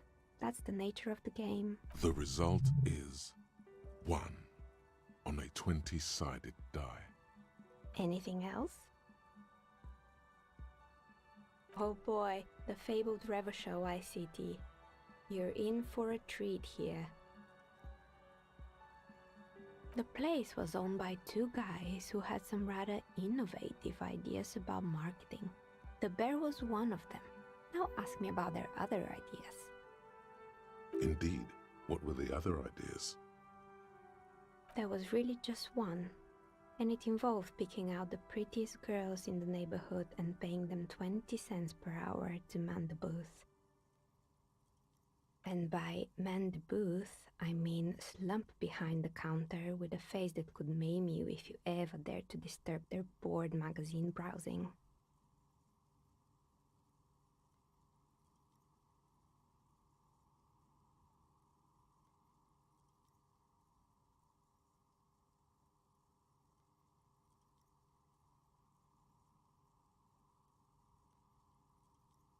Oh, but they did. They did show up to work, and not alone. There were also acne-ridden girlfriends and gorilla-like boyfriends loitering near the ice cream stand. And they already had the bear. The bear. Of course not. The bear was terrifying. No one wants ice cream guarded by a hostile apex predator. To make matters, eventually Revachol ICT lost the price war to its rival, Glacé 5000. Glacé 5000 sold caramel sundaes for only 5 cents a piece, out of regular fridges.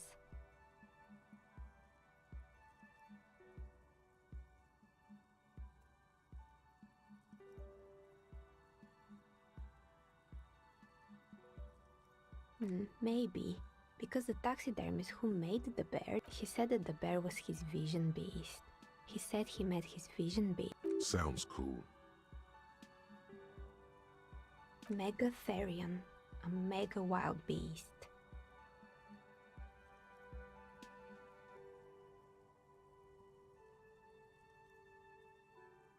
It's an imaginary beast that guides you through life by telling you to do more drugs, mostly.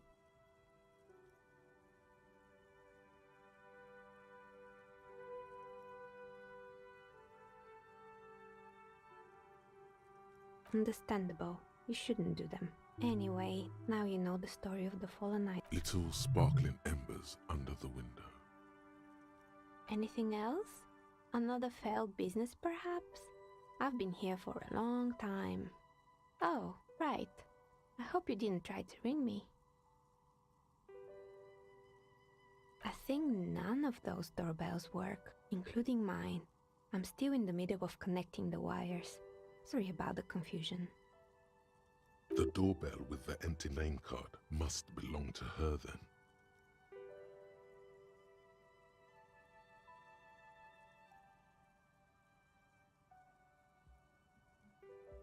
It can't be true. They don't work here anymore. They've been gone for years.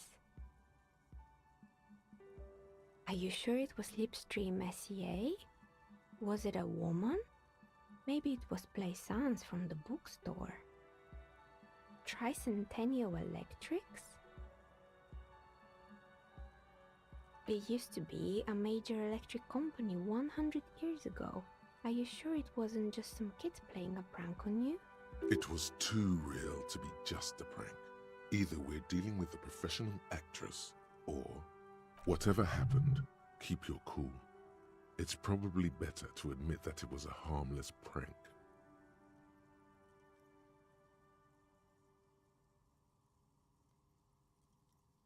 A prank is more likely, no? Oh, the kids these days. We were just one of them, and now they're terrorizing us. No solidarity. That's right. I haven't even written my name there. As I said, it's quite useless right now. It doesn't work yet. You could say so. Both houses were built at the same time and under the East Delta Commerce Center project. If the Whirling is part of the same building, then it's part of the Dune commercial area. The darkness of this place is there, too. Right. It used to be a gaming arcade. This is an ancient failure. My advice, don't base your business on a fad. Hypnotism, floriography. Agreed. Pinball is the worst. Sure, I'm listening. I'm pretty sure it still doesn't work, but sure, I'm listening. Good. I hope it clarified things a bit. What else? I'm listening. Good. I hope it clarified things a bit. Wow, you work hard. Oh, yes, you hustle. You're a provider. It's tough out there, but you keep it real and provide. Oh yeah, like a horse, a workhorse, for hard work. Look at yourself. You're a human pedometer. You must have walked 200,000 steps down cracked asphalt, mosaic, sand, and linoleum after you re-emerged. That is the sign of a hustler who never gives up. The world is harsh and people are evil. You didn't make it that way, and you won't let it break you. You ride.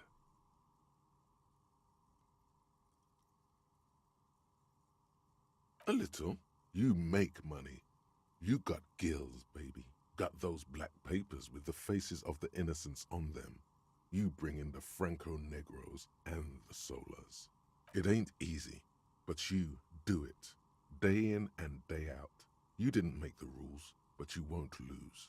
You're a cop, and a sprinter, and a money printer. Sure. And has it been easy? Is life easy? Have you not gone into cardiac? Are you rich? That's right. You work harder than anyone. You almost rode yourself to the grave, and you're still practically a hobo. Why is that?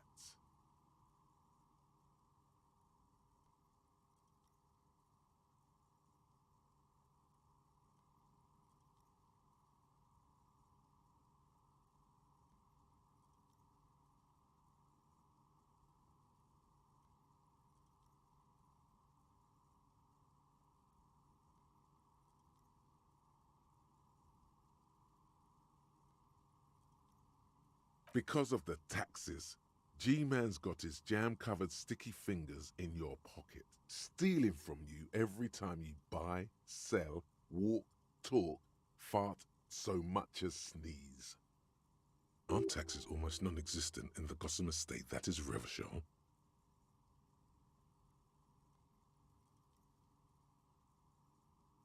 You and I both, but they got those indirect modes of taxation. Sales tax, excise duty, extraction tax. This tax that doesn't even have a name. Plus, there's the stuff people in other countries pay for that makes them ask for more money from you here. The Gotham estate, 98% of all your money.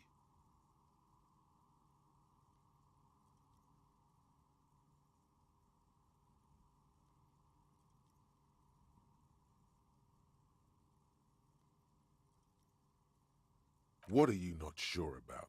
They're milking your nipples till they bleed. Can't you see?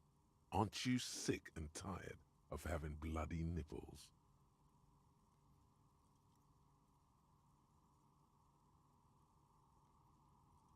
What are you, a racist? Don't be a racist. Be a cool immigrant, ultra-liberal free market advocate. Ride or die. Keep it street.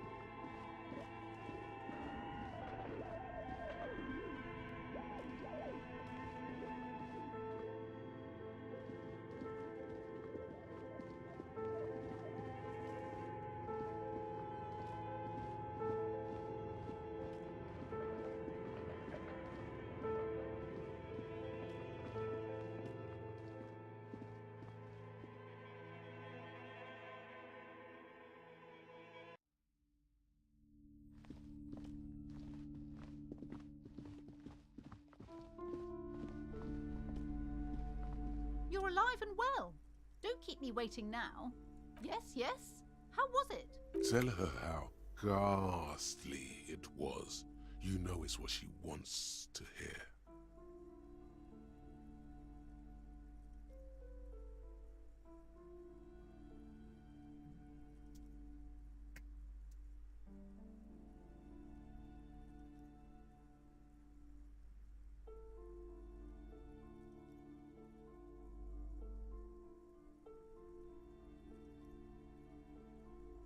I knew it.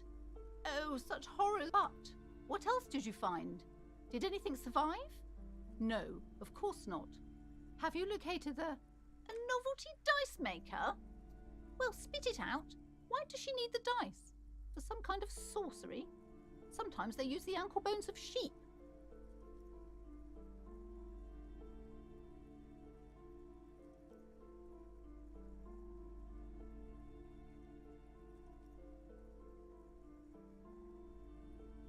don't understand. If it's not her, then where is the source of the doom? How do The narrative she's built herself, it does need tearing down. She's squeezing on the pendant too tight. A drop of blood in her palm. To hell with it. Perchance you ought to just lie, sire.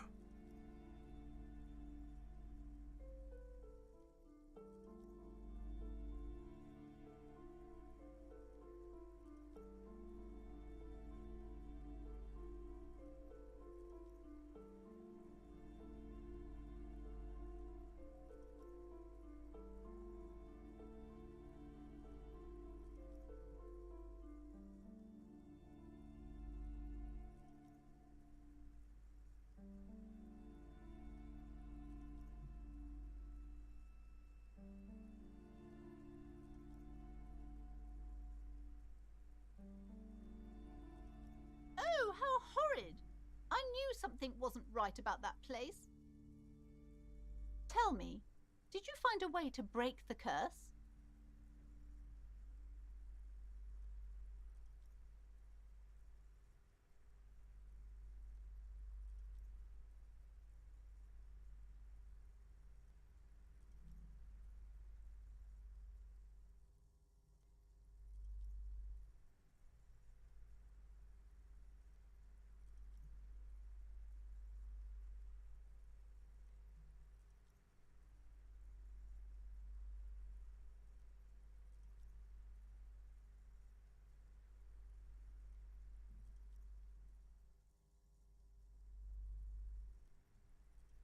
Of course.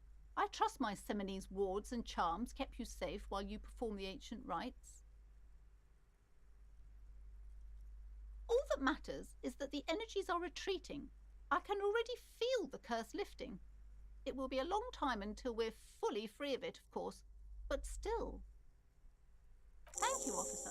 Truly, you've brought a better psycho-emanation to this humble bookstore, and that's no small achievement. She so badly wants this to be over. She would have believed anything. All right then. All's well that ends well. Should we return to our ordinary lives?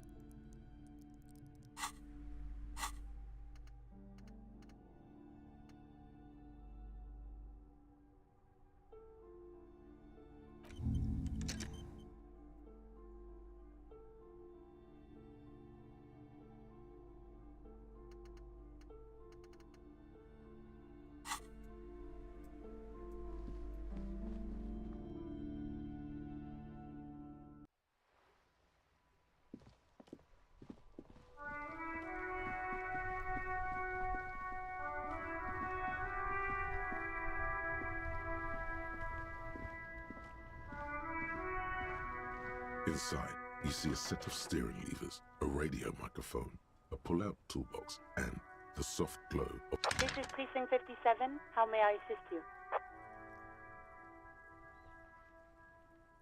Just a second, officer. 10-2, 10-5. This is 41st, coming. The man uses relay code. You've got this. You're a cop, and cops know relay code. 10-4, message received. 10-5, relay message. What's your state? 10-18, state your message, sir.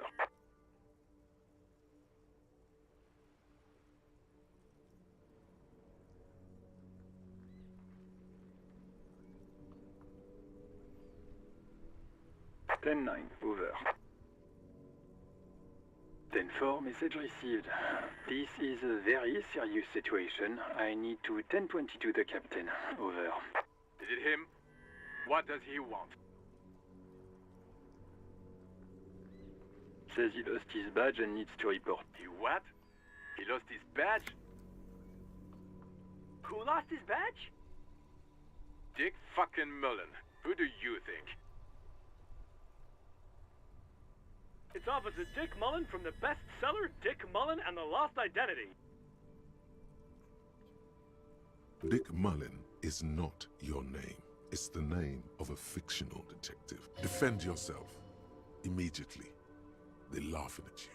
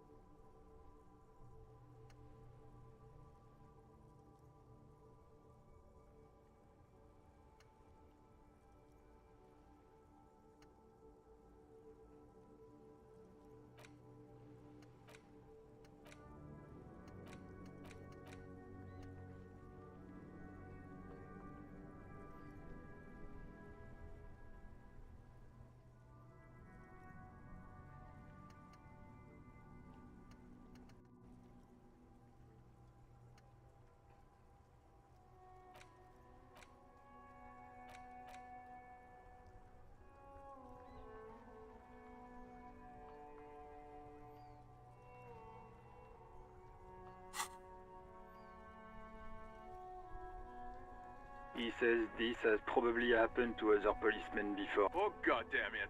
Is he fucking kidding? The whole station's gonna be dicked for this. Satellite Officer Vikmar is wondering if you might be joking and adds that this tarnishes the reputation. Mullen dicked us.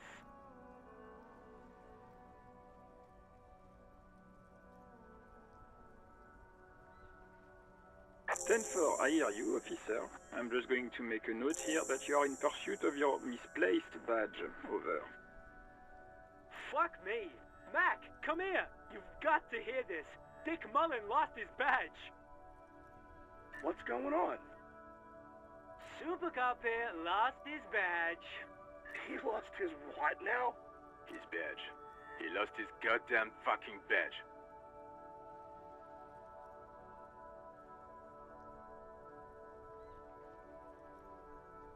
10-9, come again. I didn't get that. Over.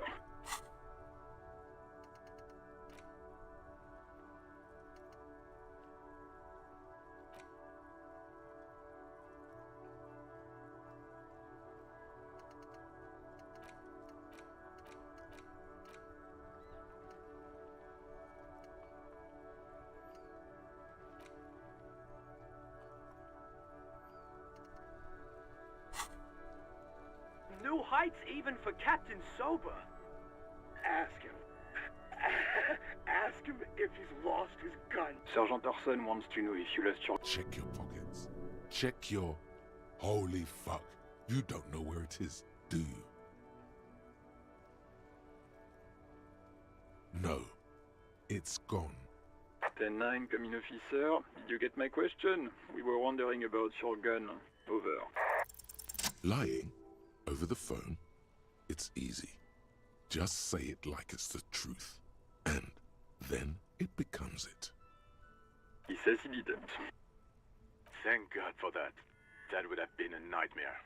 I don't even want to imagine the poor prick who has to relay that kind of news to the captain.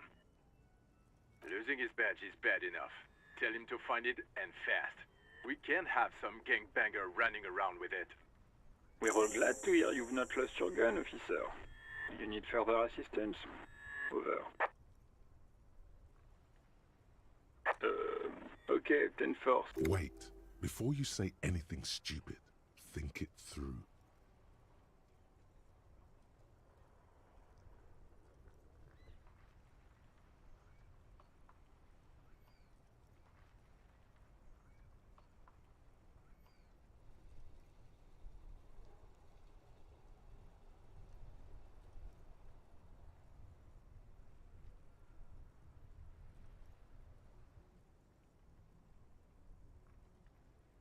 You're going to be looking at a straitjacket if you tell everyone you lost your memory. Be smart about this. Ask if he's there alone. 10-4, sir. I'm not hearing your question.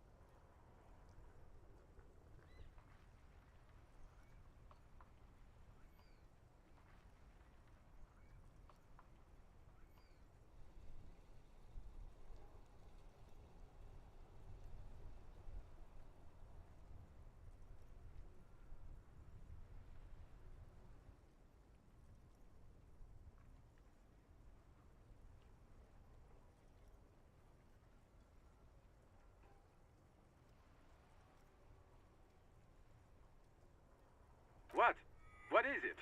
He wants to verify the information on... But of course, it says Dick Mullen, High General of the Revacholian Cavalry. Tell him to stop wasting time. What do you need, sir? Over.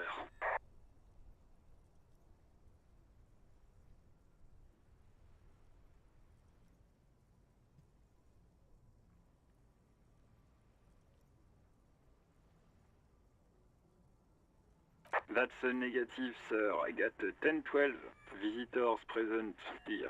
Over. Understood, sir. Over.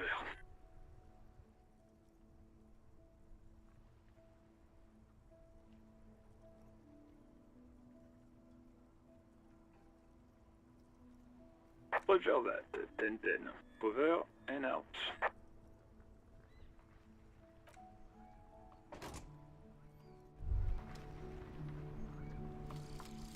Rigorous self-critique. Here it is. Hard facts from the man you are. You once jerked off in the locker room and were caught. You held a young woman by the arm and kept her in your apartment for 20 minutes against her will. That's right. These are not flights of fancy. These are real deeds, Harry, emerging from the darkness of your past. You tried shooting a fleeing suspect in the foot, but hit him in the pelvis, crippling him for life. And, above all, you let life defeat you. All the gifts your parents gave you, all the love and patience of your friends, you drowned in a neurotoxin. You let misery win, and it will keep on winning till you die, or overcome it.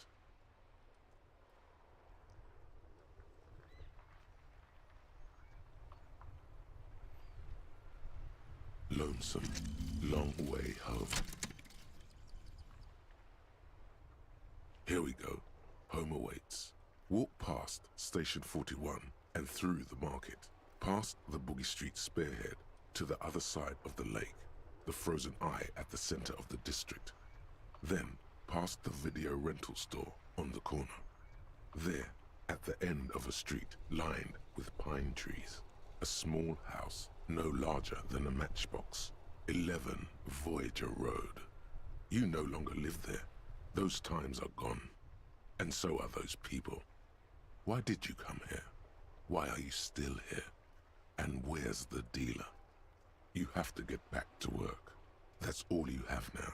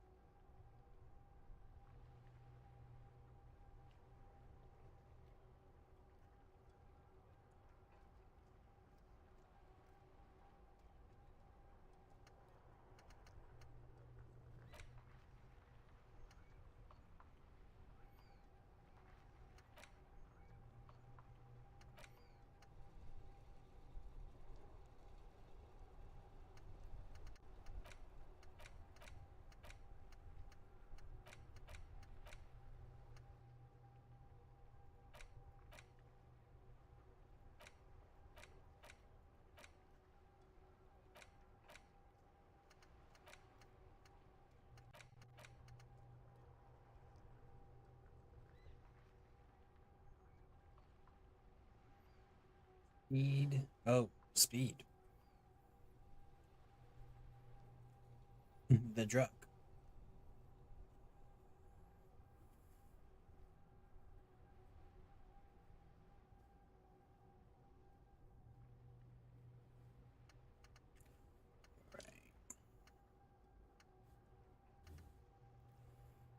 Still.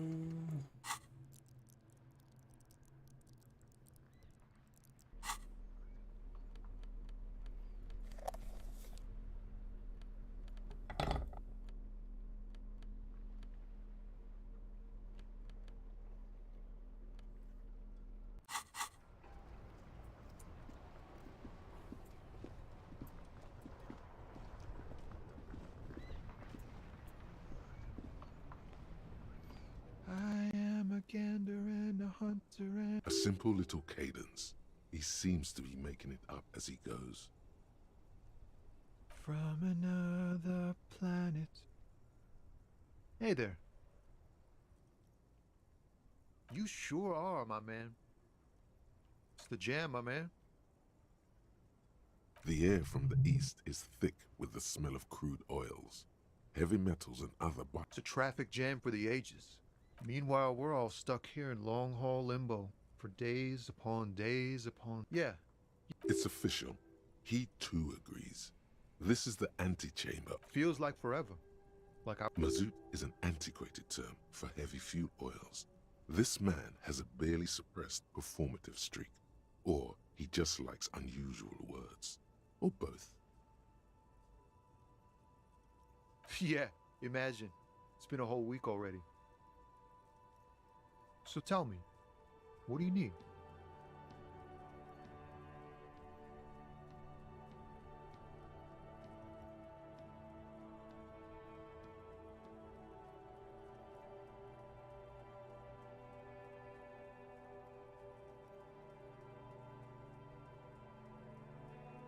It's like, whatever's going on over at the docks. Workers got a blockade set up, making demand. Going on strike would probably help you dodge a bullet or two. Some pretty wild stuff, I hear. Like a giant new power crane in half the company? Forget what exactly. I've heard talk there's a company rep in town too. Like... Ah, yes, from the Wild Pines. We'll meet her soon enough, I'm sure. They want to keep that money flowing in, my man. Ka-ching. He doesn't blame them, but he's not on their side. That's for sure. Maybe you should. Cops don't get paid much. The RCM is a self-managing organization that operates on donations. We promote our own leaders. It would be like striking against your own mother.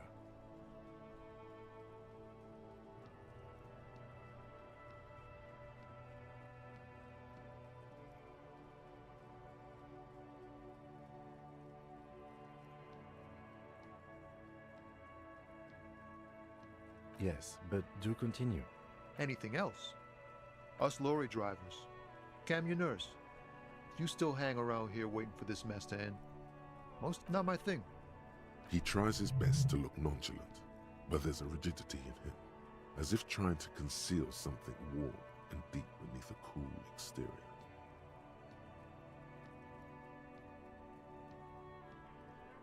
Oh, high-grade narcotics, illegal firearms, stuff like that. Relax. He's merely joking.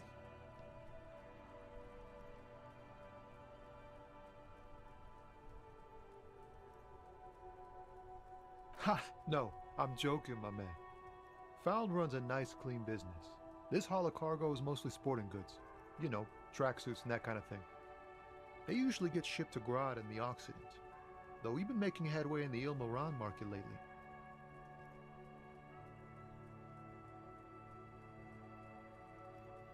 This rockin' beauty. Sure is, like a rash you can't get rid of. A motor lorry, also called a camion, on Caillou and neighboring islands. This one looks roughed up enough to be some sort of found rust bucket. Maybe the A6? Good eye, my man. Yup, she's an old one, but reliable. Me and her spent a long time together. Not unless they've illegalized sports equipment while I was on the road. We're pals and all, but I can't just freely hand out the merchandise. The bosses won't be happy. Damn. The man taps his fingers rhythmically against his arm. He ain't one of us drivers. I know that. All accounted for. Otherwise, I haven't really asked about that. Been wasting time right here. Keep him busy. It's easy to see he's telling the truth. He's kept his nose out of the dark stuff. The man taps his fingers rhythmically against his arm. Huh? Oh, the bosses, man.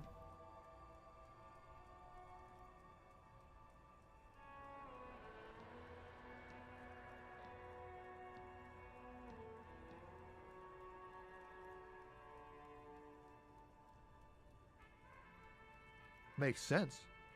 It sucks is what it does. Don't be a stranger.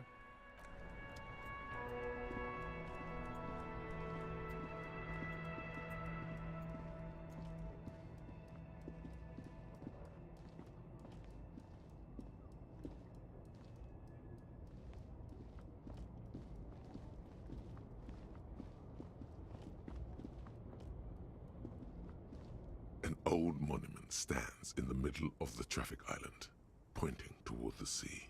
It looks a silver plaque on the statue's pedestal reads. As you look up, you notice something about the statue. There are some odd indentations on the king's chest piece. Even by the standards of the Philippian kings, old sumptuous Philip was known for his profligacy. Well, he blew through the whole national treasury, starting the decline of one of the penultimate century's greatest superpowers, the suzerain of Revachol.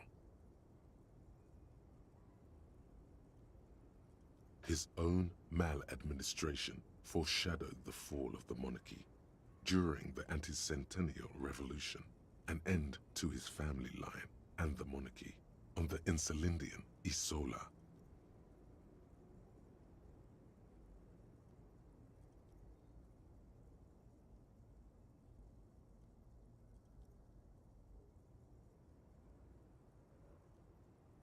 Stories have it that he had his bedroom converted into a treasure chamber, where he stored unfathomable wealth.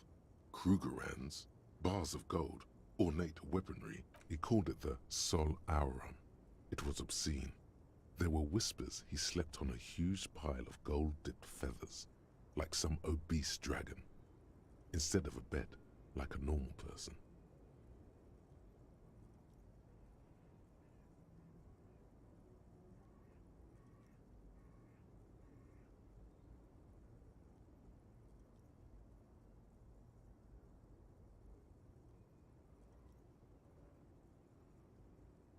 But wait, you haven't even heard about his fabled cocaine addiction. You see, old Philippe wasn't just good at squandering the national treasury on gold and ceremonial weaponry, he was also a prodigious snorter of nose candy.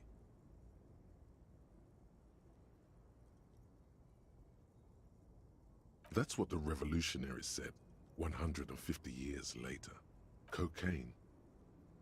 His Majesty's courtiers said it helped him connect with the higher realms.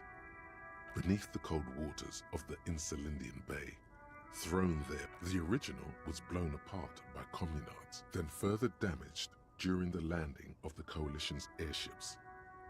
Most historians think, some years ago, a group of liberal, artistically inclined individuals, designers mostly, thought it would be ironic to restore the statue of the most weight. The statue is supposed to capture the moment it was blown apart, like an instant frozen in time, a rare butterfly trapped in amber, floating on a sea of shit.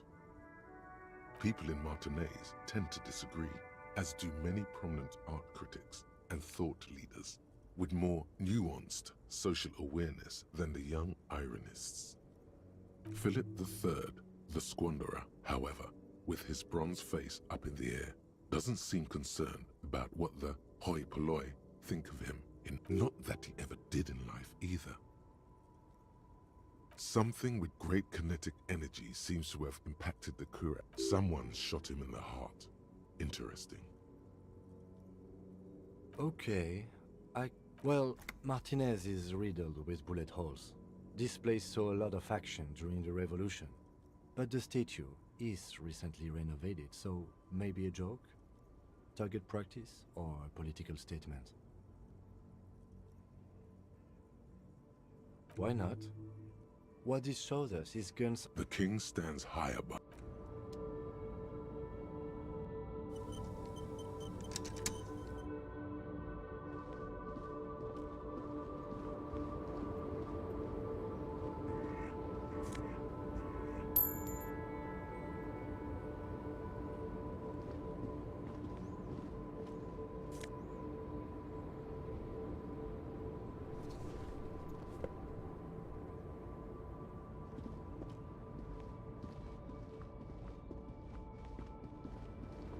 small, wrinkled woman does not greet the photo, an ambrotype from the turn of the century.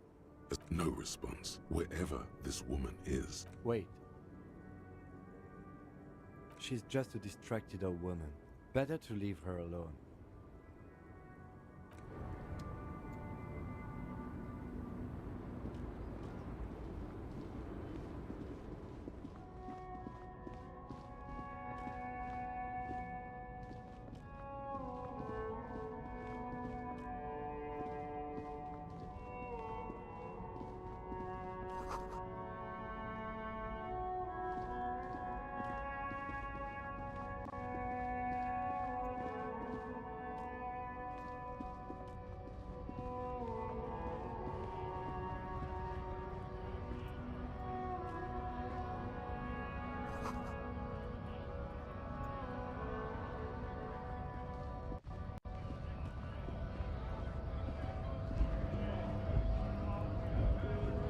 Bastards! We have a right to work! Hold up and stay frost. You here to fuck with us? Beat the honest worker down.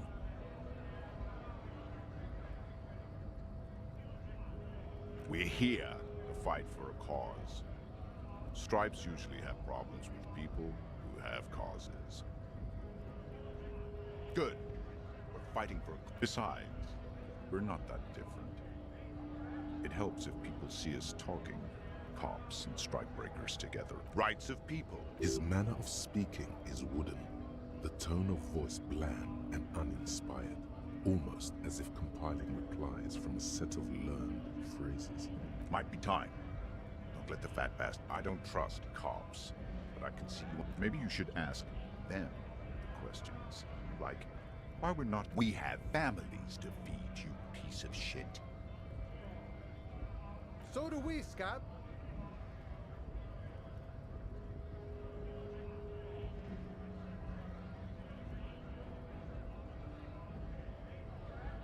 Honest men and women with rights to work, to be useful, not toys for... We came here to help the harbor run smoothly in time of... I have a question. Why do all these men follow your leadership? You think they follow because I'm big and loud? No. They follow the rules of the market, the rules of the economy, because they work. When a bunch of ungrateful beats me, they mumble nonsense about boardrooms and workers' rights. There's something odd in the way he carries himself. His set of clothing looks vaguely mismatched. The different pieces of the attire seem ill-fitting. His shirt is far too small and an unpleasantly tight fit, while the overalls, held up by a belt, seem to fit a man with much more corpulence.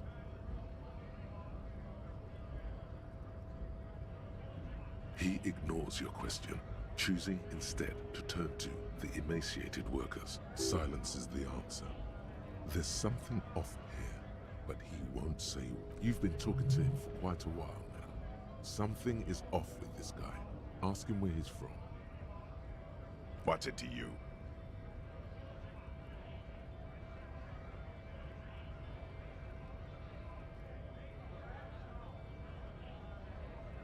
No, don't think we've met before.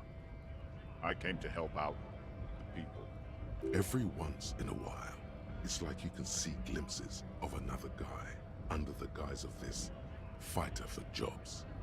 He seems a more brutal, cunning, and suspicious person. We're all workers, right? Workers stick together. Came from the eminent domain, in Jamrock. Backgrounds in odd jobs, heavy lifting, cargo hauling, bouncer work. I know the drill.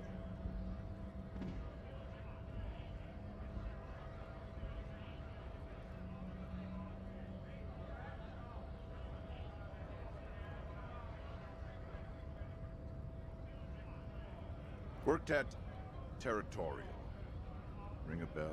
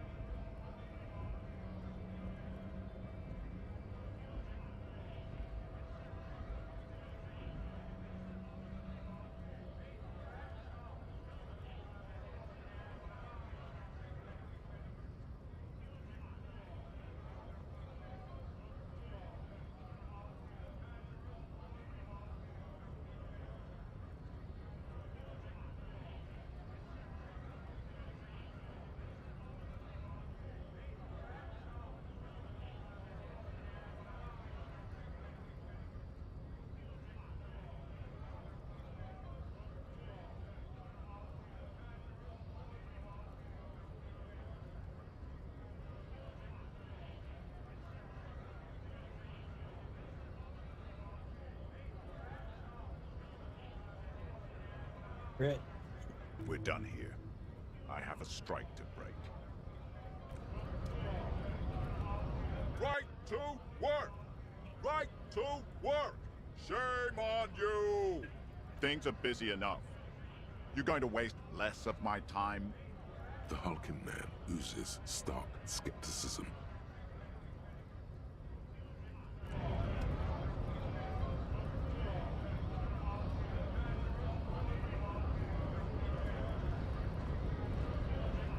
Scab? You're hazy on the notion of a scab. Smells like politics, though. Maybe it's got something to do with the flask he reaches for from time to time.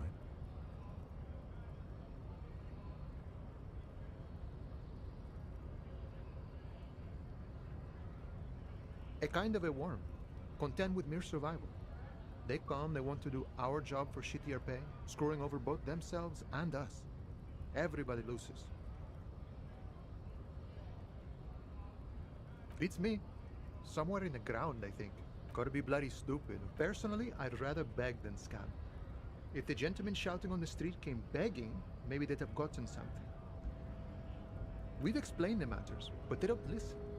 This look... Big guy. He means the leader of the scabs.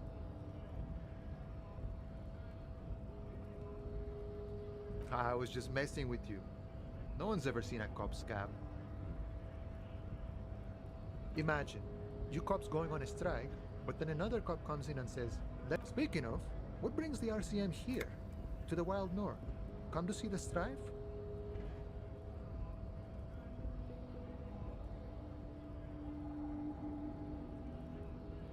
Murder, huh? That sounds like a lot of hard work. You'd never see me investigating a murder.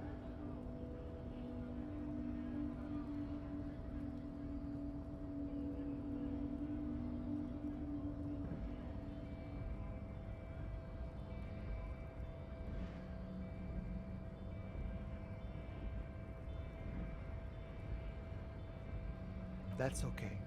I have no idea what I'm doing either. I don't even know what day it is. Don't tell me. It's a better day that way.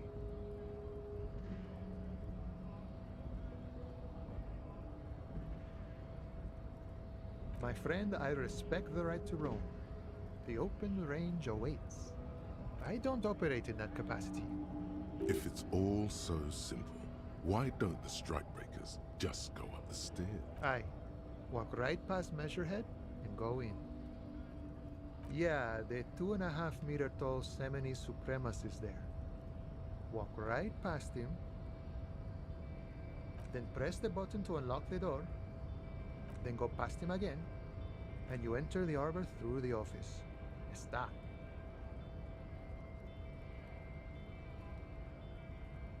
Don't worry, I'm sure it's not completely impossible. For example, you could best Measurehead in a physical confrontation, or you could convert to a Semini supremacist worldview. Or, maybe it actually is completely impossible.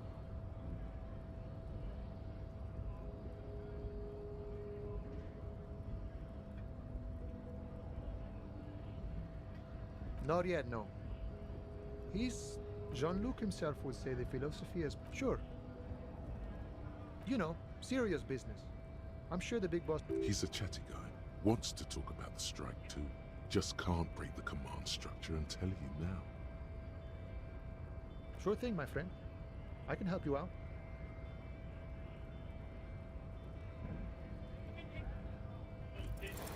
The coin narrowly slips by your outstretched fingers and falls to the ground. Oh, I'm sorry. Didn't mean to throw it like that. It's a thing we harbor folk do, passing around cargo. It was not meant as provocation or ridicule. The boyadero stares at you with respect, then gestures towards the trickles of blood adorning your clothes.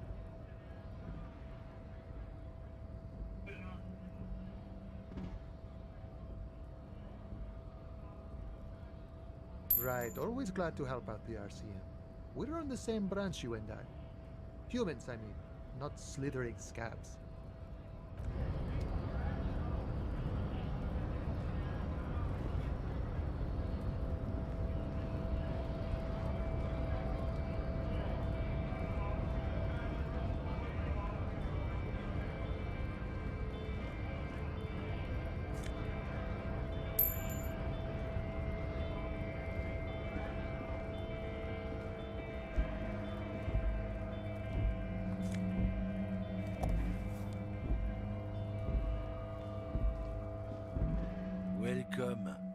Revachol.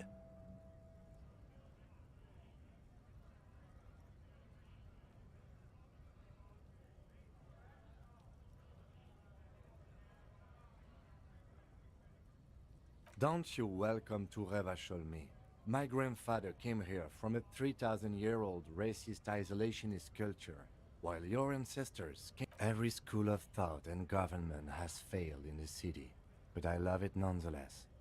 It's men like you who keep Revachol divided, making... What he means is, fixation on the Revacholian nation makes it harder for Revachol to actually attain self-determination.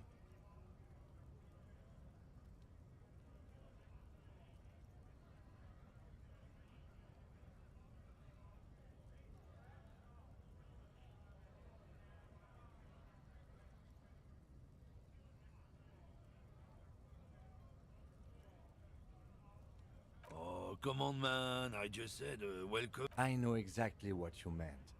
You think my... But you see, I'm an officer of the RCM. It's a... Silence. The air between them becomes tense. Your partner needs backup. Now's your moment to shine.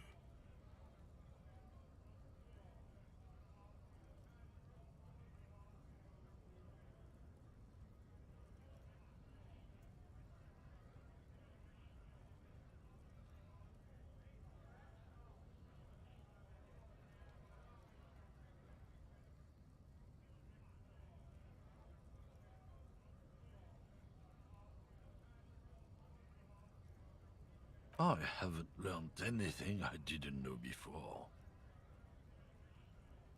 The lieutenant exhales and resumes his regular calmness. Whatever you say, officers. He smells of heavy motor oils, and his breath of high tar content cigarettes, probably Astra Whites.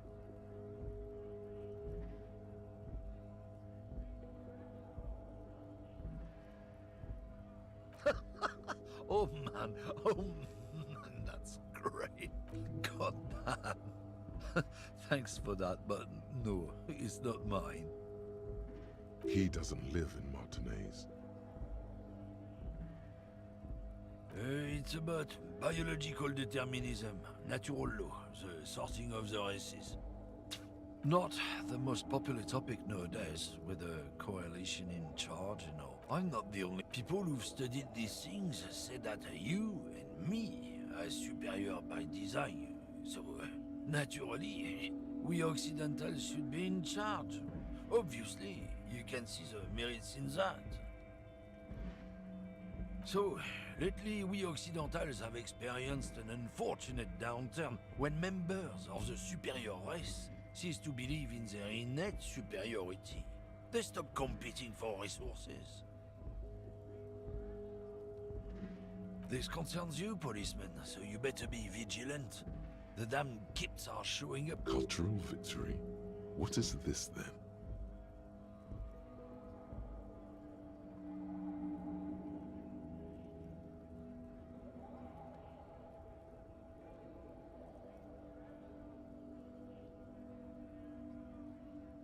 It's true. Also, you need to realize the dangers of mixing races. Who knows what might happen if people don't stay in their birthplace? You might end up with a new sub-race, with unknown characteristics, leading to extra competition. That's why you've got to control the offspring.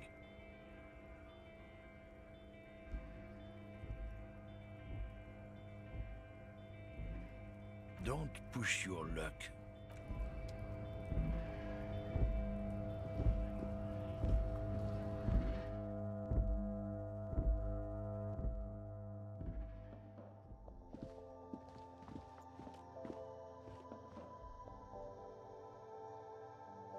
Welcome to Frit.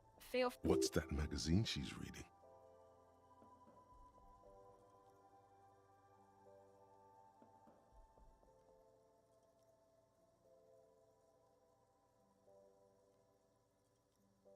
You mean this?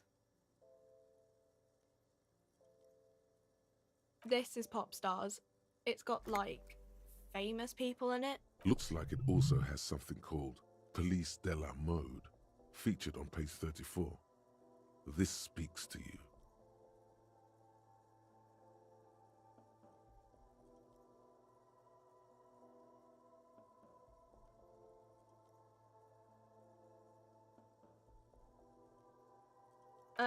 It's where they rate different outfits famous people wear. It's kind of funny. They're kind of mean. It's about who's the most stylish.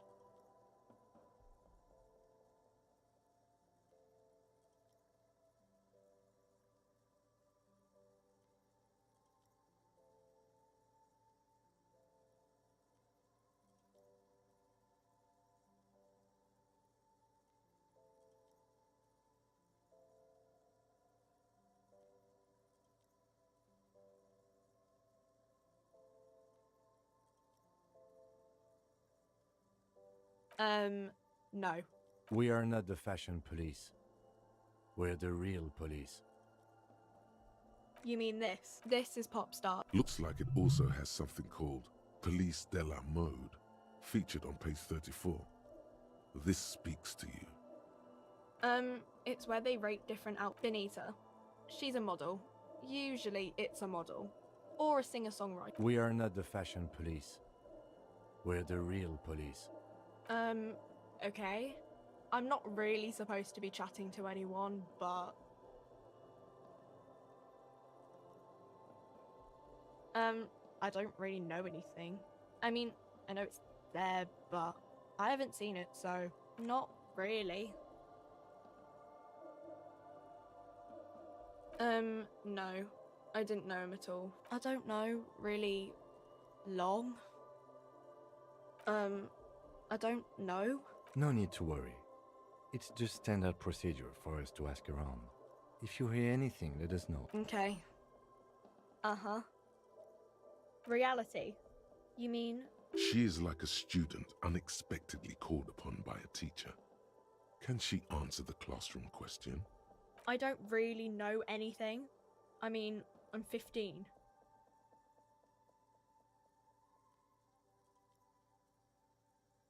I don't know.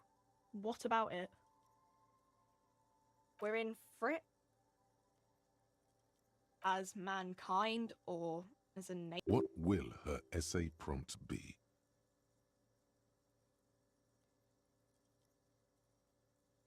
We're in a transition. You know, transitioning from monarchy to I don't know. Look at The clock shows the time at 10:09. The hands seem to be still. It's apparent the clock doesn't work. when ordinary people take over the government. Yeah, it happened like 50 years ago or so. Our government? Or do you mean something else? Cool.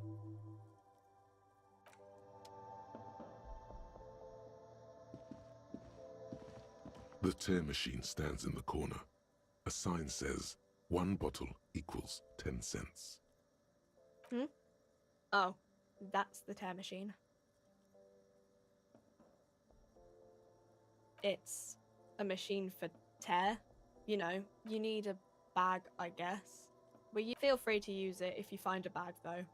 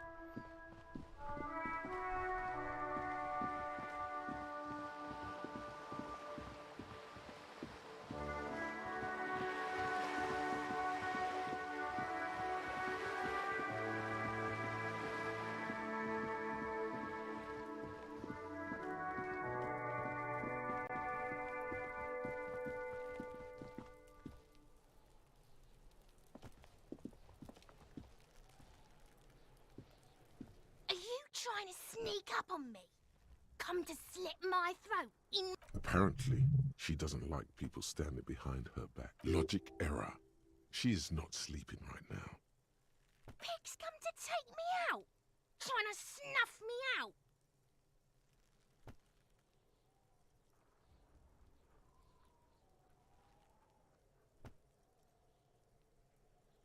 Don't get fucking clever with me, pig.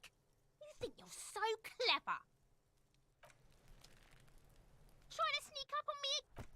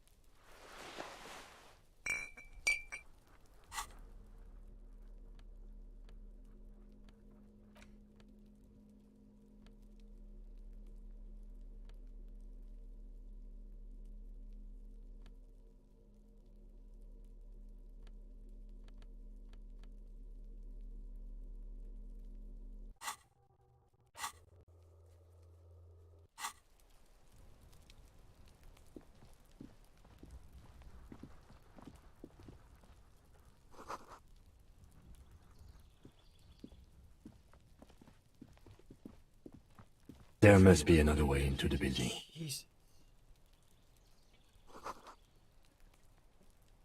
Can't get involved in this.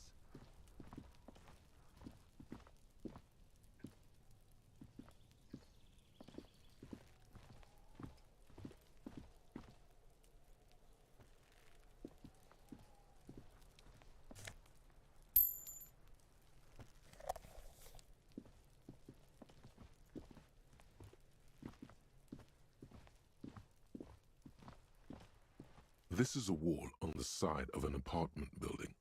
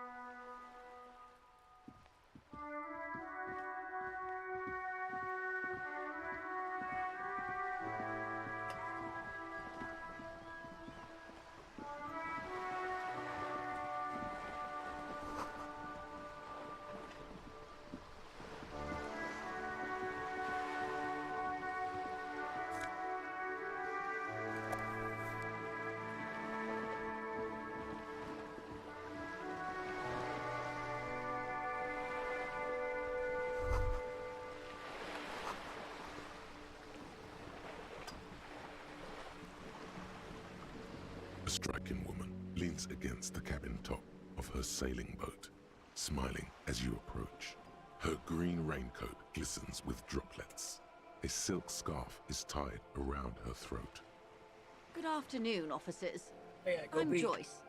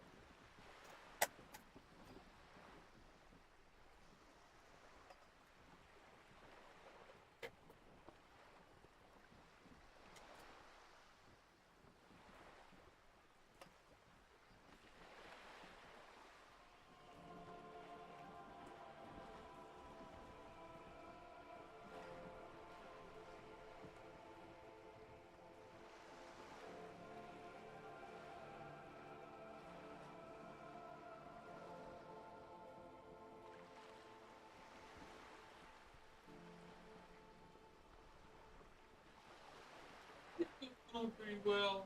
Not being rude, good behavior. Talking to Homer Hanson.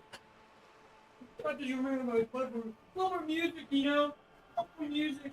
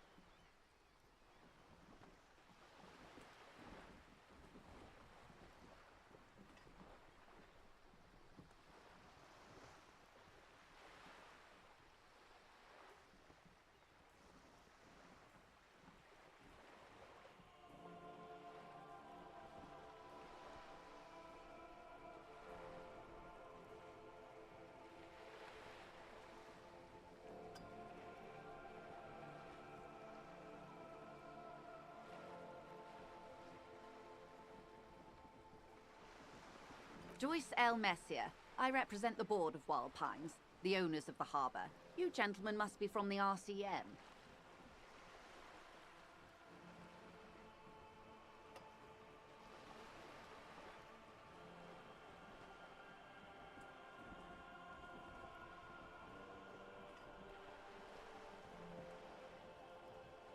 Nothing, honestly. I've said it to every drunk in town, and you're the first one who's responded.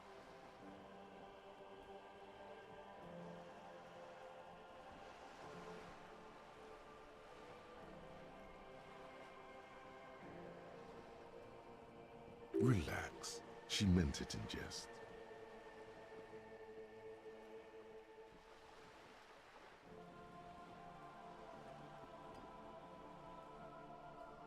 I'm glad to see you here. Like steel. There is strength there. If she wanted, she could sink her nails deep into your skin. It's dark. I was dispatched to handle a strike, not a lynching. Anything I can do to assist the RCM in this matter, I will. Gladly. That is good to hear, madame. My colleague will take the lead on this interview. I should let you know that he is recovering from an unusual medical episode. Very unusual. But I can assure you of his ultimate competency. It happens quicker than a shooting star. But did the lieutenant just wink at you? How interesting. I wish you a swift recovery. In the meanwhile, you have my full cooperation, and the full cooperation of the Wild Pines group. What we do. I'm afraid I don't speak for Wild Pines as a whole. It's a giant undertaking. There was a touch of discomfort there. She wants to merely represent.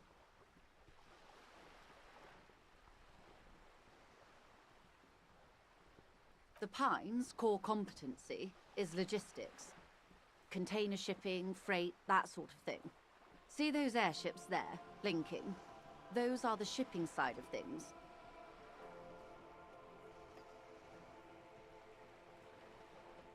And that is the terminal. Another subdivision deals with energy, oil and gas exploration, offshore platforms. The Wild Pines Group is one of the original Revacholian Indo-tribes. Companies awarded royal monopolies by the king, the suzerain himself, centuries ago. The king is long gone, but several of the Indo-tribes remain. Saint-Baptiste, Elysium, an unknown entity known as Brightest Star. Why, thank you. Why, thank you. I'm not at liberty to discuss the company balance sheet, but I can tell you that last year, the company booked more than 20 billion real in revenue. Yeah, you spend me $100. I can't trust the room, bro.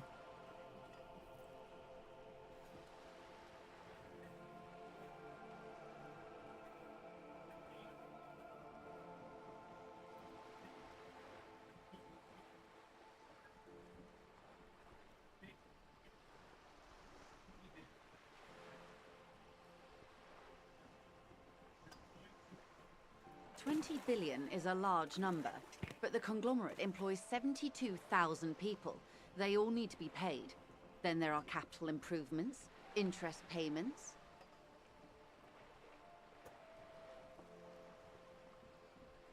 A conglomerate the size of the Wild Pines is like a shark. If it stops moving, it will die. Then what becomes of those 72,000 families? It's a tremendous responsibility. Not bad. They started as an exploration and cargo fleet conducting trade between the Samaran and Insulindian Isolas 250 years ago, when pine ships explored the South Seminese and charted Lomantang on behalf of the suzerain. Centuries of care, deliberation, and madness have gone into this endeavor. You know more than you let on. Certainly it helped, but most of the original Indo tribes have failed or been absorbed.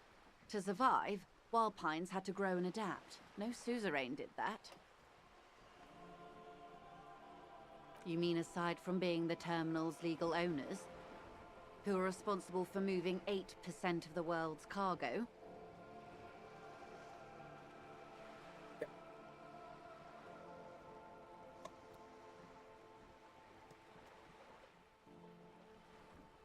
There are no minor cogs in the system.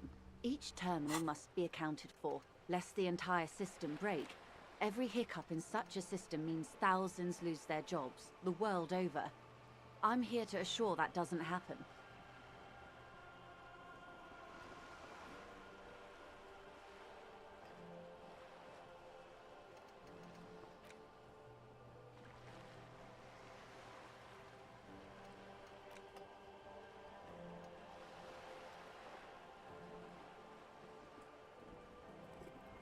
What was the skill points doing?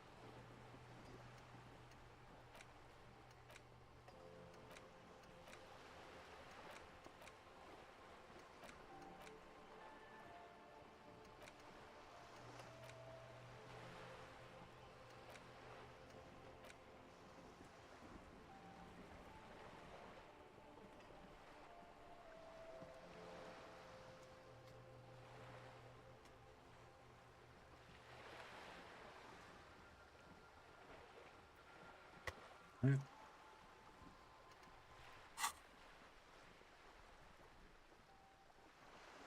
everything, right up to, but not including, trade secrets. I believe the official title is Senior Labor Negotiator. In practice, I'm a grocery clerk. I relay the union's demands to Wild Pines and return with Wild Pines' counteroffer.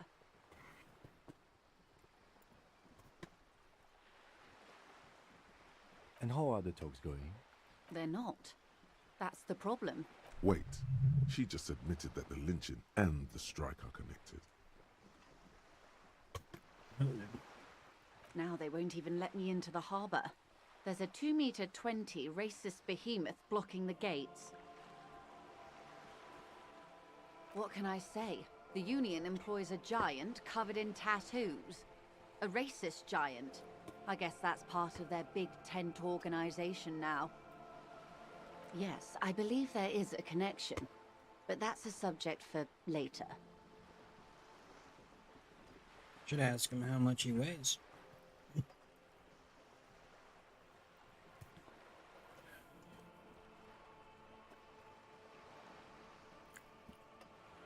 Let's say I was not making the kind of progress I'd hoped for when I first... And when did you first arrive? I arrived 3 weeks ago. Yes, in the middle of February. The bay was still partially frozen then. I prefer to do these things on site, like the RCM.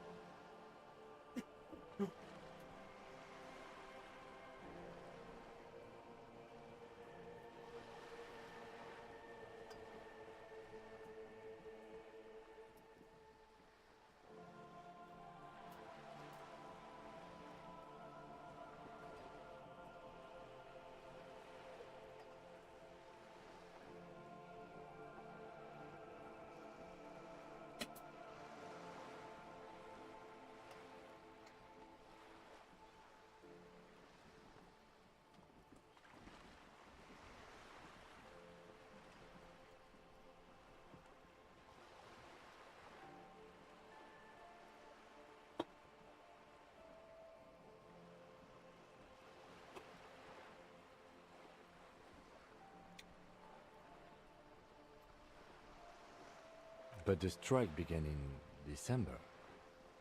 I wasn't the original negotiator here. I took over after Mr. Gaumont hit a wall with Mr. Clare, the union boss. Mr. Clare refused to speak with Gaumont despite concessions he'd granted the union in prior negotiations. This isn't the first time the union has gone on strike? Heavens no. There have been... Ludicrous even. It's meant. Mr. Clare told him to... How did he put it? Fuck off, midget. Gaumont is short of stature, you see. Smaller footprints. Yes. Keep in mind, this is a negotiator Mr. Clare has worked with before, and who was more than fair with him and the union.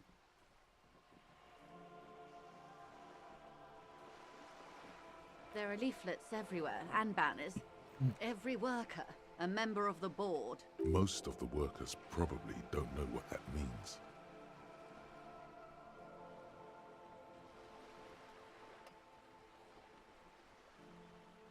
In its defense, another said, demand democracy. Pretty tame stuff compared to every worker, a member of the board. It's quite simple, you see. Every time the Wild Pines group makes a decision, about what? About anything really, it needs the signature of each of the 2,200 workers in its Martinez terminal.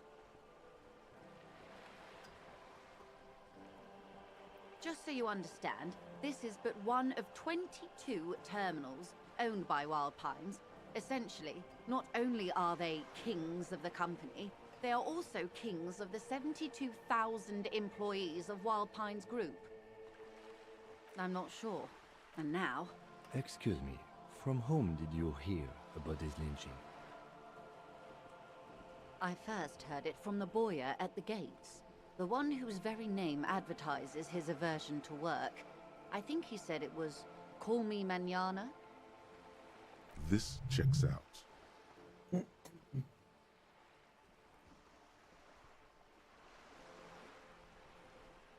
The scabs?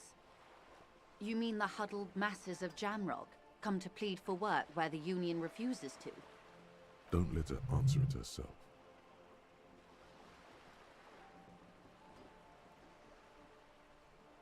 If these strikebreakers were organized by Wild Pines or its affiliates, then it would be a company secret. I could not share it with you. Not yet, at least. It's implied. She's open to discussing this matter with you at a later occasion. Everard Clare is a man of the utmost integrity. If you can say one thing, of course not. Everard... If you were to prick him with something sharp, you could see it oozing out. A knife, maybe? No, a rapier.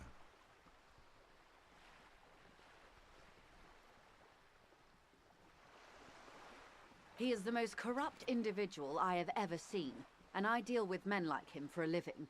If there is anyone more venal, more irredeemably nepotistic, then it's his twin brother, Edgar.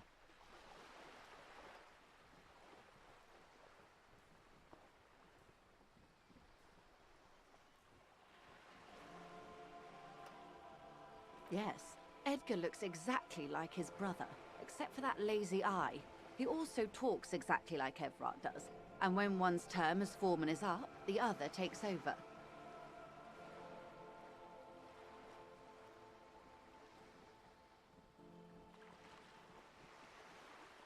It's how they circumvent the term limits, you see, with a funny little switcheroo.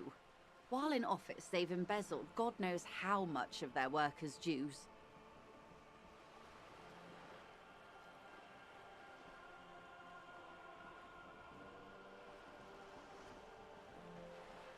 The Débardeurs Union was once a perfectly normal institution.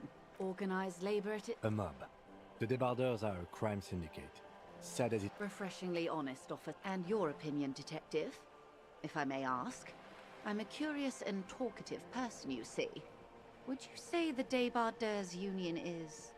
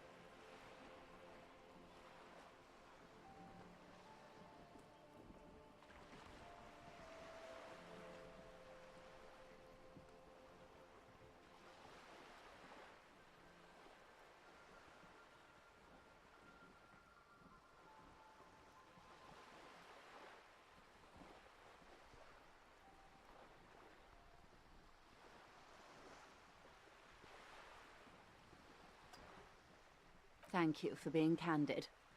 Sadly, Wild Pines have cooperated with what amounts to a crime syndicate for 2 decades. However much you feed the wolf always hungers.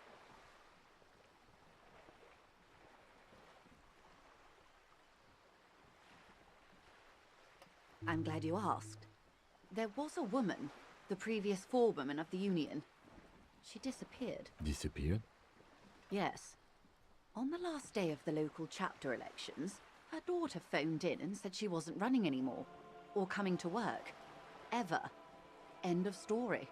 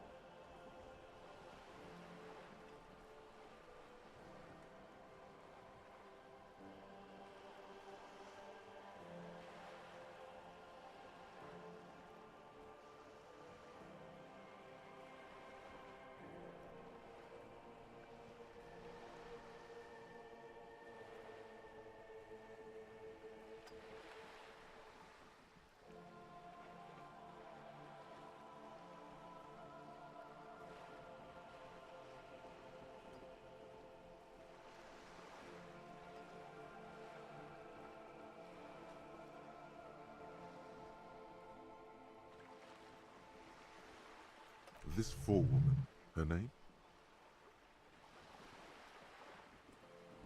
Sadly, the company records do not even give a name. She's just forewoman in private correspondence, Holly. I don't even know if it's a sir or given name. Downright haunting, if you ask me. The Wild Pine, the point of the presentation is, these kinds of things happen. Thank you for your concern, ma'am. We'll be just... Of course. How else can I help?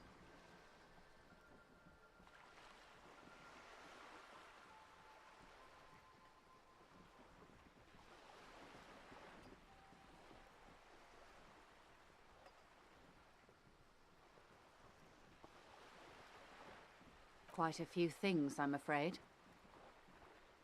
The information I'm to share with you includes sensitive trade secrets.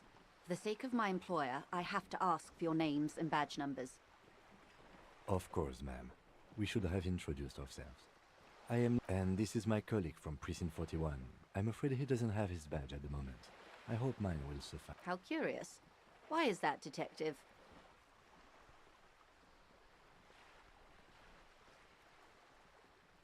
I see. So, are you saying you lost your badge during the course of this episode?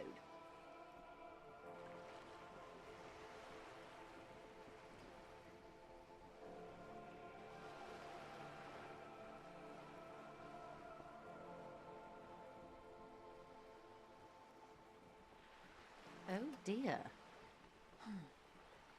Some kind of... I do believe you, naive as that may sound.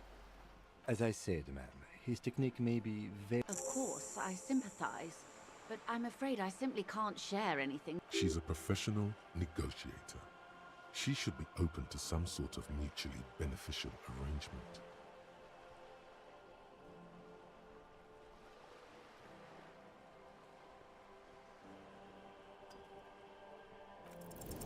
Feelings will guide the way.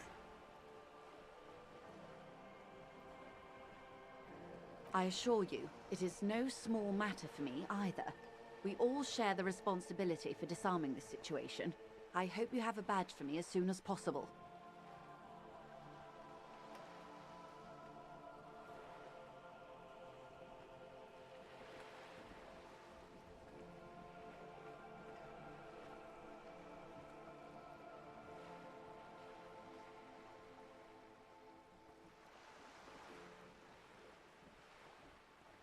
She's silent. The wind flaps the sail above her. Officer.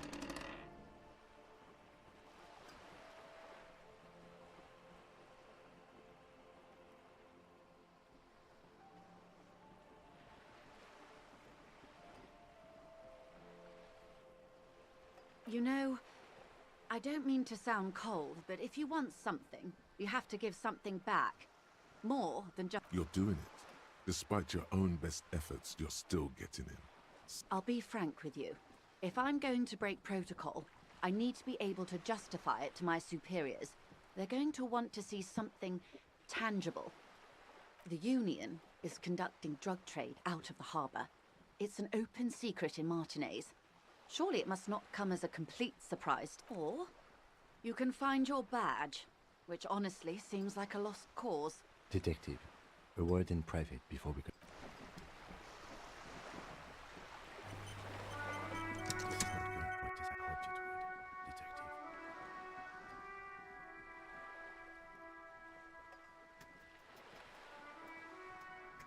Honestly, I was expecting you to use your unorthodox technique to keep her off balance, and you know, not volunteers to be her henchmen. This woman is running circles around us.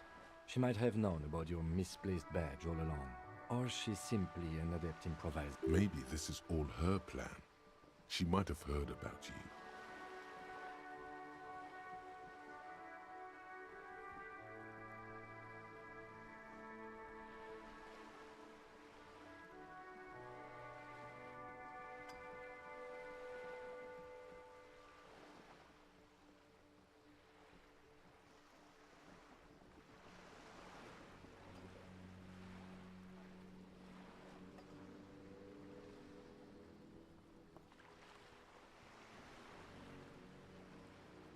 I wouldn't go that far. Her reaction did come off as sincere to me. I think she's just quick to adapt. She's a professional, after all. No. If there is reasonable suspicion, we must investigate. Otherwise, she could claim we are siding with the Union. Or that we are... What I propose is, we ask her, then we investigate. Briefly. But do not share the outcome of this investigation with her. We tell her it's done and demand for her information on the lynching. Oh, that would be fantastic, but do we have the time? The world is large and your badge is 8 by 6 centimeters. The situation might have changed drastically by the time you locate it. You could request a new one from the station, but that would literally take months.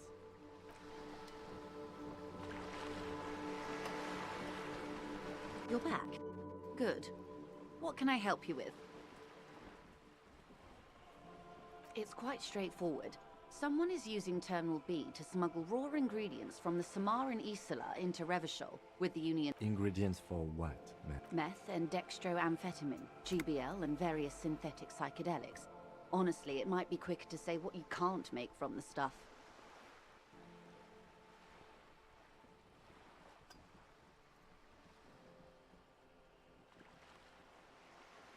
Yes. After they clear the terminal, we lose track.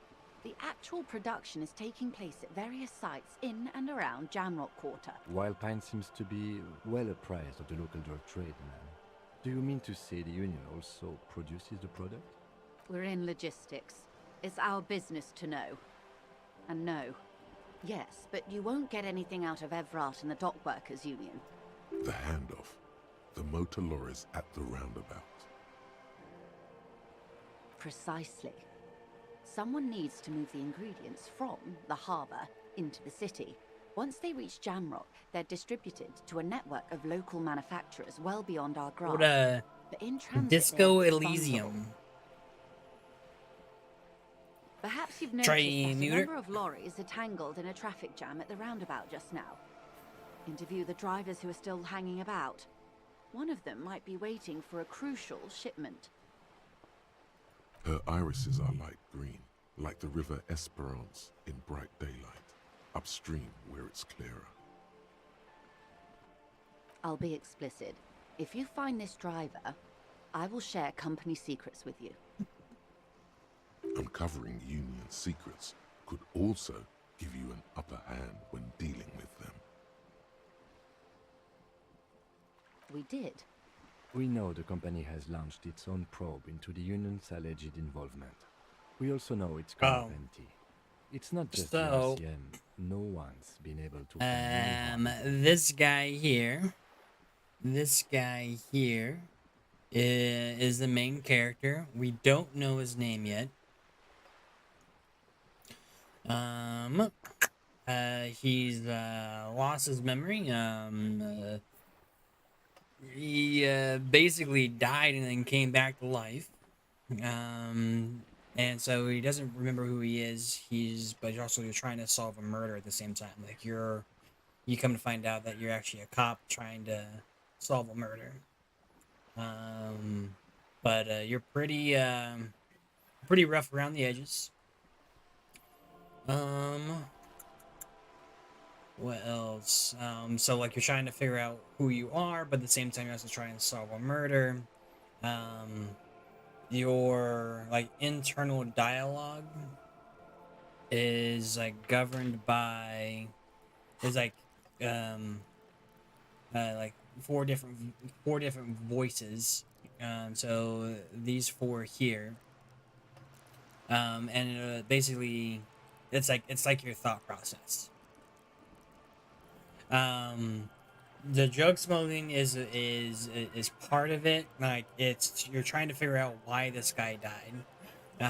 So there's like a strike that's going on. There's a union involved. It's either a union or that's what the gang is called, is the union. I forget. I haven't figured that out yet. Then this guy that you're with, he shows up. He's helping out with the investigation. It's something. Every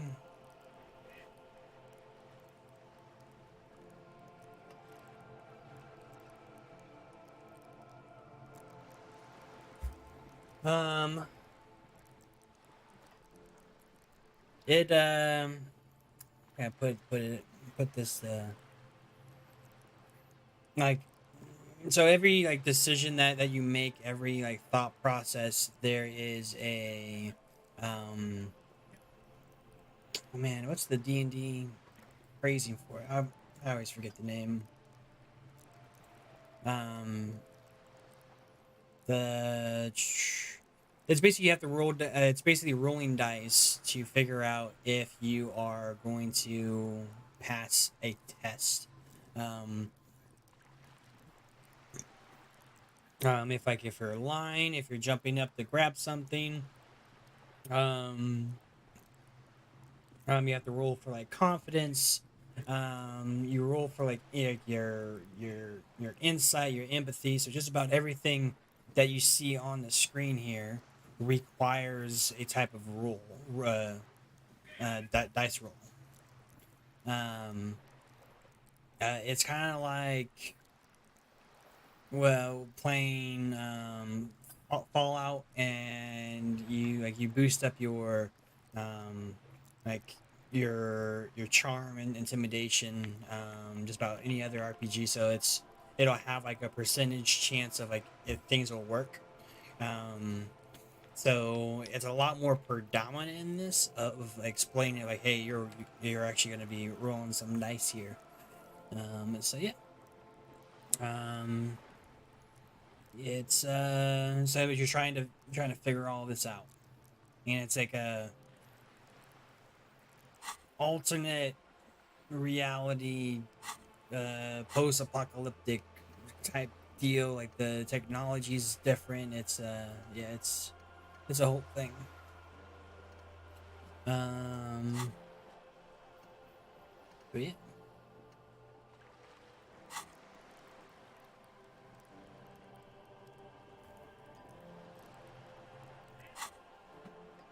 Well, here's your chance, officers. How do you think they're financing this strike? There are thousands of unpaid dock workers going strong for the 4th month straight.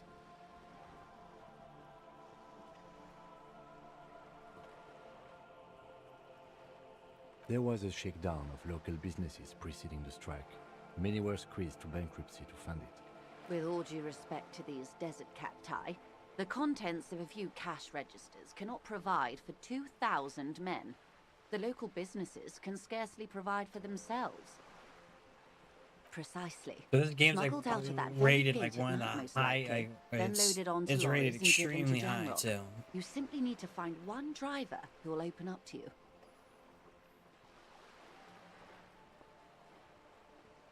The two might even be connected. Or not.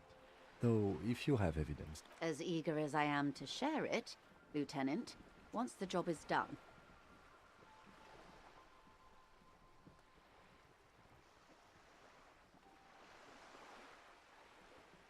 Yes? Excellent.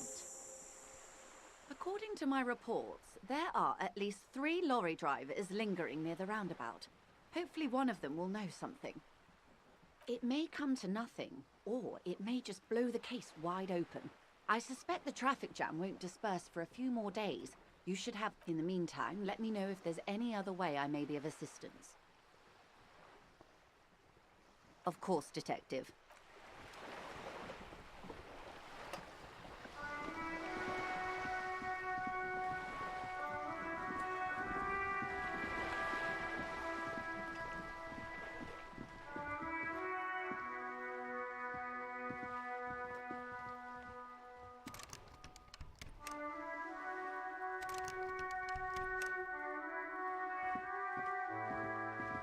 Yeah, you better keep walking. A sturdy metal door guards the southwest entrance to the apartment building.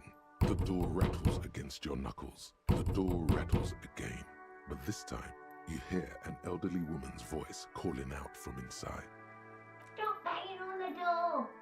I'm not letting any more strangers inside. Ha! The police?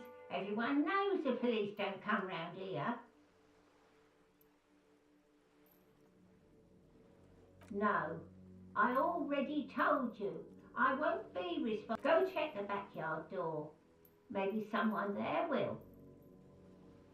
Backyard door? There must be another entrance to the... Madame, I assure you, we are real police officers. There is no reply.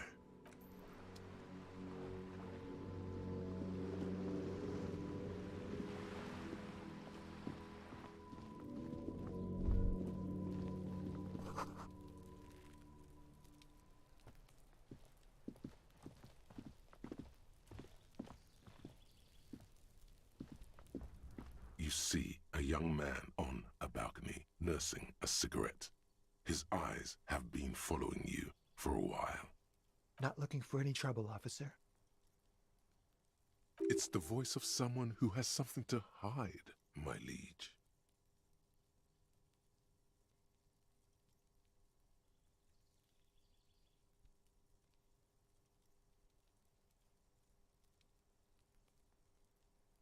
I don't want to be seen talking to the gendarmerie if that's okay. I just want to finish my cigarette. Don't let him go. This could be your witness. The balcony has a great view of the whole thing. Is it really that important? Like a nervous cat, he keeps stealing looks at the neighboring windows. All right, but make it quick.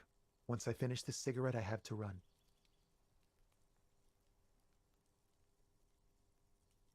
I'd even go so far as to say that the view is a little too good, my dear gendarme. Do you have an estimate of when the body will be taken away? We will remove the body as soon as possible. Now tell us, where were you last Sunday? Oh. You already asked me that, didn't you? Wait, is someone else investigating the lynching?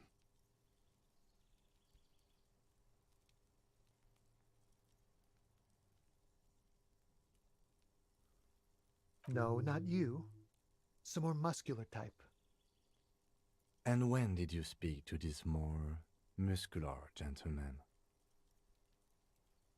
Last week? I don't know. Look. He's an actor, declaiming a soliloquy. See how you hang on his every word.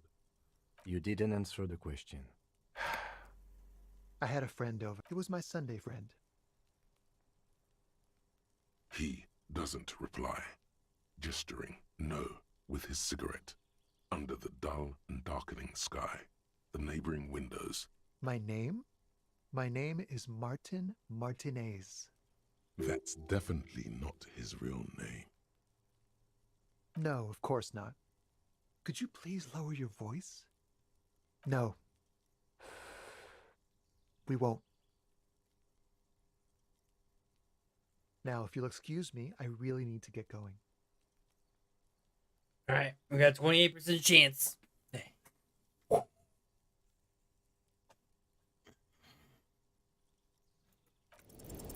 Time to bring out your secret charm. Tears and begging. Show him your emotional side. Throw yourself before his very feet like a dog.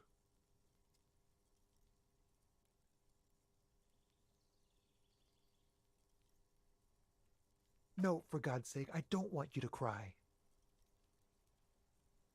Listen, I really have to go. Good luck with the investigation.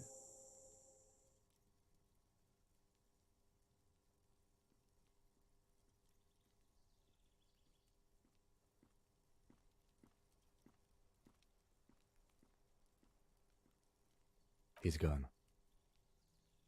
No point in running. Tenements like these often have multiple exits. If he doesn't want to talk to us, then he'll know how to hide himself.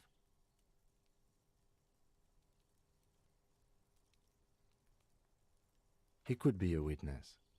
Him or his Sunday friend. Either way, we need to look into that muscular type. There has to be a way of getting inside the building. There must be another way into the building.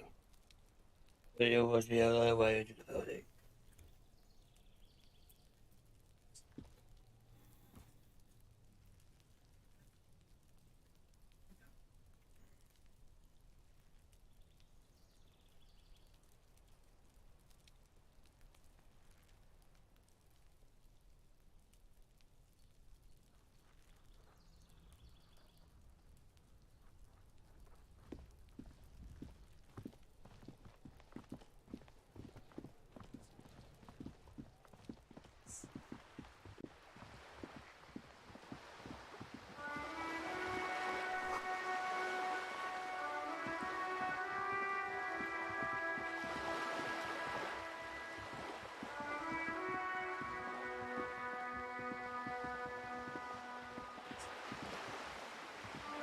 This coin-operated viewer is facing south.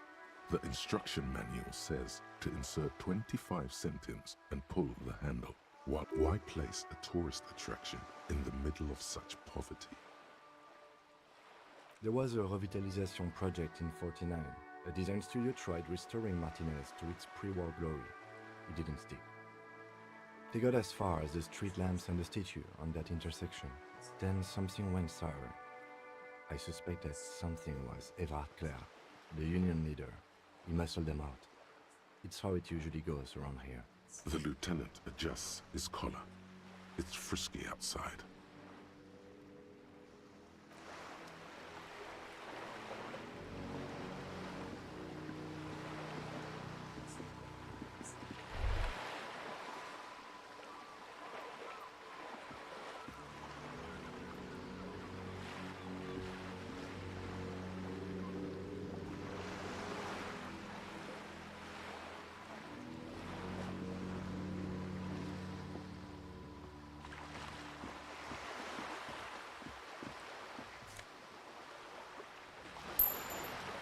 Bad.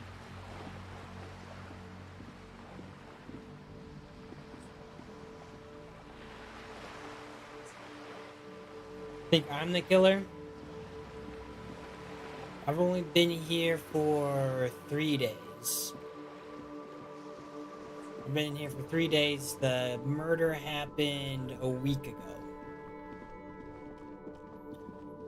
The body in question is this guy.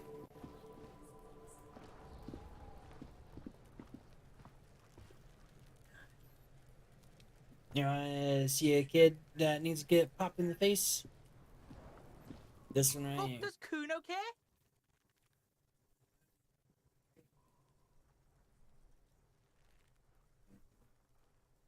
Kuno doesn't fuck.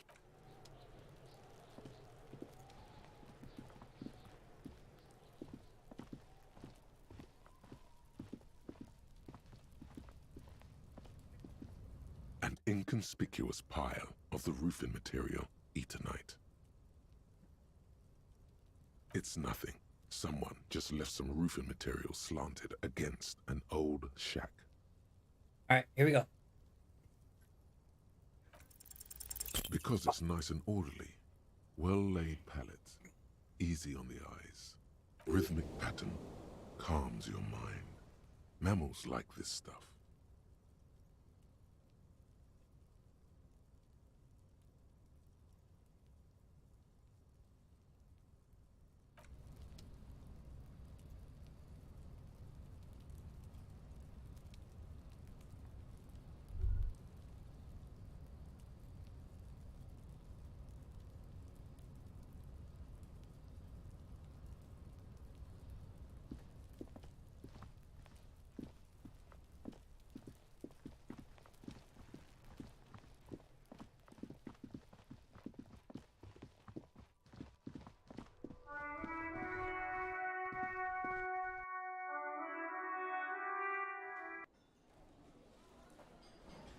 Well, that's what the barkeep was selling me.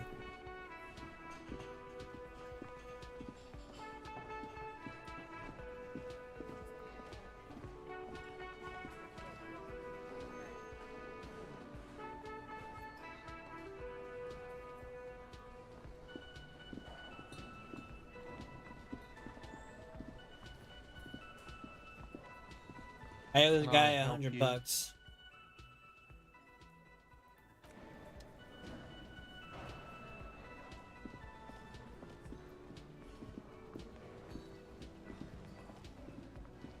You see a heavy steel door.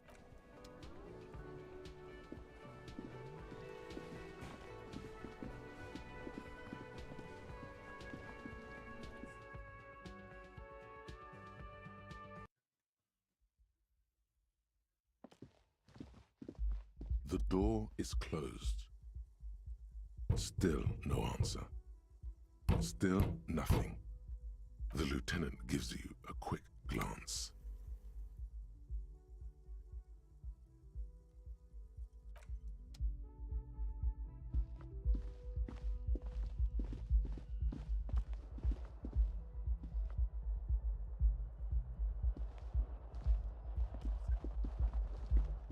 I'm the murderer. I'm the murderer. I got him, bro.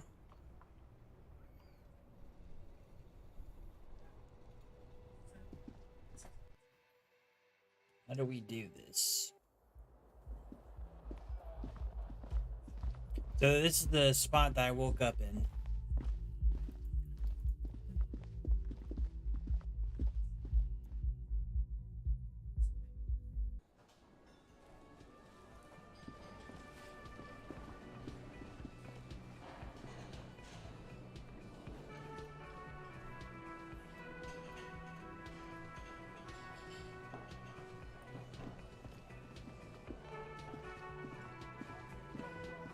Hello again, sweetie.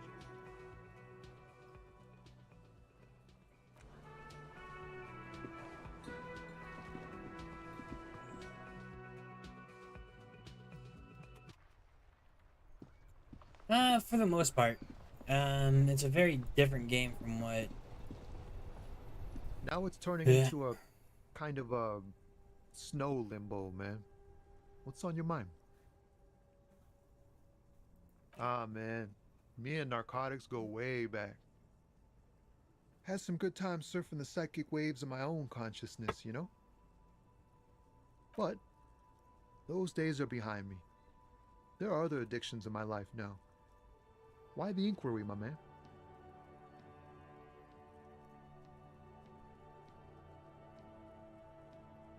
We have a credible lead, sir.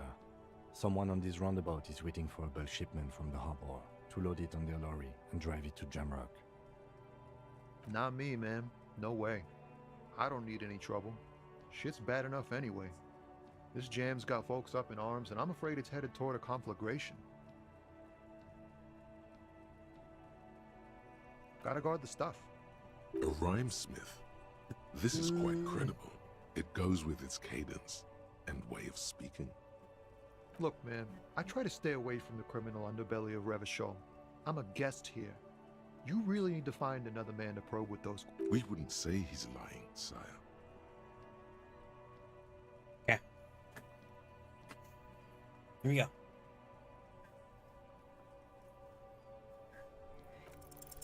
Wait. There's something here, stored away in some dusty corner. It starts like... Whoa. What else?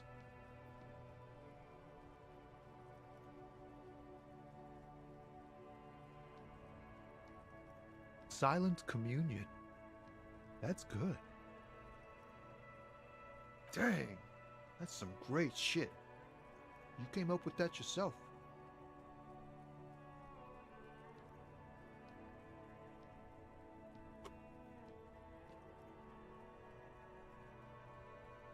No matter. It's a fine stanza. They're more often in the fists than rhymes, see? Let alone honesty in verse.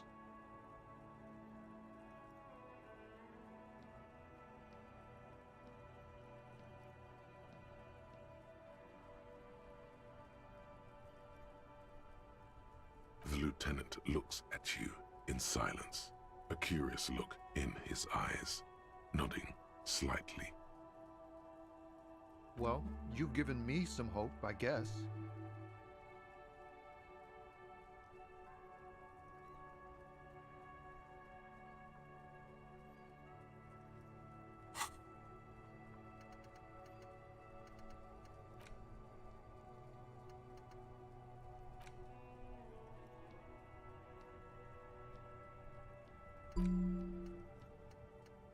All right.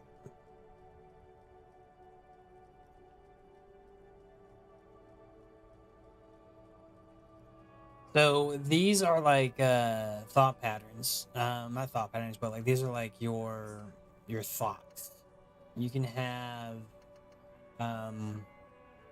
like basically you have to like work through things with your thought process. And it's in game time here, so 5 hours 55 minutes. So I just do initialize. I don't know how these like connect, but apparently they do. I don't know how this works.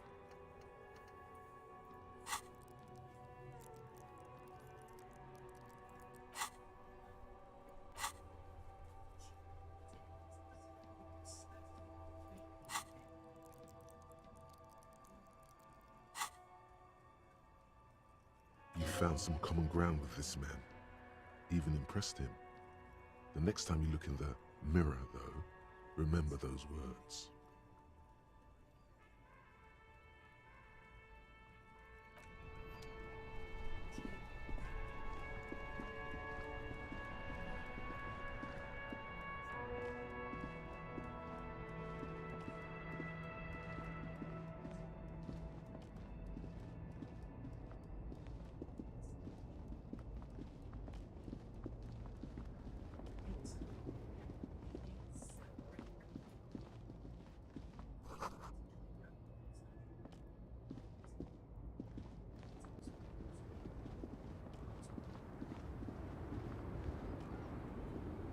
The woman still has her eyes fixed on... If you want her attention, you may need to be more forceful. Where am I? Who are you?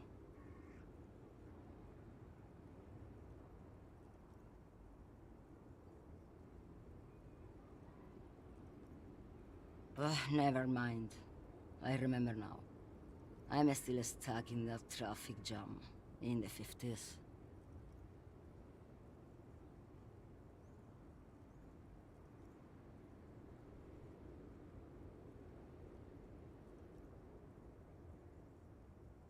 Back in Methka, during the time of the revolution.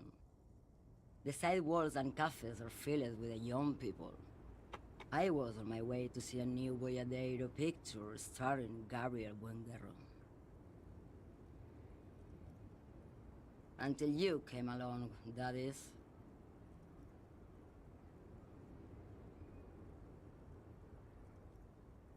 This is Gabriel Buenguerro.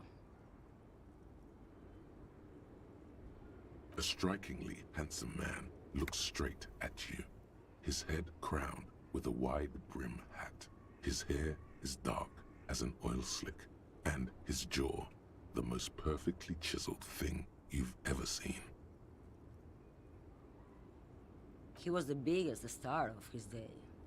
Girls used to faint in the aisles of cinema whenever he came on the screen, and schoolboys used to memorize all his lines. In all likelihood, it's a world that's only ever existed in her mind. Someone was. They are someone's memories, boy. What difference does it make if it's me or not? They're beautiful. That is all that matters. Beautiful. All of what? The world? The present? I wasn't dreaming. I was there, Loman. It was early spring, and the mine behind the Black Sun had just come out. The posters were 20 meters tall. Everything was golden. While you, people, were tearing each other apart over your petty little revolution, in Methk, it was a golden age. The Republic of Mesk is a... Why not, Harife? It's not like I have anything better to do in this hellhole.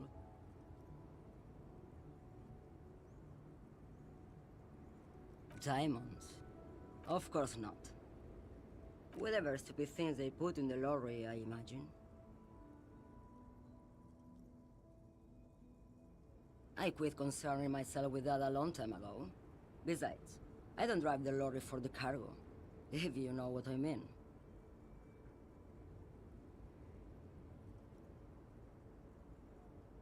Then it's contraband, Loman.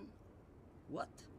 Do you want to take an old woman? Bad hand. Hermenegildos's bad hand strangled 300 people. What can I say? Some people just really like strangling people.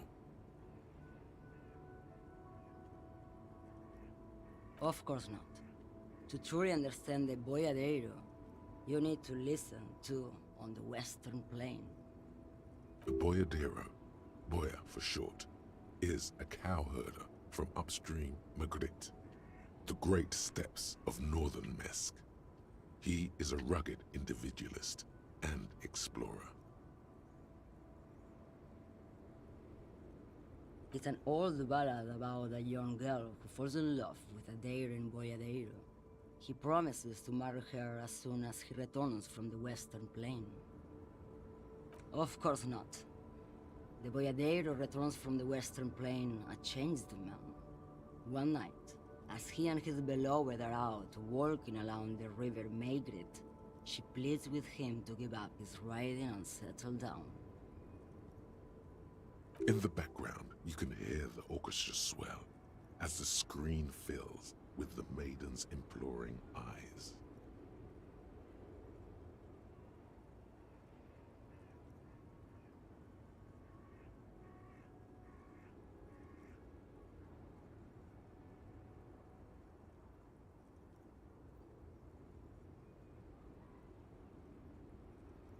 So the boyadero strangles his beloved and throws her body in the Maigret.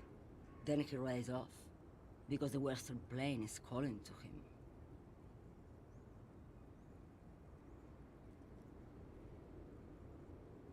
The most beautiful.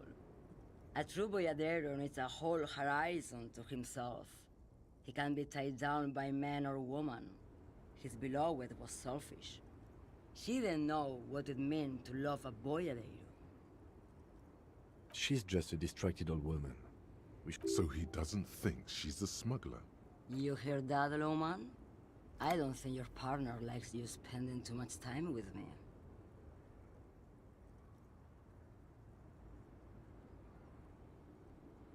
Nothing. I just don't think she's connected to anything. He doesn't want your frail mind caught up in something here. Something unconnected to the case. But connected to this woman tuning out like that. Oh, don't worry about me. I'm one of the best camioners around.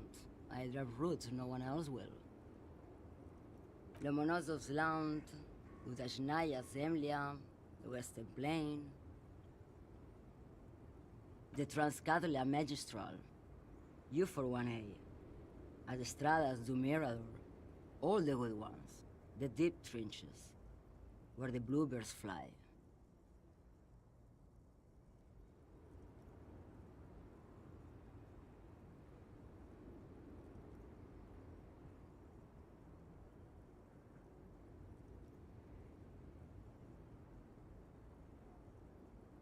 Ooh, I'm farting, bro.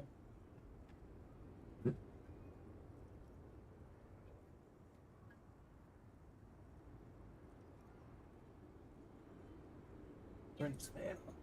Turn this fan up. That was bad.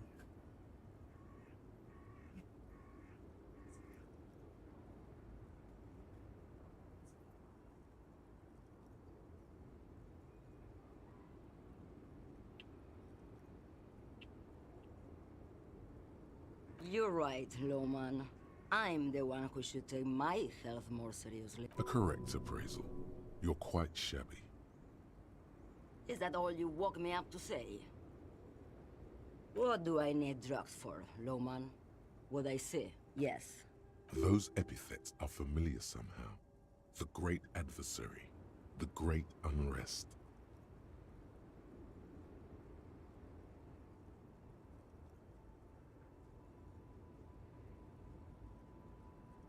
If you don't know, Maybe if she thought you're corrupt.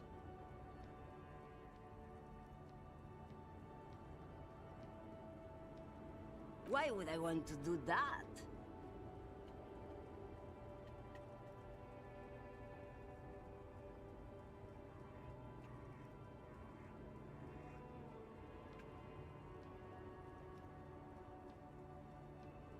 Loman, what in the name of God are you talking about?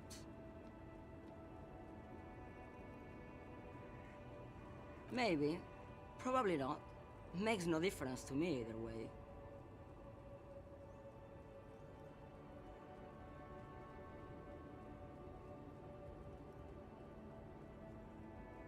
Just this month, I made half a dozen trips from Saramiriza to Grat, on the U41A. What do you think they take from Saramiriza to Grat, Loman? No, Loman, diamonds. I'm not paying attention.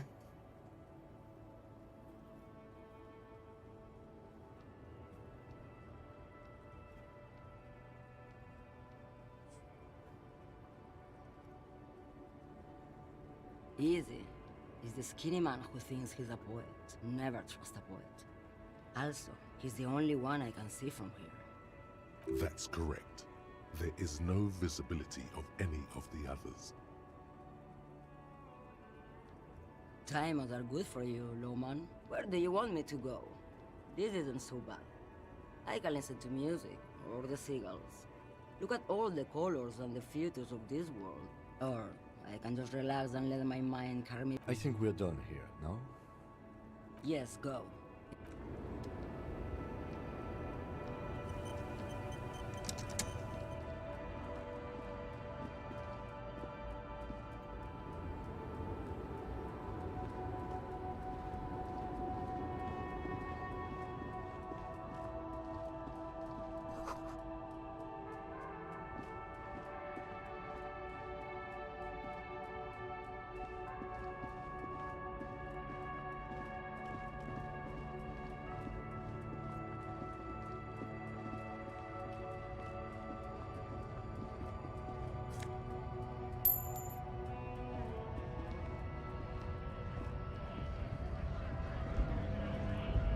Right to work! Right to work! Shame on you!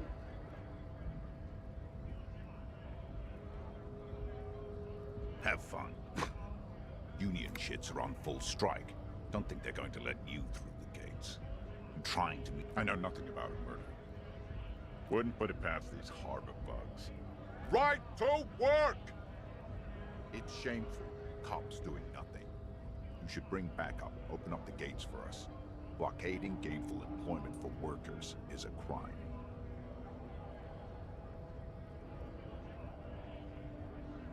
We are not picking a side in this, just pity. Lad!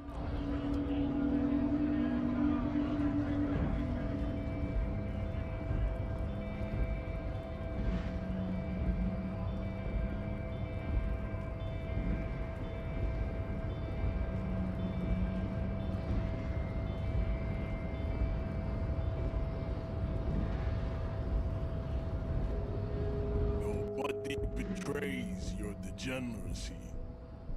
Yeah, Measurehead.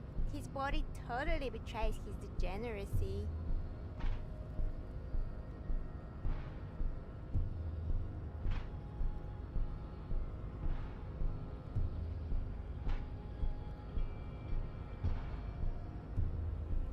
Are you admiring my morphophysiology?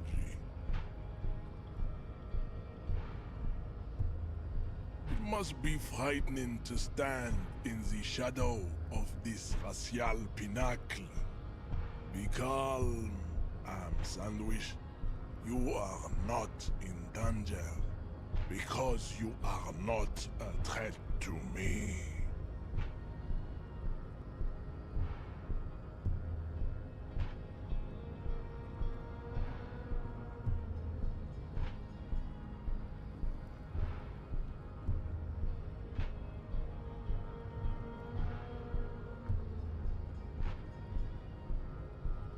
Ooh.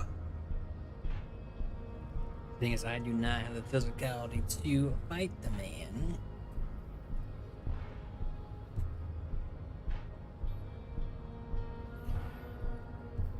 So...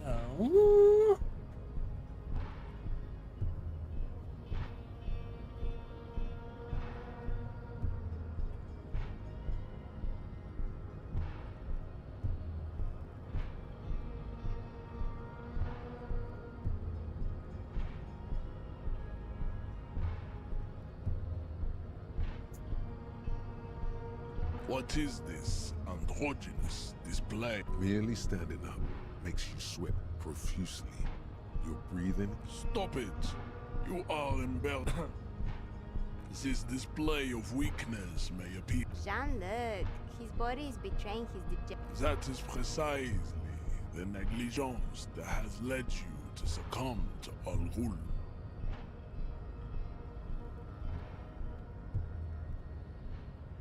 You reek of it. An invisible sword of Al Ghul emerges from your throat. You cannot see it, but others can.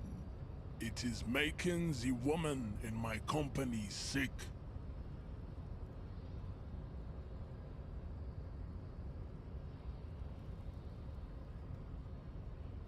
No, you don't. You need to get another drink. Occidental Haplogroup B4 is done giving orders around here. The influence of the ham sandwich race is waning. Does this remind you of someone? The guy down there?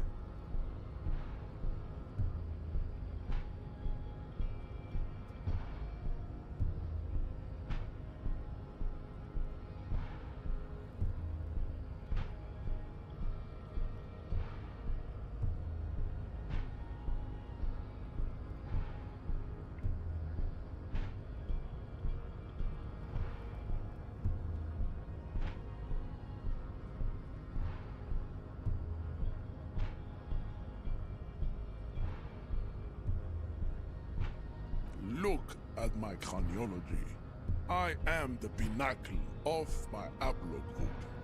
The pink blob is a bad example, even of yours. It saddens me. You were once a noble and powerful race. You gave the world eugenics, electricity, and powerful weapons of war like missiles and aerostatic aircraft. You made great gains in metallurgy, race theory, and statecraft.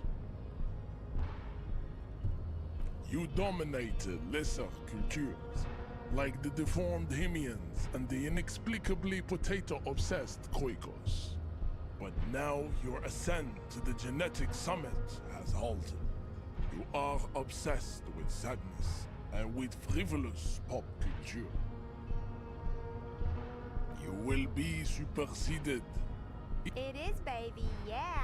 You know it. There is a button right behind him, just out of reach. It must be the one that opens the door to the harbor.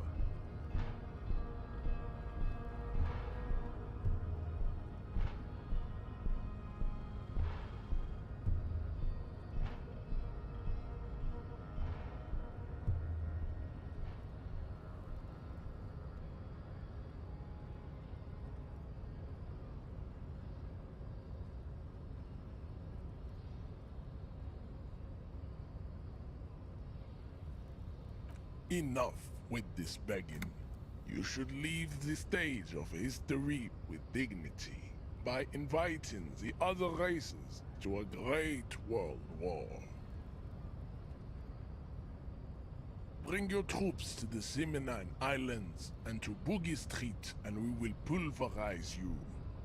When you are gone, we will build a museum for you. The walls will be lined with bottles of Al Ghul, your beloved beverage. Inside, we will store the odes to homosexuality you call art, and your microcephalic skulls.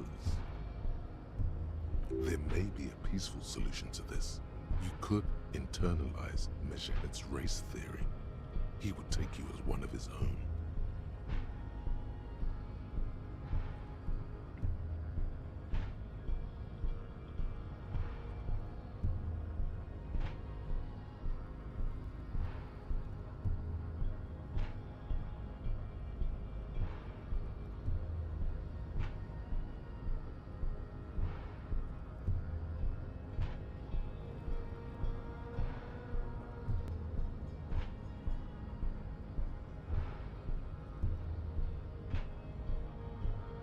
The best idea.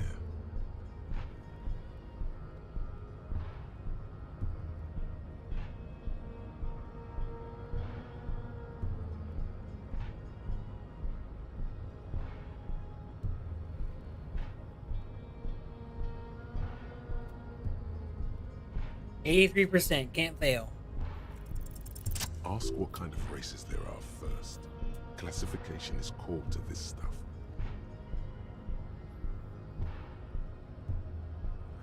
do you?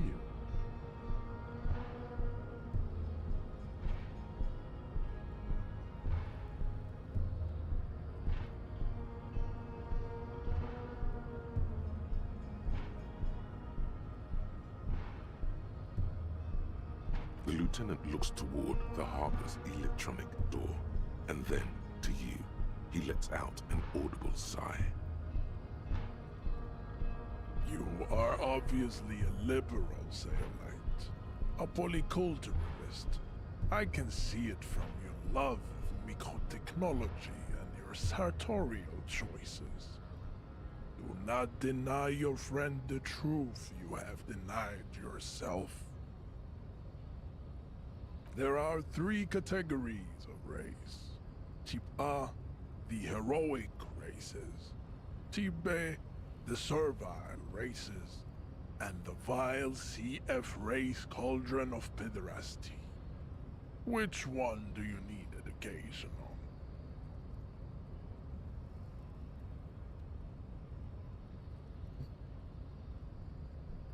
I knew you would go straight for the vile cauldron.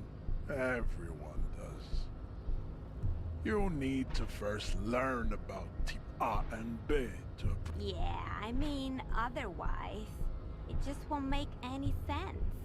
Yes, it would seem nonsensical. Those are the Simonese, the Areopagite, and the Occidentals, excluding the Maun, of course. The Maun are riddled with eczema to the point where they find it impossible to smile. They are all lactose intolerant, a common result of inbreeding. A receding genetic pool has led the Maun on reprehensible street parades. In Maun cities like Stadskanal and Vredefort, wearing wooden clogs on their feet and little green tassels on their hats. You know them by the names of their nation-states. The Oranese, the Gotwaldians, and the Königsteiners. My people simply call them Maun. Mahun is a derogative term for first world people of Gotwaldian descent. They do not all have eczema. Also, people of Katla, like the Suru and the Uhu, are much more lactose intolerant. In some municipalities of Oranje, people do wear shoes made of wood to street parades. Green, orange, and even yellow tassels have also been seen on hats. The Maun are proof that you can have too much Occidental racial purity and tassel-centric culture. Inbreeding has led to a lactose-intolerant subrace whom no one can take seriously. Colorful tassels are, let's be honest, not a good sartorial choice for this century. You might want to avoid wooden clogs too. The Vespertines and Messenians of Vesper and Messina, the ancient Meteorans, the other large Mondial civilization, the Mesk, are too yellow and oleaginous to count as a overproduction of sebum. Sebum is, as proven by the Maun and the Mesk, Occidental type A is in retrograde. The Simonese and the Areopagite are on the ascent. The indigenous people of this, the Insulindian archipelago. The Areopagites are the master race of the Ilmaran deserts. The Areopagites are sleek, long-headed. The Simonese are powerful, mesomorphic. The former is an immutable progenitor, unchanged since the Super Isola of Pericarnassus. Ancient brains rest in their slender skulls. The latter is perfected, and type B are the unheroic races. The Khoikos of Grad, Yugo, Zhimsk, Shest et al. Are what you would call white, officer, in a suspect description. Yes, To an untrained eye, the Koiko appear white and pinkish, like a ham sandwich. But look into their eyes and you will see. The pinkness is a racial quality that has to be earned through centuries of advanced ballistic warfare and cultural domination that the Grad people, the Koiko, the countless micronationalities of Grad, are all inexplicably obsessed. Wouldn't he be one for ethno-states?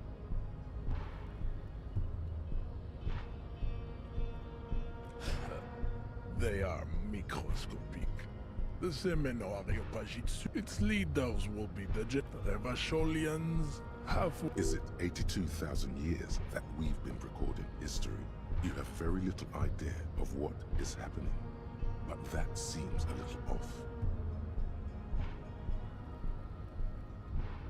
Again, The revolution came to Ravachol from Gra. The revolution is enough of Tibet. Tips CF are a museum of failed chimeric experiments and tragic maladaptations.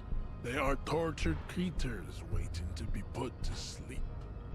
Your morbid interest in lesser rate the mosquito. It seems unlikely that two human beings produce genetically sterile offspring.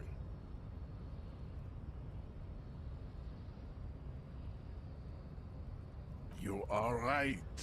You have misunderstood. You lack basic phylogenetic education. Then there is the I'm also Semino skipping. I'm Koiki skipping stuff.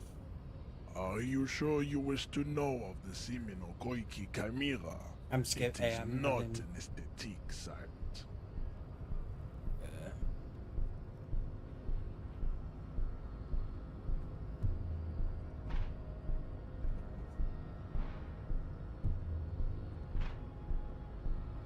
The Koiko, as you know, are very servile. I just Especially can't. when they meet I the can't. rich. I can't deal with this Racial scientists voice actor toying with the idea of crossing explaining the to me Seminese with the Koiko to produce a explaining to me super racism. worker of Seminese strength and Grad servility.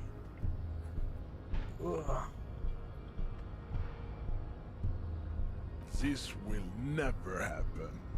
The Seminese and the Koiko may have similar interbreeding problems as the mosquito. We will never know precisely. No Seminese man could maintain an erection, but enough. It is cruel to entertain ourselves with it. You understand nothing. To solve the great race enigma, you have to first ask yourself, what is the race enigma? You have not even worded the mystery. You need to internalize what you have heard. No. Then return to me. This clarity does not come instantly.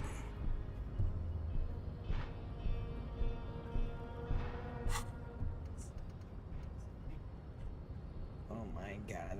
Fucking learn race theory.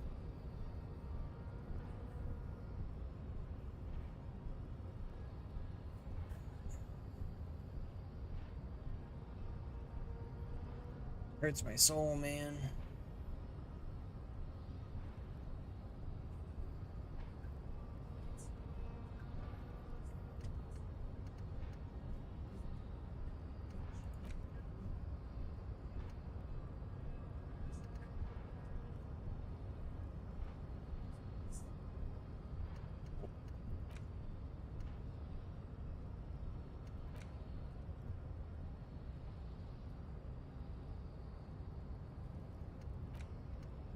It's hard to get. I know, but I didn't want to freaking learn about race supremacy. You know, I don't want someone. I want to talk to someone on the top of a door about how their race is the best. Racism is bad, okay?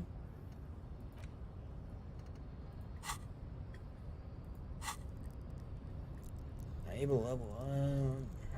Yeah.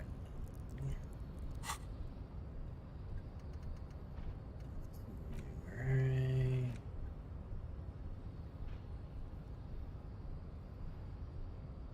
Cramden. I am a cop. Stop that. Visualize. Alright. Learn about race. There.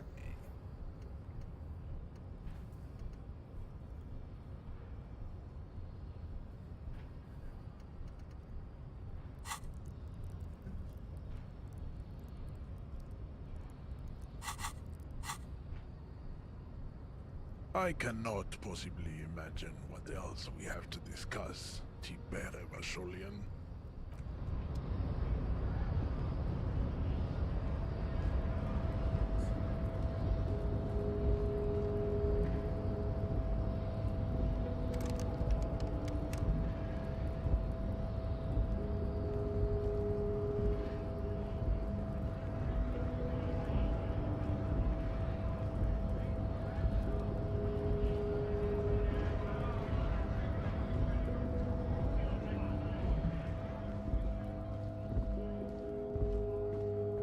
Looking for something, Ront?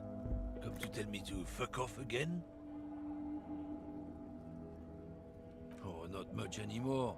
I'm here to pick up some cargo, but the dock workers are on strike, so it's a sit and wait on your ass situation. The strike?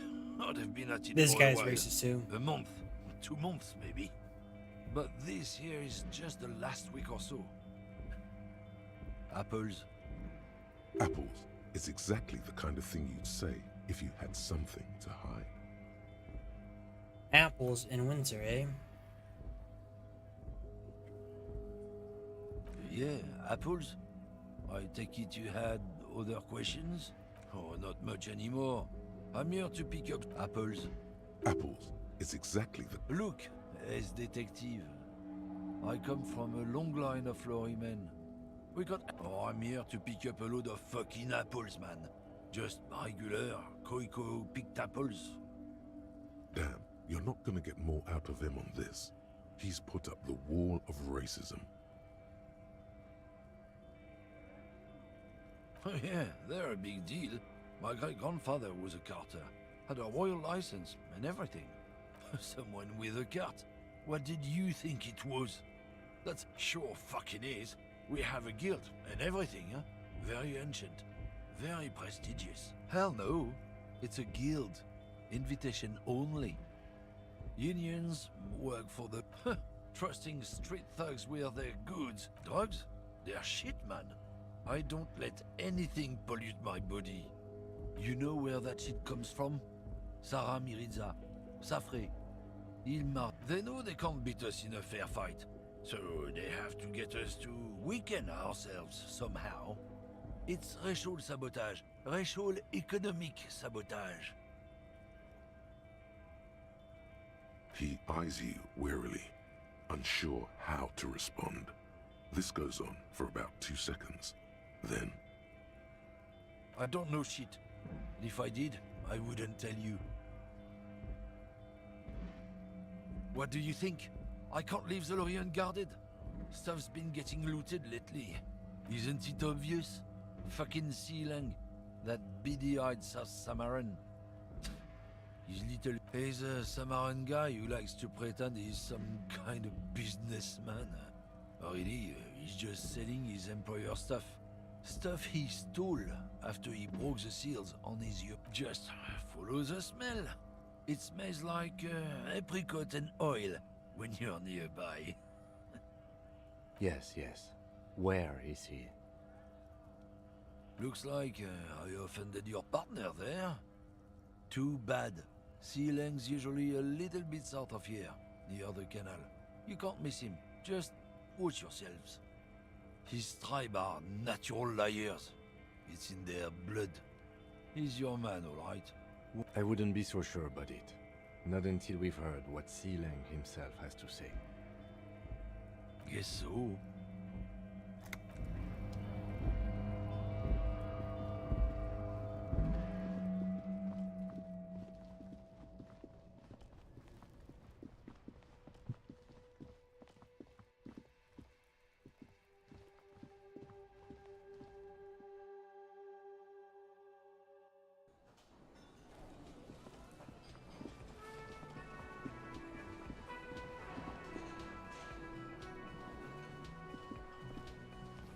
Can I help you?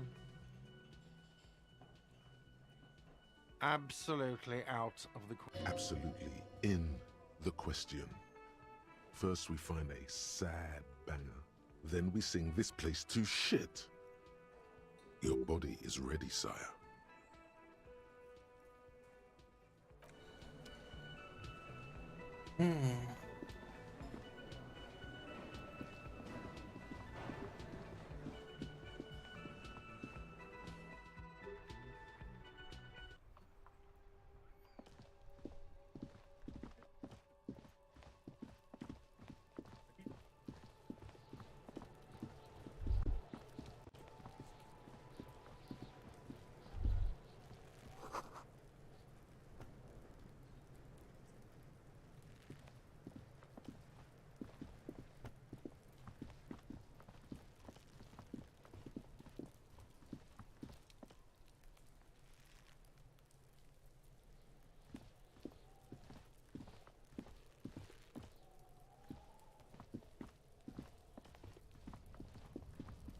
An inconspicuous pile of the roofing material, Eternite.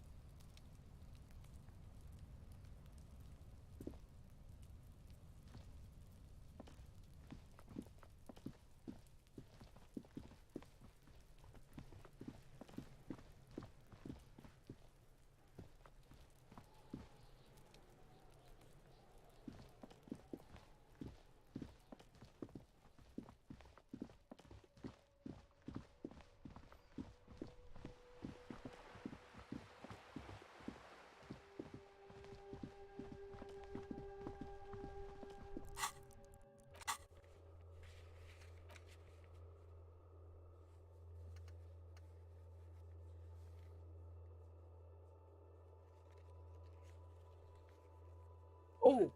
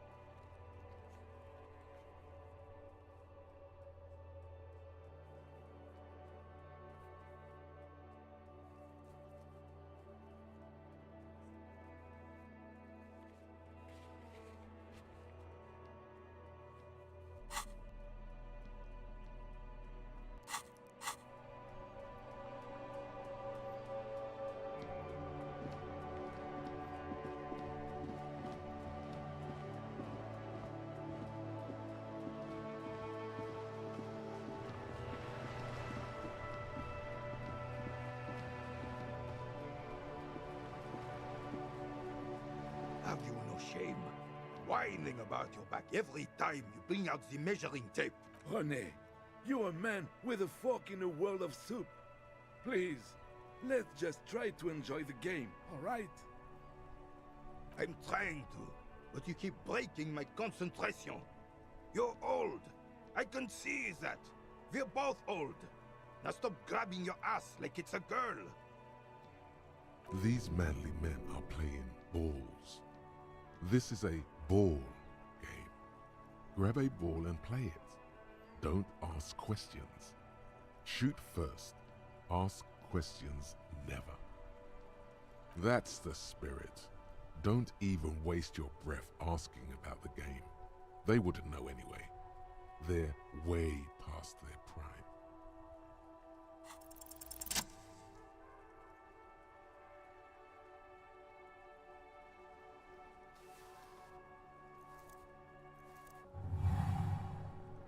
You are immediately surprised by the ball's lack of weight. No matter, you'll make it work.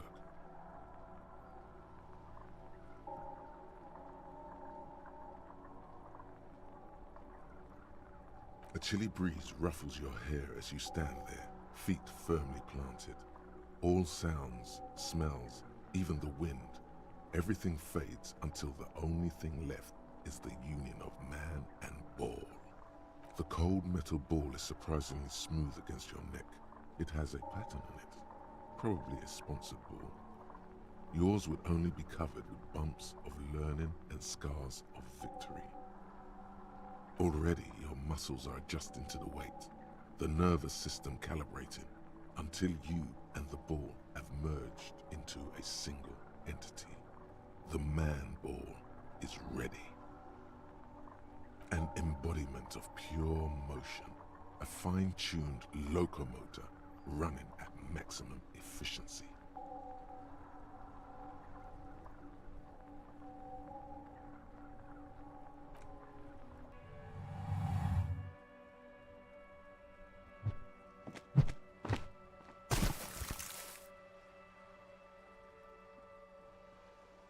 Merde! Bordel de merde! A whorehouse of shit? It wasn't whorehouse of shit. The shot was at least 23 meters, probably 24, and then some. Nothing to be embarrassed. What the hell is your problem?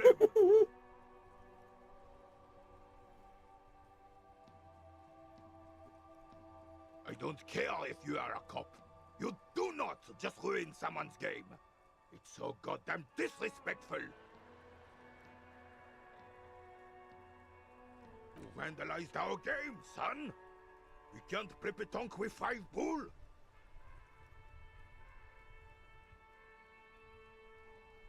No, no you don't. Our Take it easy, René. This is... Of course there's harm done, you orange slug. You owe us a goddamn bull. Will this... No, it will goddamn not. Thank you, officer. This is really something. Honestly, I think it's better than our old bull, even. Mon Dieu. All right, fine. What do you want, officer? Yes, why did you come here? It's unlikely they know anything about the murder. You never know. He might know something. This is a good vantage point. Unfortunately, I don't. Unlike most of the locals, I have no qualms about assisting law enforcement. But this affair has passed me by completely. In Martinez, the union is the law. So can you really blame them? Cop is a pejorative term. I don't have a problem with policemen. On the contrary, I admire the effort to bring order to our streets. He doesn't know about the crime. Your time is better spent discussing politics. I'm confident they are indispensable in regard to all the paperwork and other administrative duties.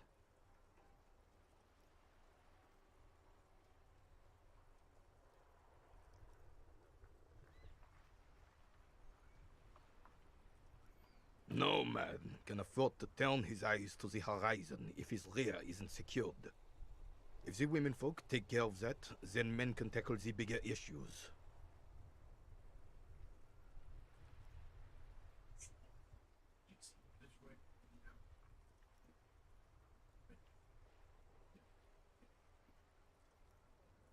The RCM doesn't discriminate.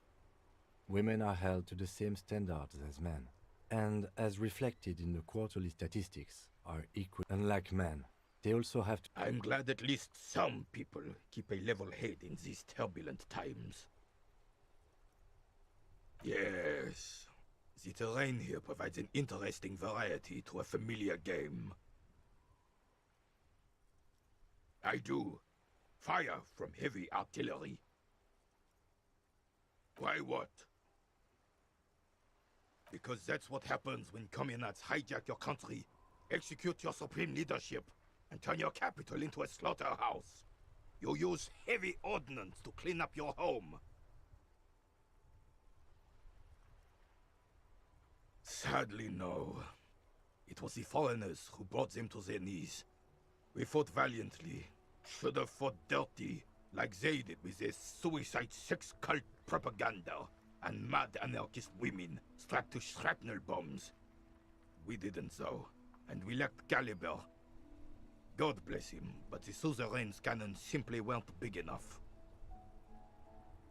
It was probably a bit more complicated than that.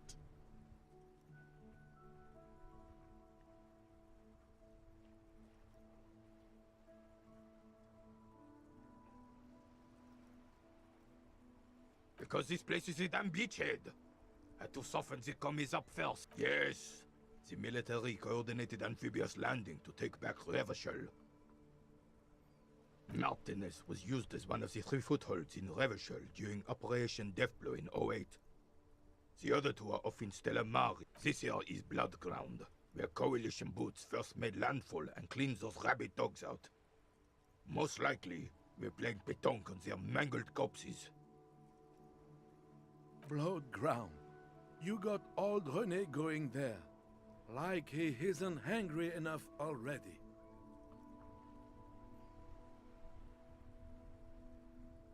Damn right, son. They laid the fire of hell on the city before they stormed it. And it worked, too. The rest of the city got cleaned up, but Martinez they keep as a monument. And now the Union Socialists are practically running the place. Well, it's your own damn fault. You, we, the coalition, Revachol, whoever you want to blame, never finished the job. Officially, the party never surrendered. Of course they still hold influence. You don't even begin to truly understand the players at the table, let alone the specific circumstances surrounding the... What do you think? Thinking men have opinions on these things. Present one.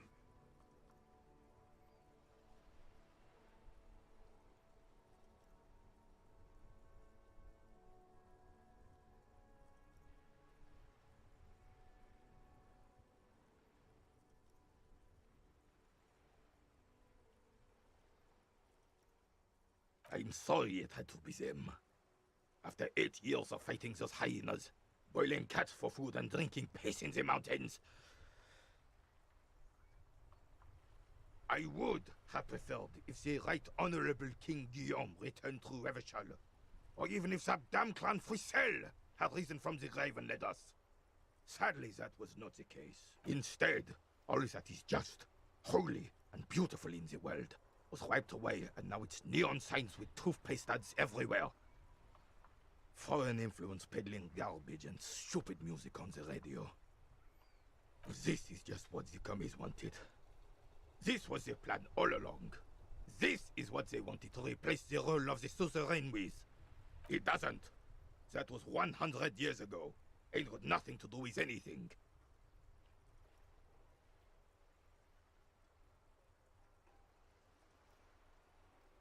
A true king in both blood and mind.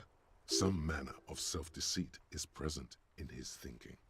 Sounds like this Guillaume abandoned him, and he doesn't want to admit it. Damn Frisel. He slouches as he says that. It makes him smaller, admitting they left the king to the mob. The suzerain is the king! Has everyone forgotten already? They've forgotten already. It's no use talking to you. You were still in Daddy's balls when it happened. When we took our last stand against the Fifth and rode the cavalry straight into gunfire.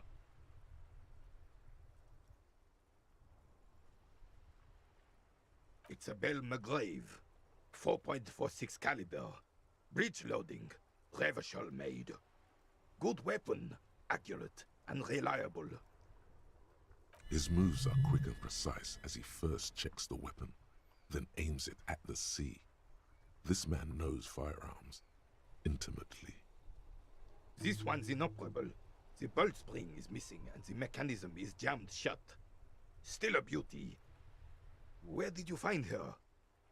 I'm not surprised. There are probably lots of forgotten wartime weapons lying around here. Back in the day, everyone had something stashed away. As for the rifle, I don't know what else to tell you. These BM-446s are an antique. No one uses them anymore. The ammunition is impossible to find.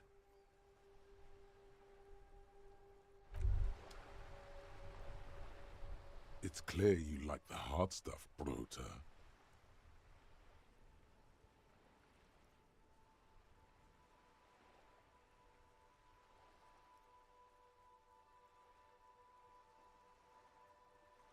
Evening falls. The time has come to take the vow. The vows are blood and flesh. Lower intestine. The term is metabolic and circulatory system. Fascism, Brota.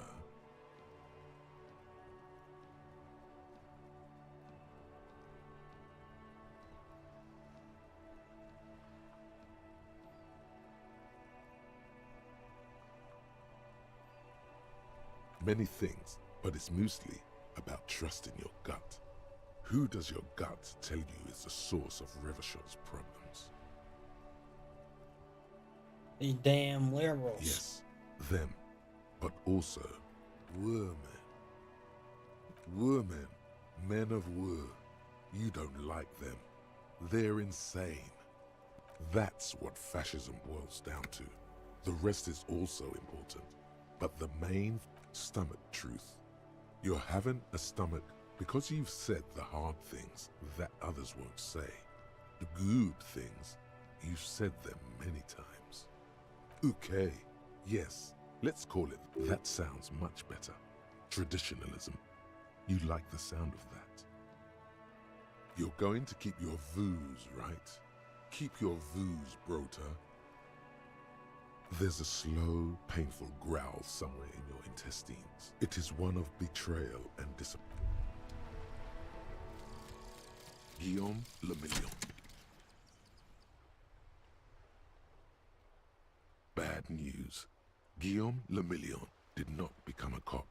In 38, he went on a tour to the Sinyao province in Safre.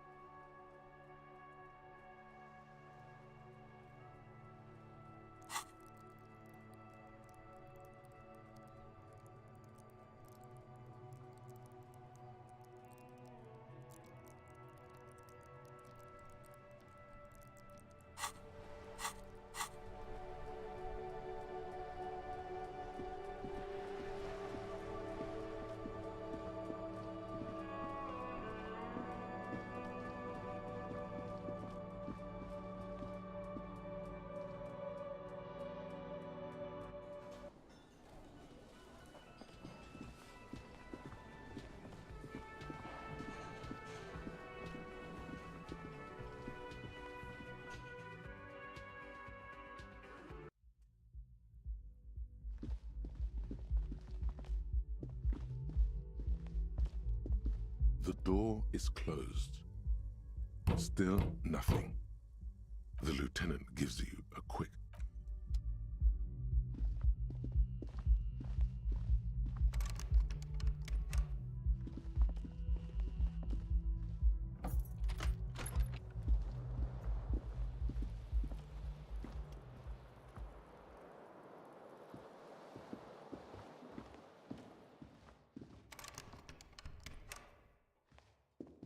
A mirror hangs on the bathroom wall. In it, your face, adorned with the expression.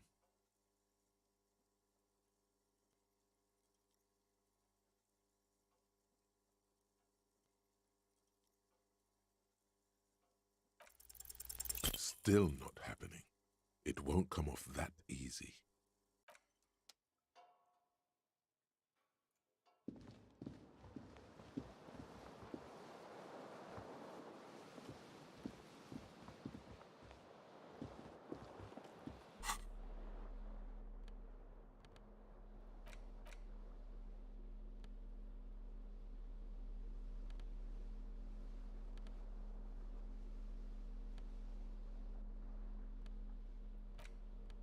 It's the ledger you found in the trash. A cabbage of papers. Oh, and the cool piece of toilet paper is stuck to the back. Arson, petty theft, spousal abuse. Handwritten logs on dozens of investigations date back to January 51. Stamped. You don't exactly close. It takes about half an hour to piece one together, using the system you've devised. Which one do you want? AKA Leslie and Burke. AKA the public indecency drunk and the property damage drunk is a cursed case. It has been passed from unsuspecting officer to unsuspecting officer for 10 years. On January 29, the unsolvable case made its way to you. Why you accepted it, it is unclear. Every officer, and indeed most civilians in Jamrock, know it's unsolvable. Leslie will always take his pants off when he's drunk. Burke will always trash everything. It's just what they do. It is their nature. You cannot change the nature of a man, and you can't lock them away because public indecency and small-scale property damage are not punishable by incarceration. The only way for Leslie to stop flashing his genitals to bypassers and for Burke to stop dismantling signage and rear-view mirrors would be for them to stop drinking alcohol, which, in their 40s or 50s, it's hard to tell because of their distorted features, is a medical improbability on par with you ceasing to produce the expression. Threatening fines, dragging them to the station, locking them up in the hellholes they live in, locking them up in the station, hypnotherapy, even trying to get the local gang of Zemyaki to take them out. It's plain to see from the files that you, Satellite Officer JV, and Special Consultant TH had more important cases to attend to. You uncover cross-reference to several ongoing investigations, each brought to a standstill every time you drive down Main Street. Because there they are, on the corner of perdition. And what is Leslie doing?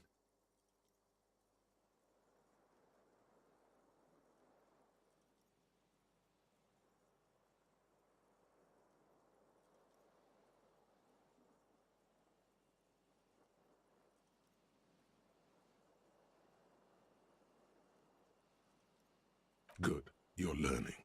If the files are to be trusted, that's all there is to it. That and Burke breaking things, and the fact that they're both drunk. But then again, so are you. The case becomes considerably less comic one day when Burke takes a swing at your ledger. He must have it confused with the property he likes to damage. But the joke's on him. You're drunk out of your mind on potent Pilsner. You slam the hardened plastic board in his face. Then you proceed to beat him unconscious with it. In the process, the ledger sustains damage. The compartment within, reserved for permeable documents, is jammed shut. You stop your assault on the now unconscious Burke to open it, but are unable to do so. The officer began to cry, reports Leslie, who, at this point, is tending to Burke. He came at us, and at us. I think he was trying to kill Burko. While trying to kill Burko, you slowly come around. The permeables compartment is open. You've smashed it open on poor Burko's kneecaps. The good news is, Burke can't walk anymore. Can't get out of his apartment, an invalid. With Burke to tend to, Leslie cuts back on the indecent exposure. Maybe he flashes his genitals to Burke. Who knows? But both drunks are off the street. The complaints stop. The unsolvable case is solved. Which is also why the officer responsible narrowly escapes a disciplinary hearing. The end. Do you want to read another one?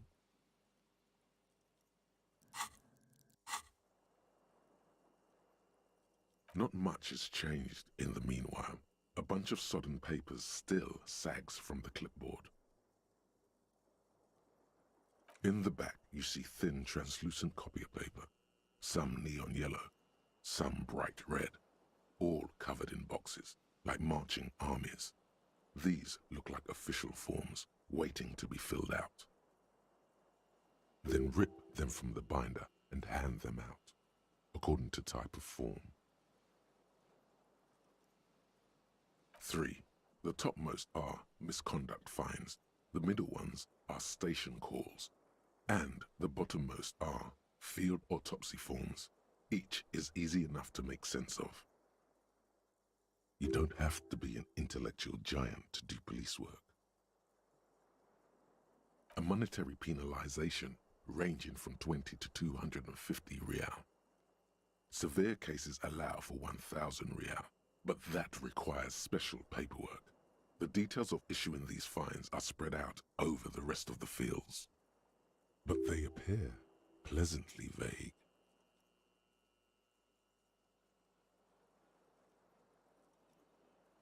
A dozen pages of thin copy paper, bright red in color.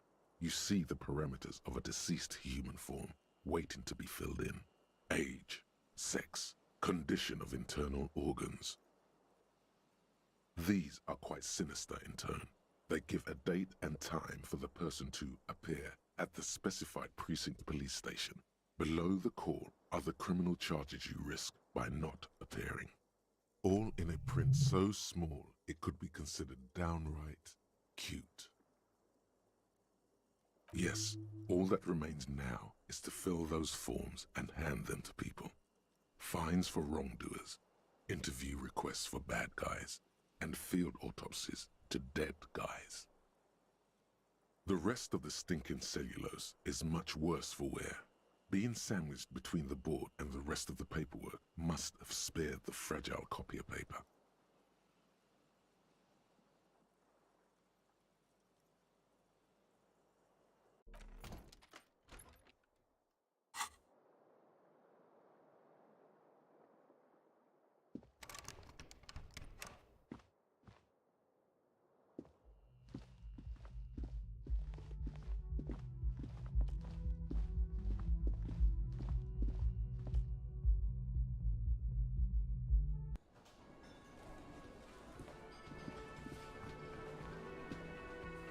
Can I help you? Yes, have you got it? Like what? I was rarely enjoying talking about the money you owe me.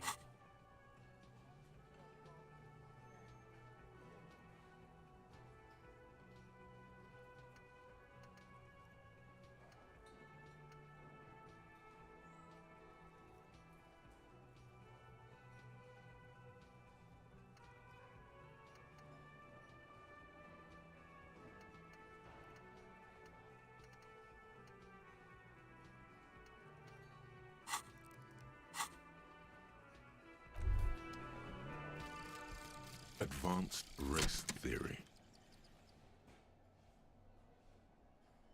Everything is calm in the eye of the race storm. Your mind is lucid and bright.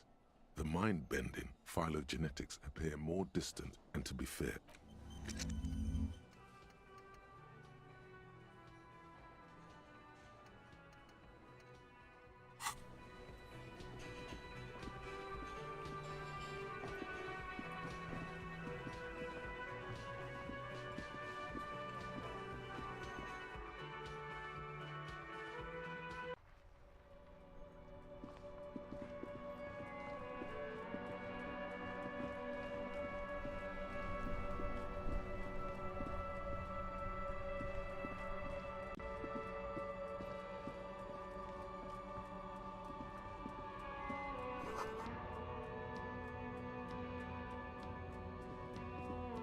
Yes?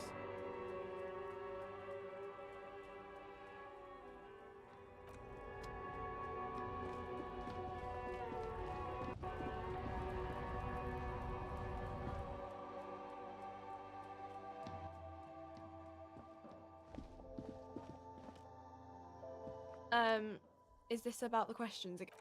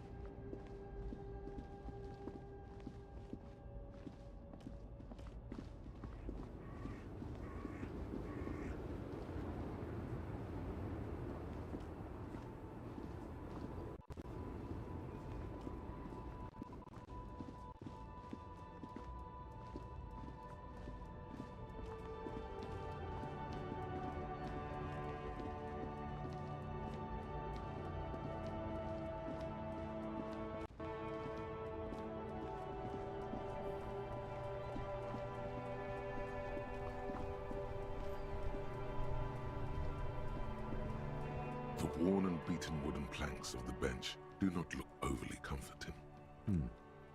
We can sit on benches after we've solved the murder. Let's go. You can revisit the bench if you ever need to pass the time when Lieutenant Kitsuragi is gone.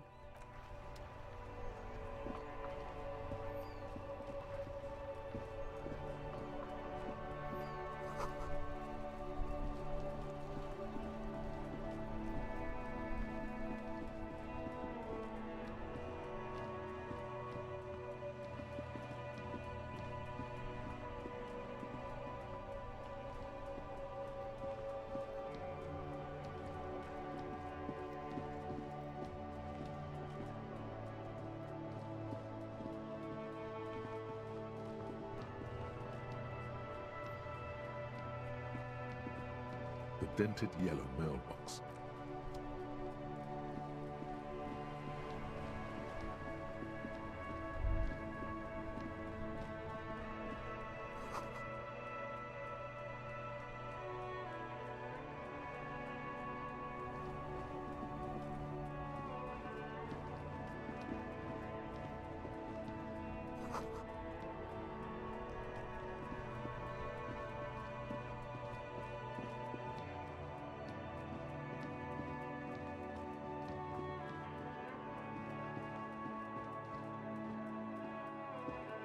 Evening, officers. A burly man hangs out by the waterlock, carving up a generous serving of salami with an old hunter's knife. His eyes are fixed on a man stranded on the other side of the waterlock and on an enormous billboard that has fallen down into the canal between them. I wasn't here to witness it, but those look like tire tracks on that sign. Weird, huh? Then again, plenty of daredevil drivers in Revachol. Too bad it also takes a year and a day to repair anything around here, especially a waterlock. The rest of the coast is closed off till then. Well, there's the fishing village, an abandoned... Yeah, not really much else. Sure thing. It is salty, it is savory, it is chewy. Want some too, officer? Why not?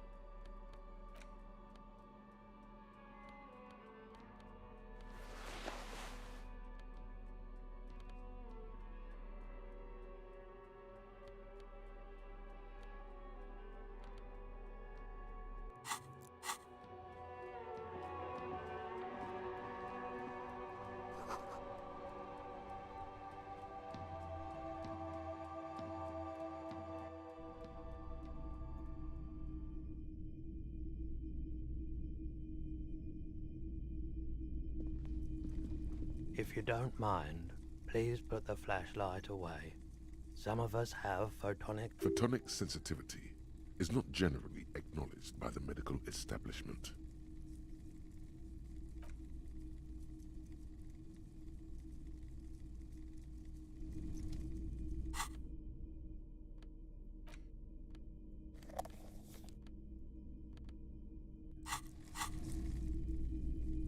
It's not often that I see officers from the... What can I do for... His courtesy is not insincere, but he prefers being alone with his projector, just watching the movement of light across the walls of the shop.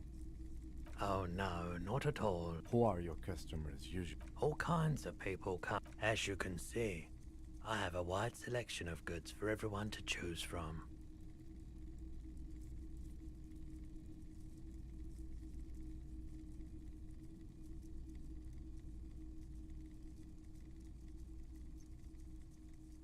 It keeps me...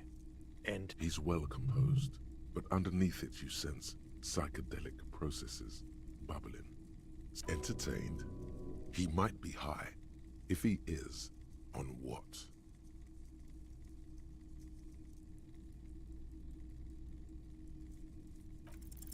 Okay, he definitely is high.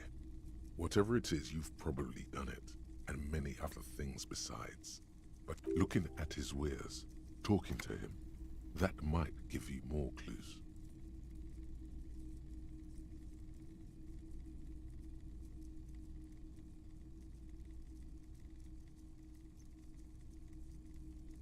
Someone else came here earlier today asking the same question. I promptly sold her the gun you pawned a couple days back. This is a pawn shop, and it did feel as if you've met before. Oh God. The lieutenant shifts from one foot to another, alert.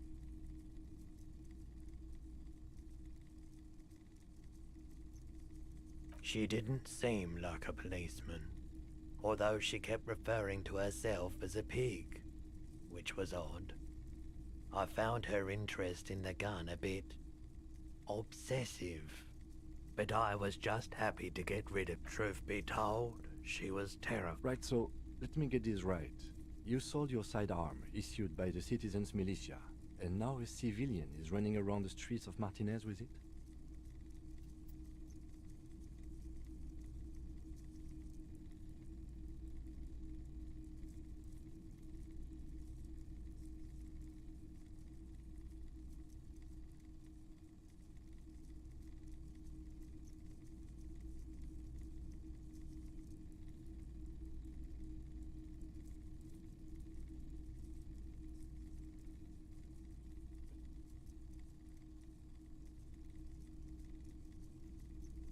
You're right that she could cast aspersions on the force. Milk. We have to See if find my out. milk won't freeze in the drawer. Hey, bud. I'm probably gonna wrap up here in a bit. I've been... Let's see about actually hopping on, clearly. He's like, nah, I'm shirt's cutting out. cutting out, bro.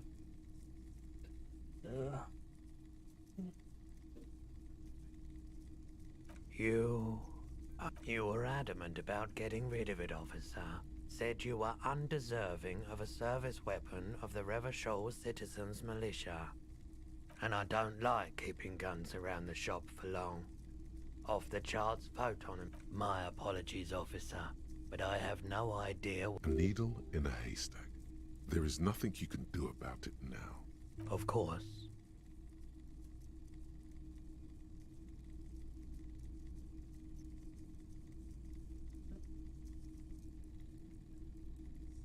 Let me have a look.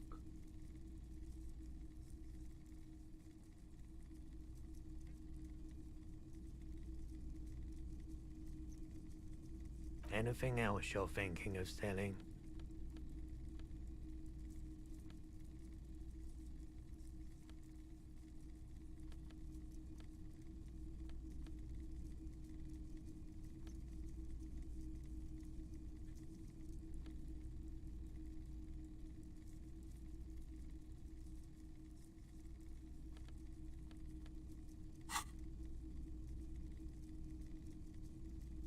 I'm not purchasing any more clothing at the moment. Another time, perhaps. I doubt it, but I can try and answer any questions you may. I do my best to keep my distance from all manner. He doesn't know anything. The pawnbroker's gaze is already fixed on the dancing colors. Sure thing. Sure, man.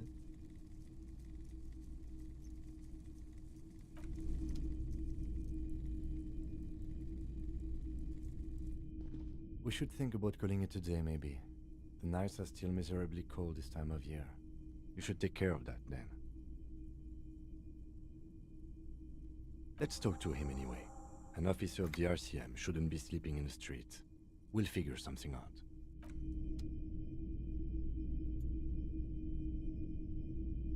A typical Martinez streetlight sits among assorted floor and table lamps.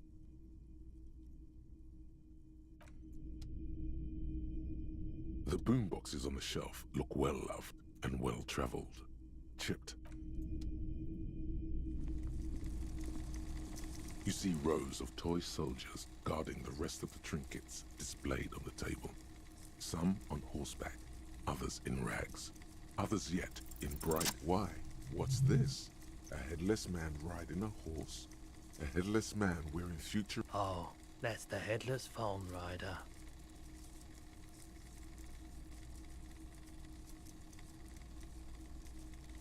The headless phone rider. It's an urban legend about a man who rides the streets of Revachol sporting a fawn tracksuit. As you see, he's missing his head. 50 cents. Bargain priced. I'll throw in the tiny cap too. I think he's looking for it, or something. That part of the story has many... He lost his cap when he lost his head. Perhaps he's looking for the head. Did I mention that this figurine is supposed to be lucky? Always carry it with you.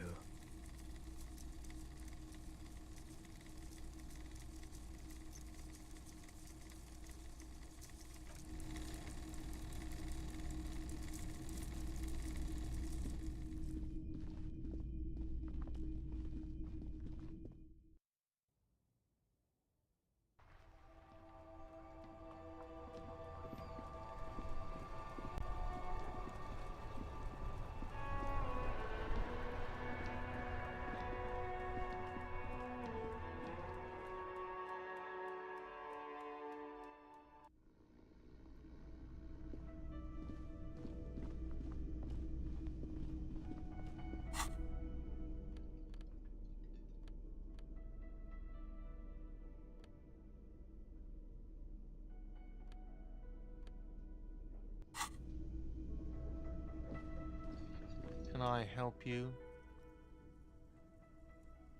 Another thing. Great. I love that. Oh, yes, that door. Sure.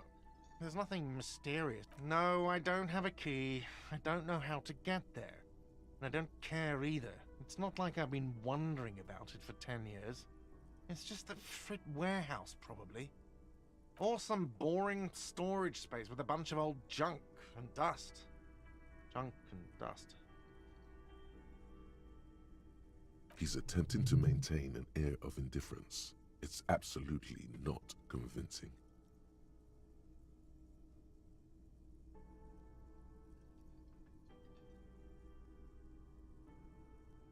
Fine, okay, a little. But my job doesn't leave me time for wondering about one locked door in one of the cafeterias I manage. So, I haven't opened it. I have cleaned the whole place 100 times over, though, after the animals. And I haven't found a key, so good luck with that. Yes? Yes, have you got it? Does that arrangement include you paying me what we already agreed you owe me?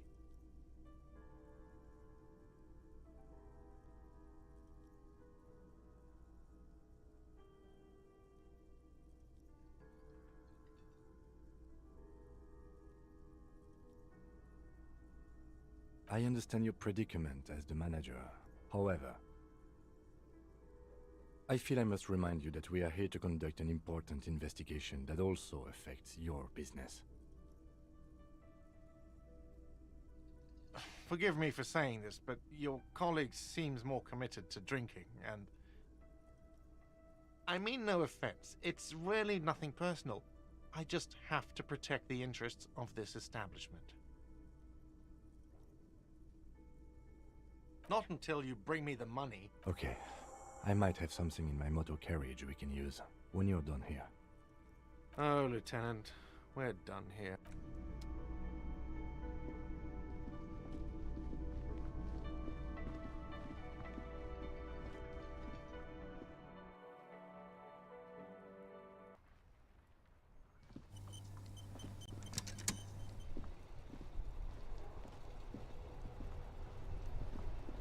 Inside, you see a set of steering levers, a radio mic. I have something here we could sell. Look in the back, in the suspect transport enclosure. Transport enclosure? Regular people just call it the cage. The cage at the back of the motor carriage looks rather uncomfortable. 4 shiny hubcaps are stacked against the seat. They're silver edged. I confiscated this for a little while back. We can take them to the pawn shop down by the Martinez Canal.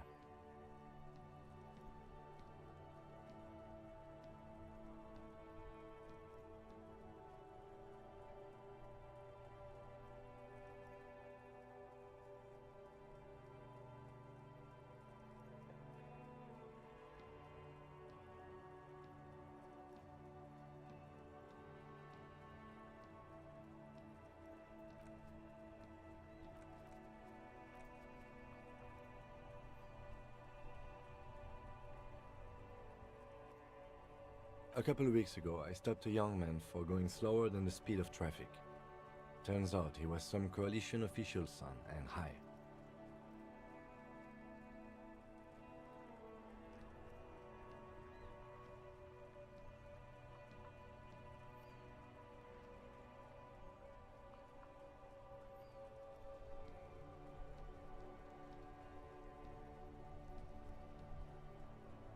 I don't know. Is it? I was going to take them into evidence, but they weren't necessary for conviction. He never asked for them back.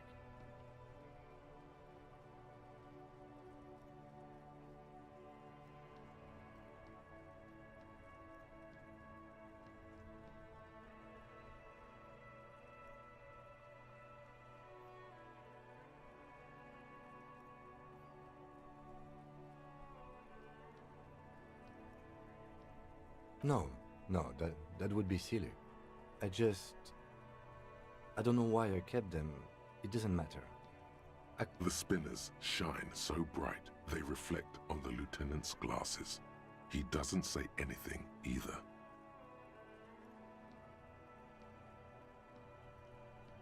Do the right thing.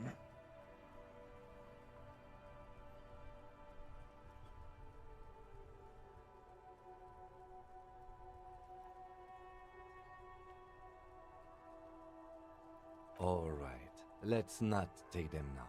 Then come back once we realize we have to. Have this conversation again, and then take them. Sounds likely.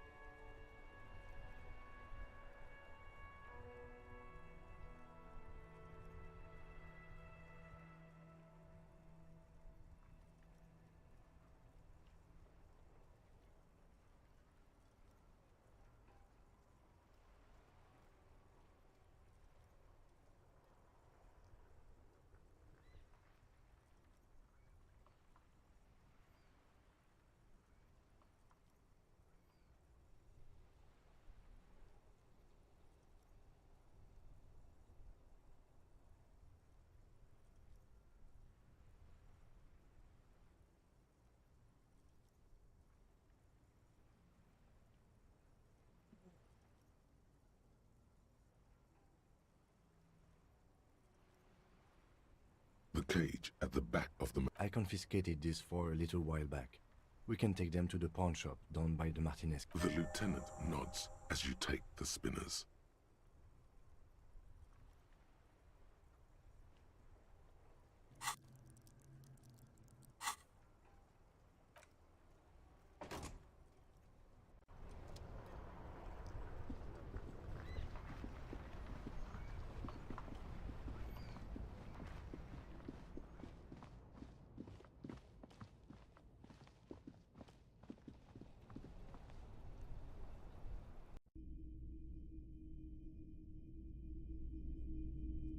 Doing a midnight run?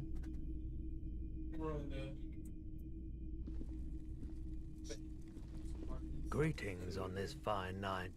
What brings you here? The No, pawn shop I'm good. is always I open. will. I'll probably be off by the time I get back.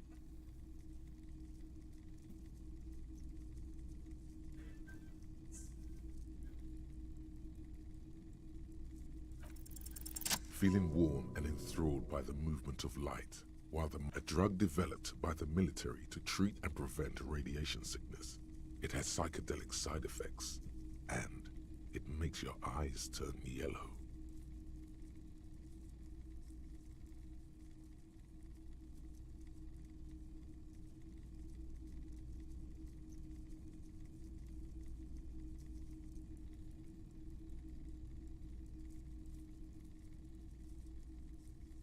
How would I know?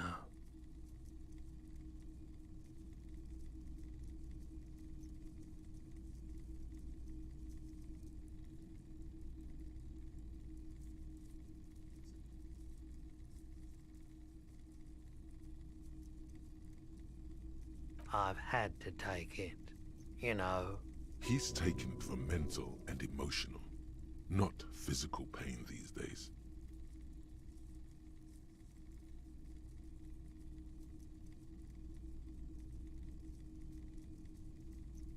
I like the theory. Yeah, you gotta get in on those vortices, my man.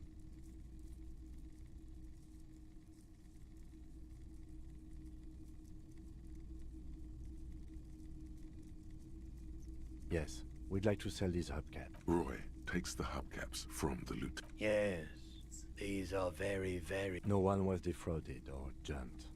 Of course. Thank you. Here's the 100 real you need for your bill. Do not waste it. The rest is for him, to compensate for the pain of being separated from his radiant spinners. Anything else you're thinking of selling? Another time, perhaps.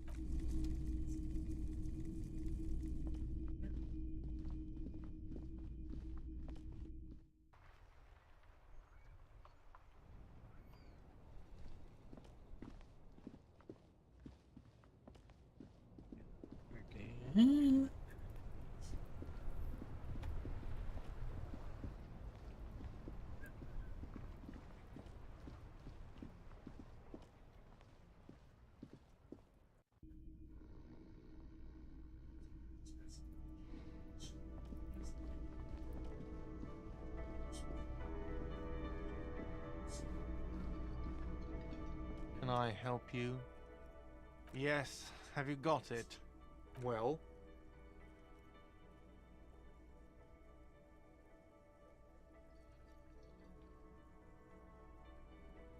Great, thank you, officer. That's all I wanted. Payment for services rendered. If you continue to stay here, I just ask that you please pay your nightly bill in advance starting tomorrow. I'll unlock the electronic lock to your room. All the doors lock automatically at 9 p.m. Please pay for each night in advance starting tomorrow. 20... I'll take a room here too. Of course. Always happy to...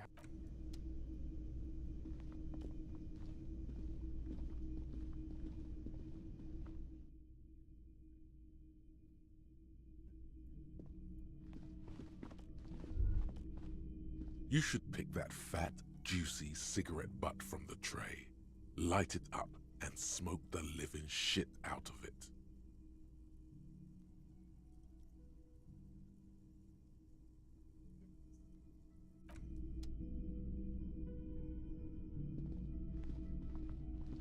door is closed.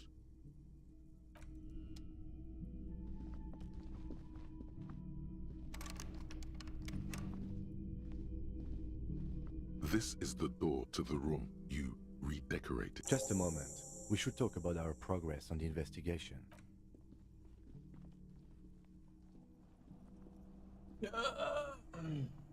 The air outside is brisk. The lieutenant is silent for a moment. He listens to the traffic hum. Then... Now then, we should talk about the investigation. But I also feel you're a bit hazy on the RCM. Our role here, our rights, our jurisdiction, basically.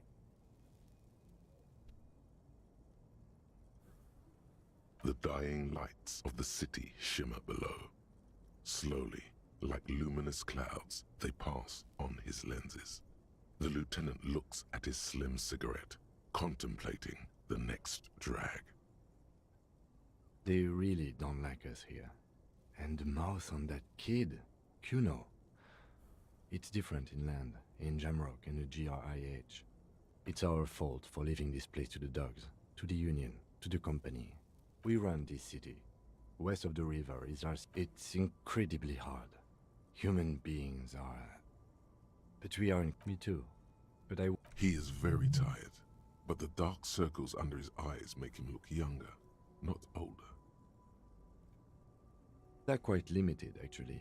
The power officers of the Revachol city. The RCM's primary... Yes, all officers of the... We can arrest people, of course. But rather than bringing someone in directly, it's preferable to... You can't. Though we are permitted to use whatever force we deem necessary, even lethal.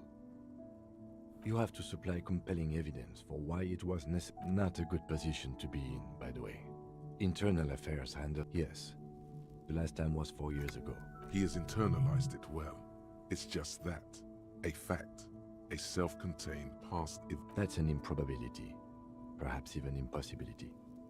Precinct 41 is known for a higher than average rate of police violence. We don't convict. We arrest and send them to coalition government. The coalition government. And the RCM was... Or perhaps it is better to say we were allowed to form. It's a point of contention whether the citizens... Be sentimentally... Or if they think you do. The Moralist International are... They're a union of center-left. What do they believe? Those others say. Interesting question.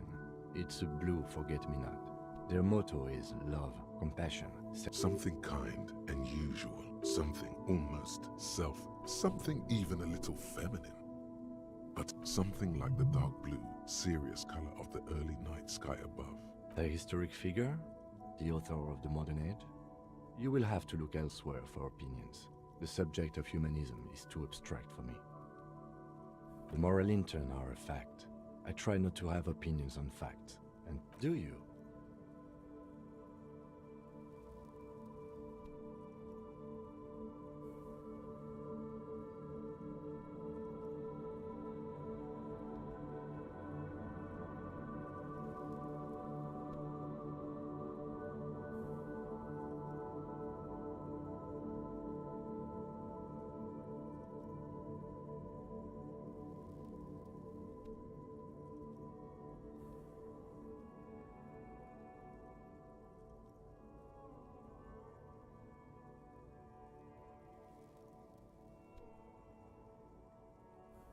In fact, we would need them even if you didn't think that way. We are in what is called the twilight of international law. The laws we claim to enforce come from the MI. Without them, we are simply vigilantes.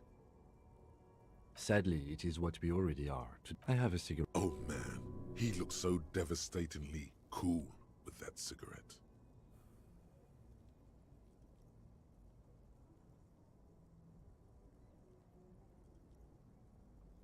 You mean this?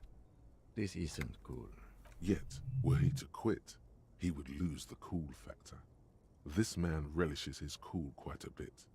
I apologize, but yes. It's been a... Well, but we performed a thorough search of the premises of the crime scene. That's great.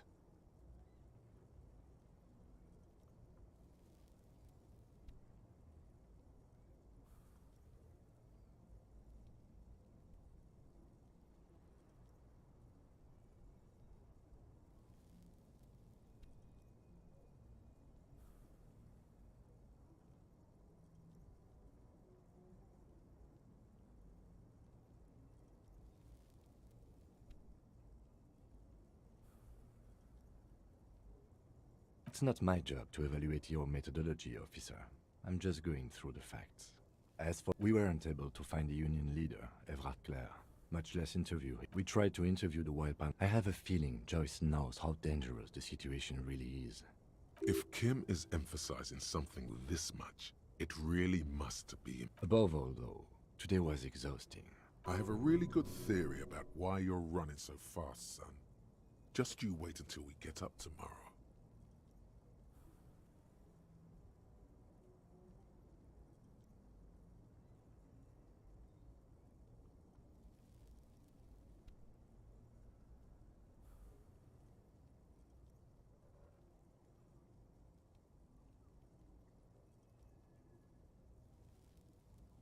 It's impressive, especially for a man your age. And in those hills. Nice shoes, by the way. I like the green. Goes with the orange. Yeah, it's getting very cold now. Let's go.